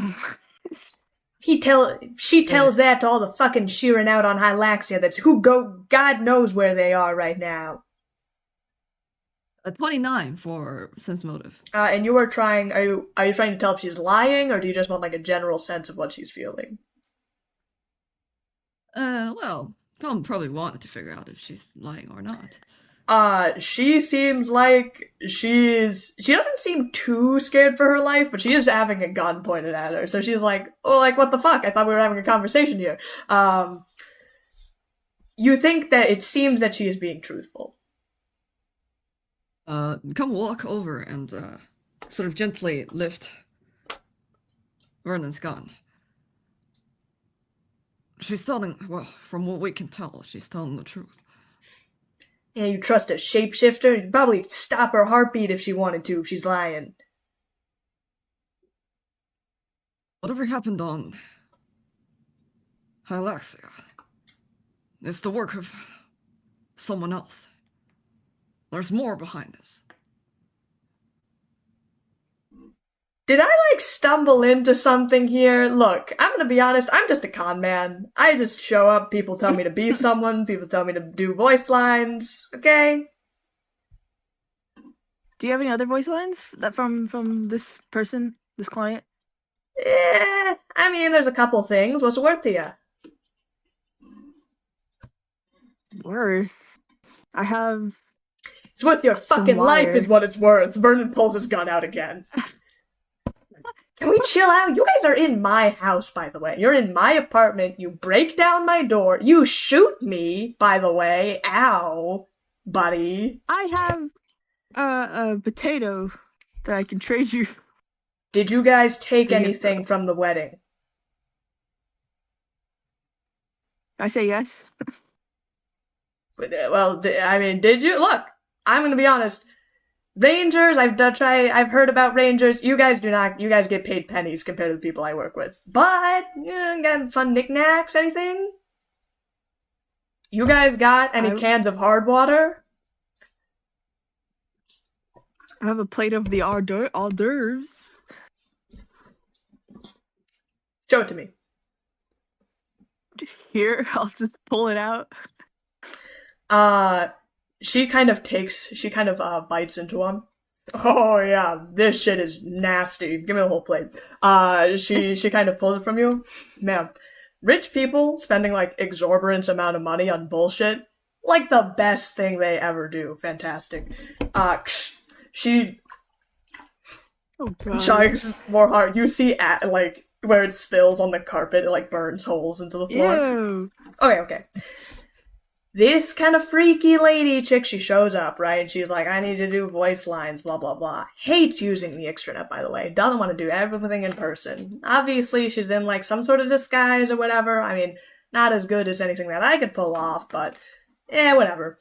So, she shows up, and she's like, I need you to do this recording, blah, blah, blah. And, do the job, get paid, blah, blah, blah. Get it done. I didn't think I was going to see her again. And she starts asking for more. She's like, I need you to do a couple more voice lines. So she gives me some sound samples. And I get to recording. First of all, I don't like this woman because her previous recording device, when I tried to use it, like completely busted all my sound equipment. But I'm trying to think like, wow, are you gonna reimburse me for this stuff? And she does and all, like, it gets paid, but I still have to, get rid of all this stuff that doesn't work. She gives me another. Oh, are you about to die? She coughs up and she pulls a hand away, as you see this black, kind of, liquid on her hand. No! And she falls to the ground. Where's the med kit? I want to use the med kit. Yeah, Com's going to use a basic med kit on Ray to, do whatever we could. Okay. Make a medicine check. I thought you, Rachel, were like choking on your water. I was like, what? That was the intention.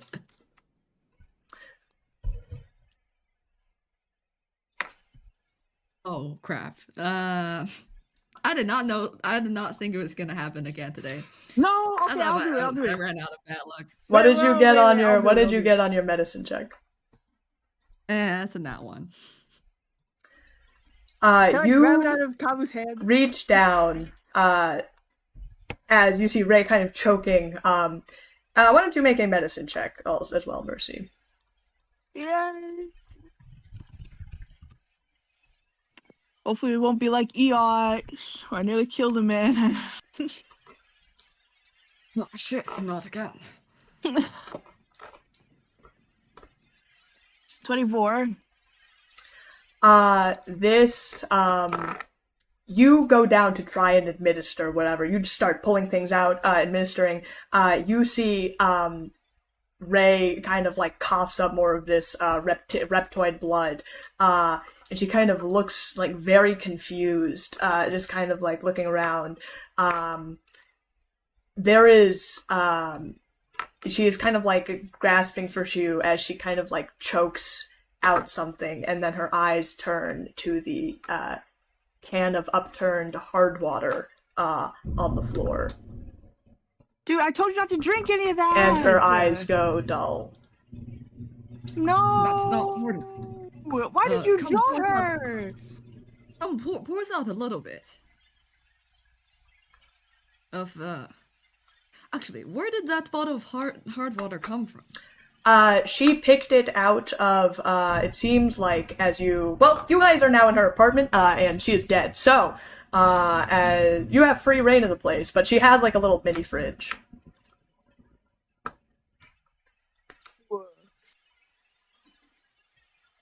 Hard water is poison.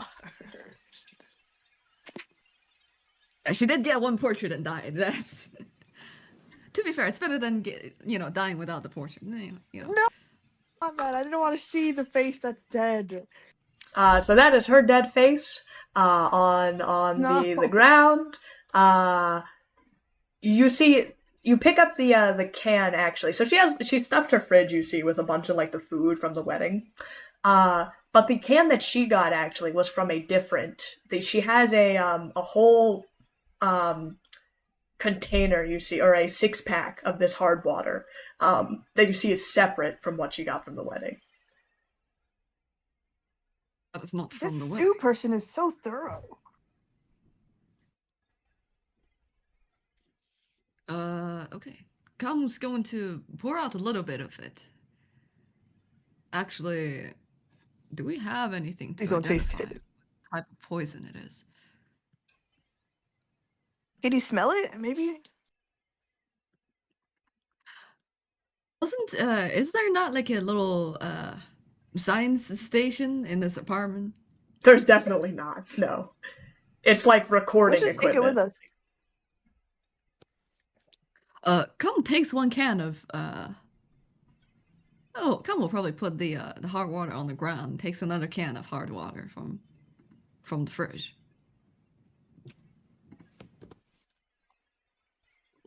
Can I add that to my inventory? Please add your can of hard water. Vernon, can you help me bury the body? Vernon has like when she started choking, he was like thought it was like this woman doesn't take anything fucking seriously. But like now that she's actually dead, he kind of you see him feel a little conflicted about having just threatened her life a couple of minutes before. It's okay. She would have died from a gunshot. I'm like, damn it! He hits the wall. It's not your fault. Look, there's what's behind the swarm. What's behind Icarus is larger than anything we've known. No, but it was another lead, wasn't it? Another lead that's dead on the fucking ground like all the others. Well, we learned a lot from this one. This shows us that they can use sound waves to hypnotize people. I'm sure that's why Hylaxia went crazy. And so what does that leave us? Well, we turn off all the radios everywhere, turn off all RFID connections in the whole galaxy? Or we figure out a frequency of some sort to counter it. Either way, Hawk, Vernon, let's devise. Come points to the iPad. Whoa, hey! To the iPad or to the machine? To the mysterious device? Probably both. When you pick up the mystery device, Hawk kind of points at it. Mercy, hey! I recognize that. That's like the thing that you brought in. It's the exact thing? No, obviously it's not the exact thing. I think that probably got destroyed, but yours was also really muddled and kind of broken in half, but it's like the same model. Oh. Yes. It seems to be missing a piece. Yeah, yours had like kind of like a glassy component in the middle, like kind of where that divot is. Does Kamu's staff has a glass orb? The glass of the Goblin King, yes it does. As a prominent feature of the We put it staff. in. Pulls out their staff. Wait, it's probably a bad idea if I were gonna activate it. I was gonna. Do you want to fucking activate the thing that you think made everyone on Hylaxia go? Are you crazy? He takes the staff out of your hand.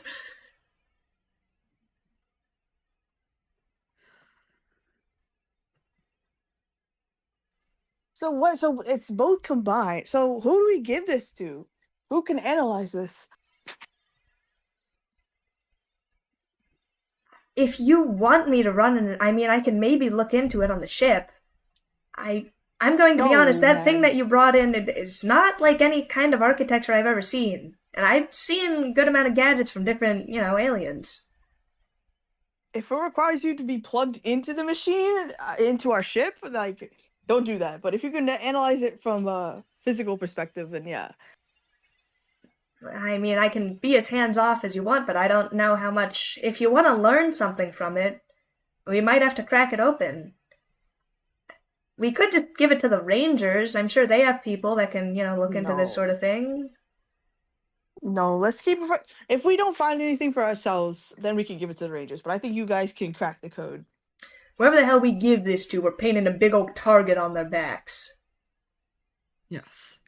The Rangers, even if we could trust all of them, there are things that concerns us.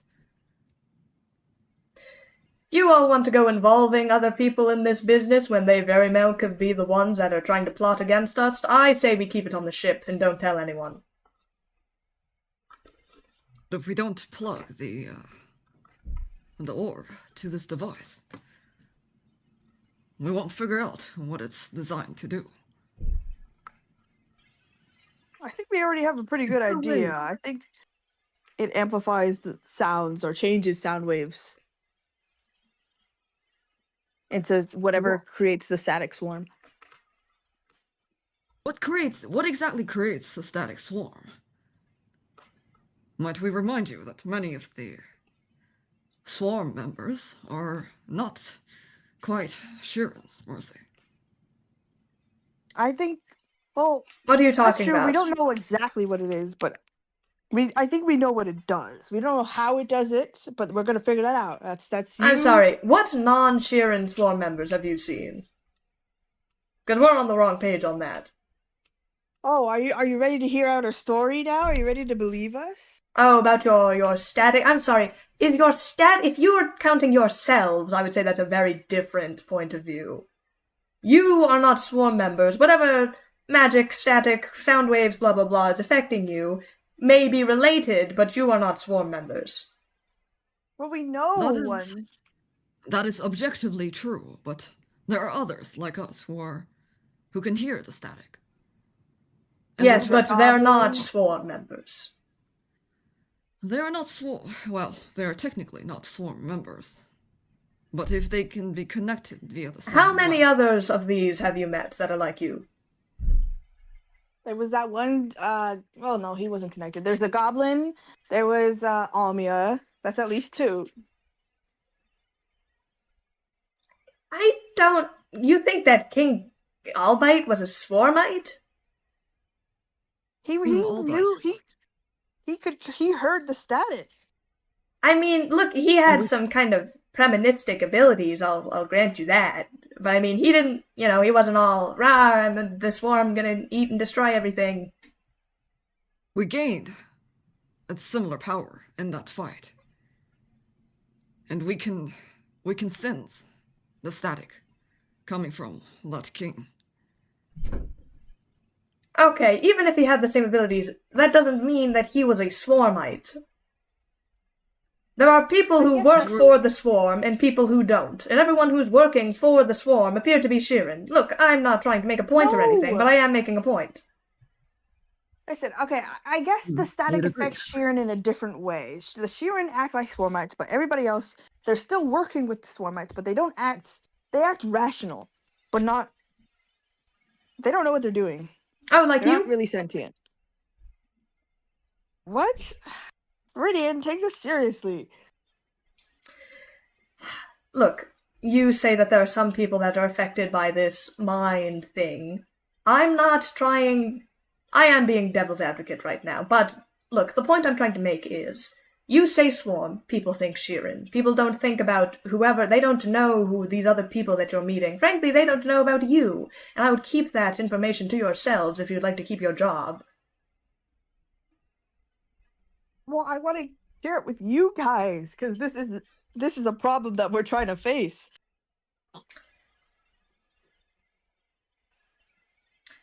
I will hear you out on this theory, but I'm letting you know that if you want to involve other people on this, it's going to be a hard sell.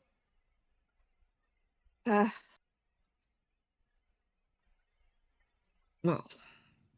we'd expect as much. But, Mercy, don't you find it strange how everywhere we go, the static follows? The people that we see seems dangerously close to someone planning the path ahead of us. I know it has something to do with the web, and I don't know their motives.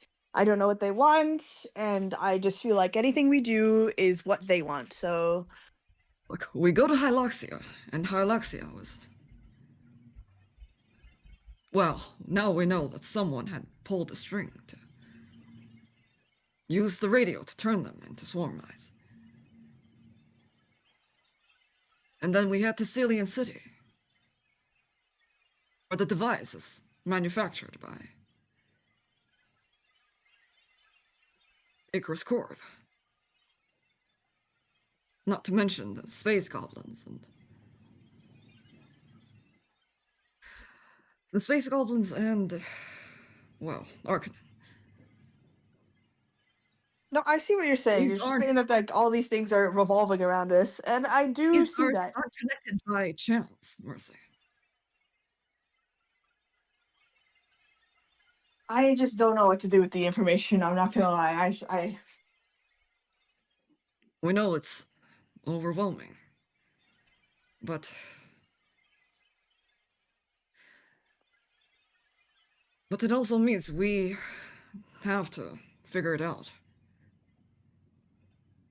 With or without help.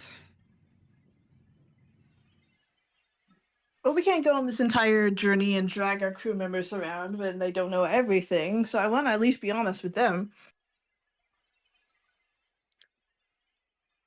Well, a lot we agree.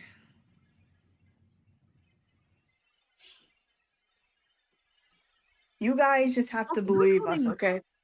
Who's holding the king's staff right now? Vernon took it from you. Oh, yeah, Vernon, you're weird, by the way. You're not controlled by the Sheeran, so you might be the key to the cure. I'm not letting you drain me of my blood. We've been over this. Maybe it's your broken antennae? Like... Look, I'm not about to question the good faith of when the friggin' Hell Knights locked me in that experiment room and turned on this whatever magic doohickey, but I'm not about to tempt fate twice and do it to myself again. I mean, you're holding the goblin staff. Do you feel anything? He throws it at you. That answer your, suddenly there is a bringing sound, on your comms terminal, Mercy. Oh gosh, is it Director Soul? It's an incoming call from, Osiris Nivea. Ew. Why does he know my number? I'll pick it up. But I'll wait until last ring. Mercy, glad that you picked up. Yes, hello. I wanted to ask, is all of your crew all right after they jumped out of the 50th story? Yes, we lost the mysterious alien. But, we prevented the disaster, and therefore we did our job. Drat. Although, that is a good point to bring up, Mercy. Although perhaps someone may have gotten away from us to do evil again, today we have saved the lives of, well, at least Relin Strauss. There is currently an investigation on where Junian Knells is, the real Junian, that we are conducting at this moment. I believe a couple of the, although only our ranger team, and of course, forum member Erica were here at the wedding, we are officially writing up our report back at HQ.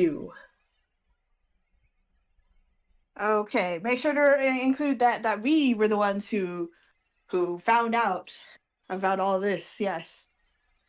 My Mercy, of course, your contributions will be well documented. This was a truly team effort by the Star Rangers to make sure that nothing ill has happened here at the Eye of Absalom Station. team as in us, remember, as in our crew. Also, my I wanted to crew. ask, did you get the invite to the wedding? What? Oh, For of course, this wedding? my question. No, of course, not between this wedding. This wedding is all done in full, and we were commissioned to be here. I am talking about the wedding of our good friends from the Burning Archipelago, Pete Moss and Gilderoy Russ. What? It was just sent out last minute. I was very excited to hear about the news. 2 weddings in one day is certainly a large event to happen here at the Star Rangers, but... Are you in a place with good... Well, they sent out the weddings. It was very last minute that they just sent out the invitations. It's very informal. Oh, I will forward you the invitation. It should be somewhere in your box. Are you in a place with good cell reception? Am I? I will We're in say the you are not, actually. This is a dilapidated radio tower. It is not in commission. You are in the midst of, this abandoned sector of, Absalom Station. No. I'll go to a place with better reception. Very well! I'll call you back. I just wanted to let you know the good news. Even though that we may have lost the criminal, I think that today might pan out to be a truly beautiful day.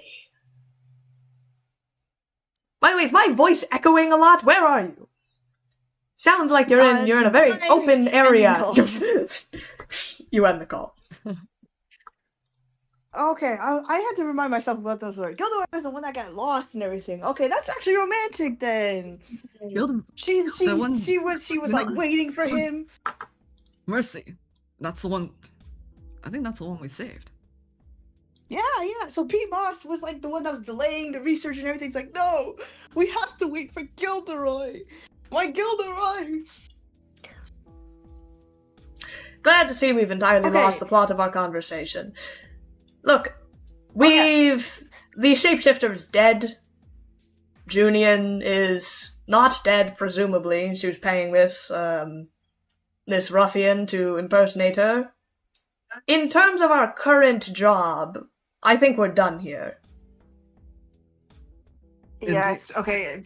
Take the mystery device and you got the drink, Kamu. Is there anything else? We'll also take the data pad. That's that's Ray used to show us the recording. I will say that's a recording that's on the mystery device. Yeah, the mystery device. That's on the mystery device? That's been on the mystery device? Yes, it's essentially a recorder. Like, she played it to you from the device. Oh, interesting. Okay. Can we bury her, please?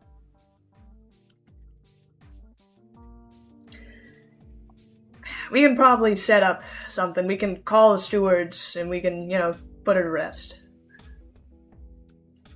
Okay. If they ask for a last name,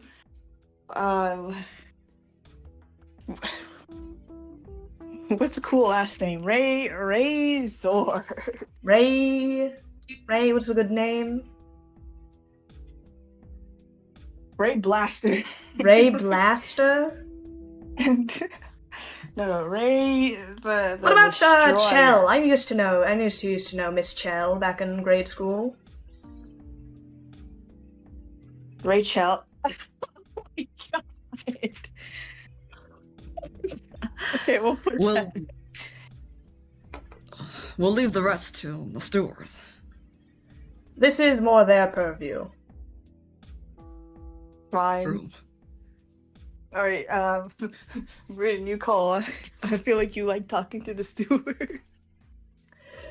I can set up the arrangements. We can send in an anonymous tip. Okay, then let's go. I gotta get this wedding invitation. The second that you guys leave the building, you all get these little invites, very kind of last minute. These kind of little invitations, On the little sun? gilded. What are they even doing on the sun, man? They are not on the sun. This is on Absalom Station. Both Pete and Gilderoy are residents of Absalom Station. That this is coincidentally also kind of in like a small park in like the Eye. Let's run, guys! I gotta see this! Real romance! Mercy, you rush off ahead towards the bus. Everyone else kind of shrugging.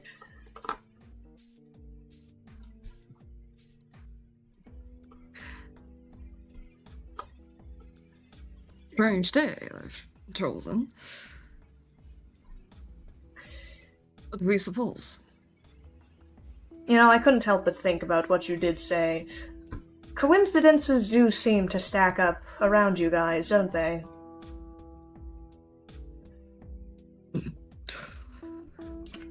Well, unfortunate consequences. Tragic consequences, even. Would rather prefer if... You weren't so lucky? Well, if you put it that way. Well, hey, look at it this way. She, flicks your kind of little pin brooch. We got free outfits for the wedding. What we did. I'll see you at the venue. You guys all take a little bus over. Cassock's still covered in dirt, also Hawk as well. But you guys eventually reach there's kind of a little park on the outskirts of the Eye. There is a large sun shining. There's lots of people, actually. The sun's kind of setting, is kind of this orange light scatters across the atmospheric barrier of the dome. And there are a good amount of people here, all talking to each other, having a grand time.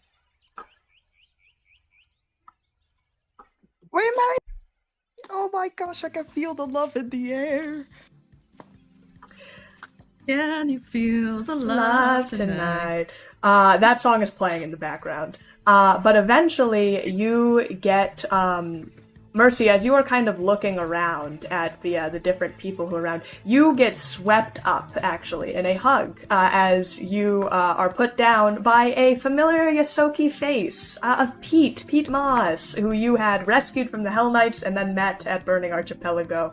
She's in kind of this nice dress, as she gives you a quick peck on the cheek. Mercy, oh my gosh, you're here! Is the rest of your crew here? I'm so glad you can make it! Yes, I wouldn't miss this for the world.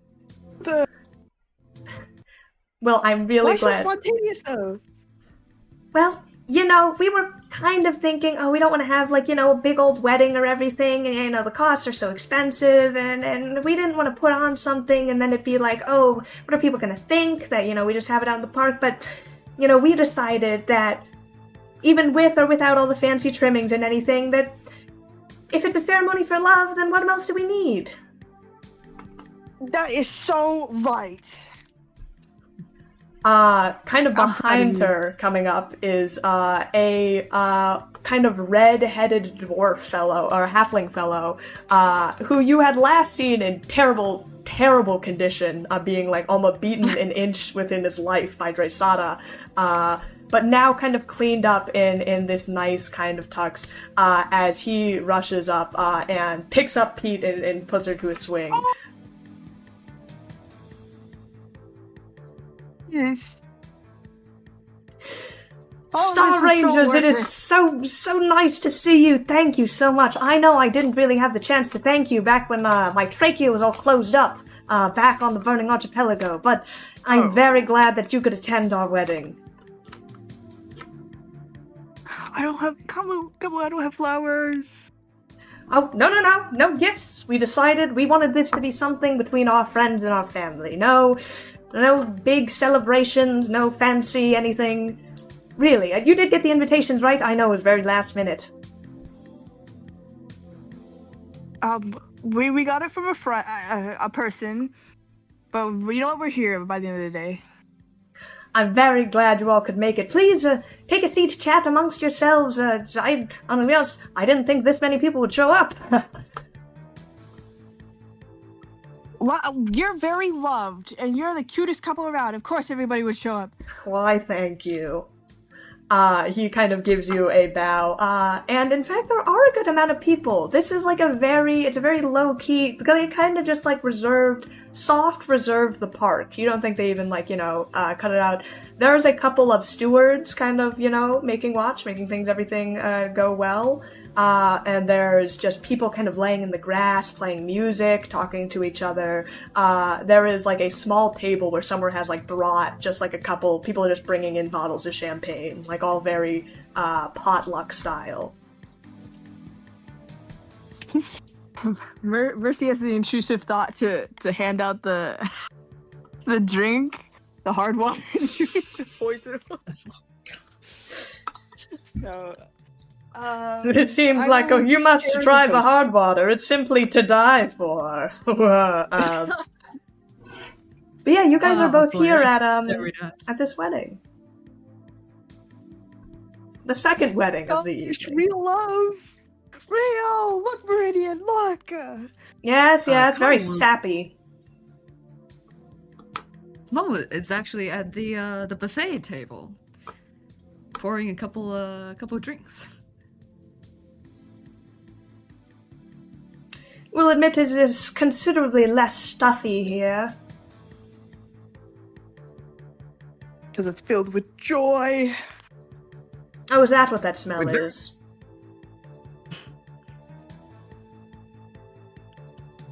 Yes, joy and love.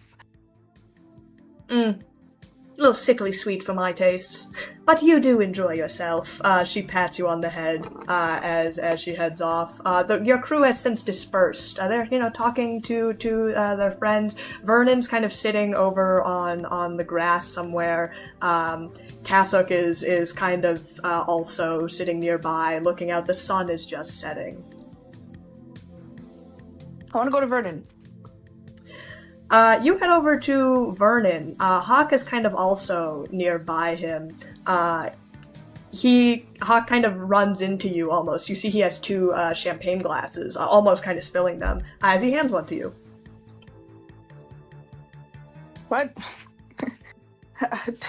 What alcohol percentage is this? I mean it's champagne, so pretty light. Okay. I've had some bad incidents. Mercy gulps it down. Okay. He kind of takes a small sip, a little concerned after what you said that, but you already took the glass from him. 2 weddings in one day in the Eye of Absalom Station, huh? I mean, one kind of blew up, but... It looked pretty glitzy and glamorous. It just didn't have love. True love. He slowly pats you on the back.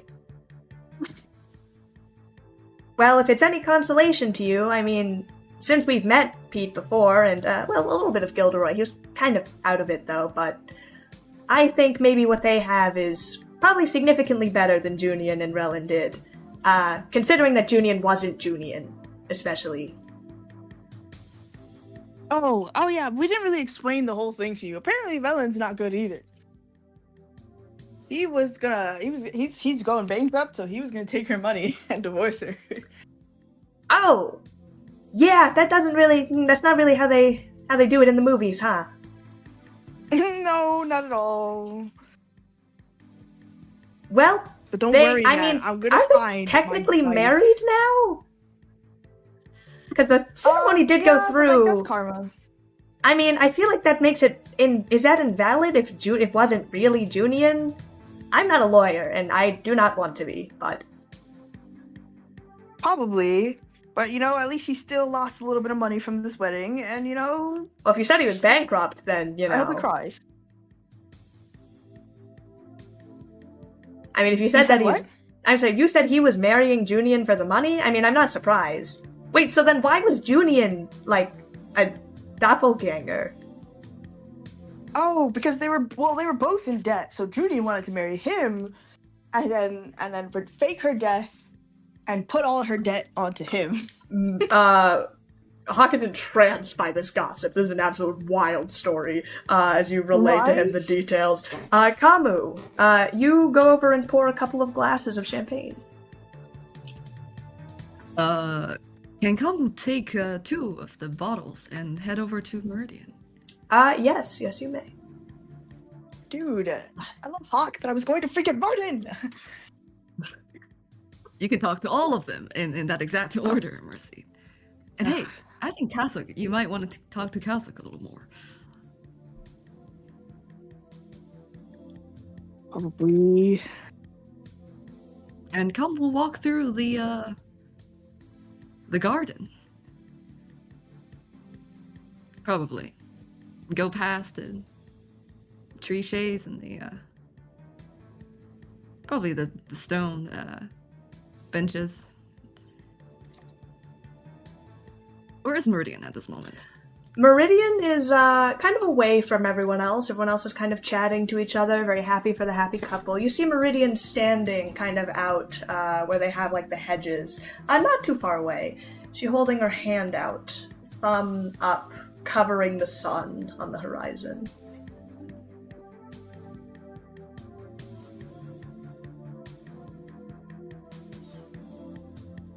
There you are. Well, I don't really have anywhere else to be. Aside from doing our actual job, but, well, no one around here seems to do that, do they? Not that we've seen. A star under the spotlight couldn't handle the worms. I suppose very few do.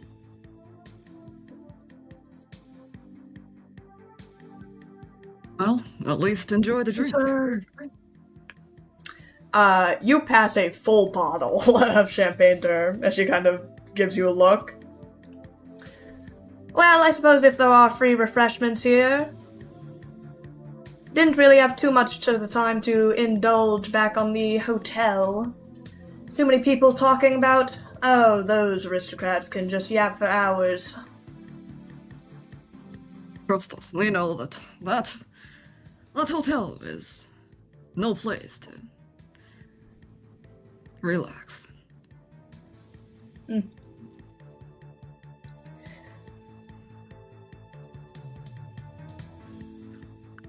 Few occasions when there's not much eyes focused on you, isn't it? What can I say? I'm a showstopper.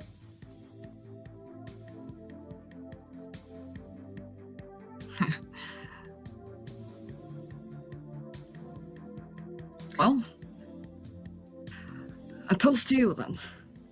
Come will, well, pour down a small amount of... You notice that she watches you pour this alcohol on yourself. Perhaps a toast to expensive divorces. And she takes a sip. All this ranger business, running around the galaxy and everything. Quite exhausting. Don't tell us that you're leaving the crew, too. Losing 2 members in one day is certainly... 2 members? Kasuk came earlier today, right before she hopped down the 50th floor building. Said Saren Ray wants her to make the sacrifice and take a leap of faith, for what it's worth. That does sound like Arvesk we all know and love. That she'd gone soft or something over the course. Well, she's right. Dress. Yeah, to be honest, I think so too. The life here versus, I don't know, grinding your gears every day on Burning Archipelago, fighting horrible fire creatures, well, you could think of this as a long retirement almost. Perhaps. Or is this simply a change of pace? Well, it is. That's precisely why she hates it. So? You can't pretend that she's still a Sun Disciple when she's a Star Ranger. What that means for her is something she has to figure out on her own. But those are the facts. And how long will your retirement be? She swirls champagne in her glass as she looks over at the sunset. You know, there's not too many days you get to enjoy a sunset on Epsom Station. The angles are all off, especially not one as stunning as this one. Perhaps for once, instead of thinking of the future or the past, you should revel in the present, Camus. Perhaps you make a good point. The night is long ahead of us, but... It is indeed, isn't it? And I, personally, am going to enjoy it to the fullest. She clinks her glass with your empty one as you see her smile, this kind of cheerful glint in her eye. She stands up and she starts heading back over She waves over as she starts approaching this kind of lone tree. Come, we'll let their drink down and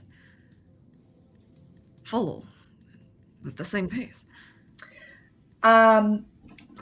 Mercy, you and Hawk are talking as you come over to Vernon. He is kind of sitting underneath this tree, and you catch him with a guitar, a hybrid acoustic electric guitar, your gift to him. Oh my gosh, Vernon, is that my gift?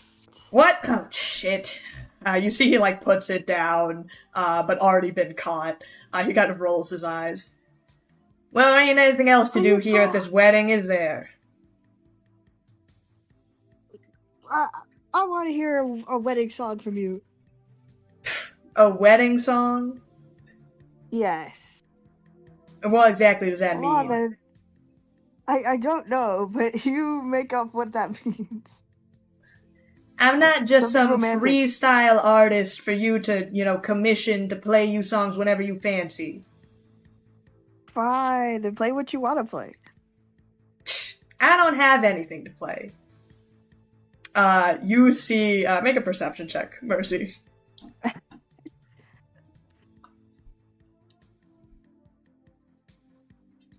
Why do you think I always have dice prepared, Rachel, man? It's crazy playing a tabletop RPG, playing Starfinder, it's... I suppose I expected too much. You spot, on the floor right next to him, there is a piece of sheet music with some scrawls on it. It's like a pen. He seemed mid-writing. Oh, we interrupted your writing. Okay, go ahead. Then play what you have so far. No, he, stuffs it into his pocket. Look, I haven't played in, some amount of years or whatever. And I don't play for people. Moment. But look at the couple over there, man. This is their day, man. Don't you want to make it even better? Camus, you see Meridian approaching your group that is all has all amassed here. Kassak also sees you all crowding and comes over as you see Mercy arguing with Vernon, as always.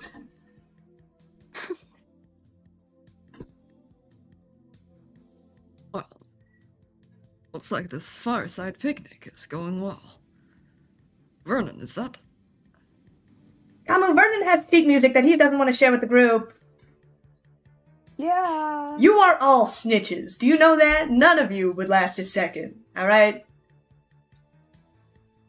So for the greater good, Vernon, man. Play some.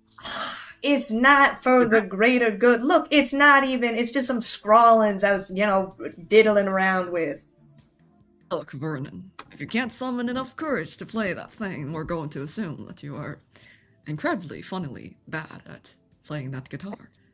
Well, excuse you. Bad at the Sorry, guitar. exactly how good are you with string? I don't see any of you playing instruments around the ship.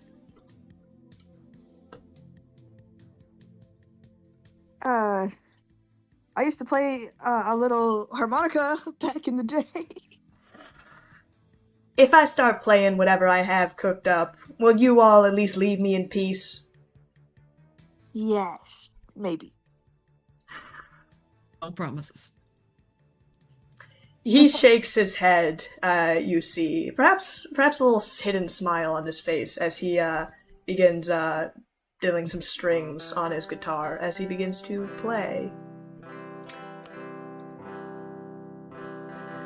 And you all sit around this kind of clearing, this small park, the sun setting, as you all listen to Vernon playing the guitar for the first time. I don't think any of you have.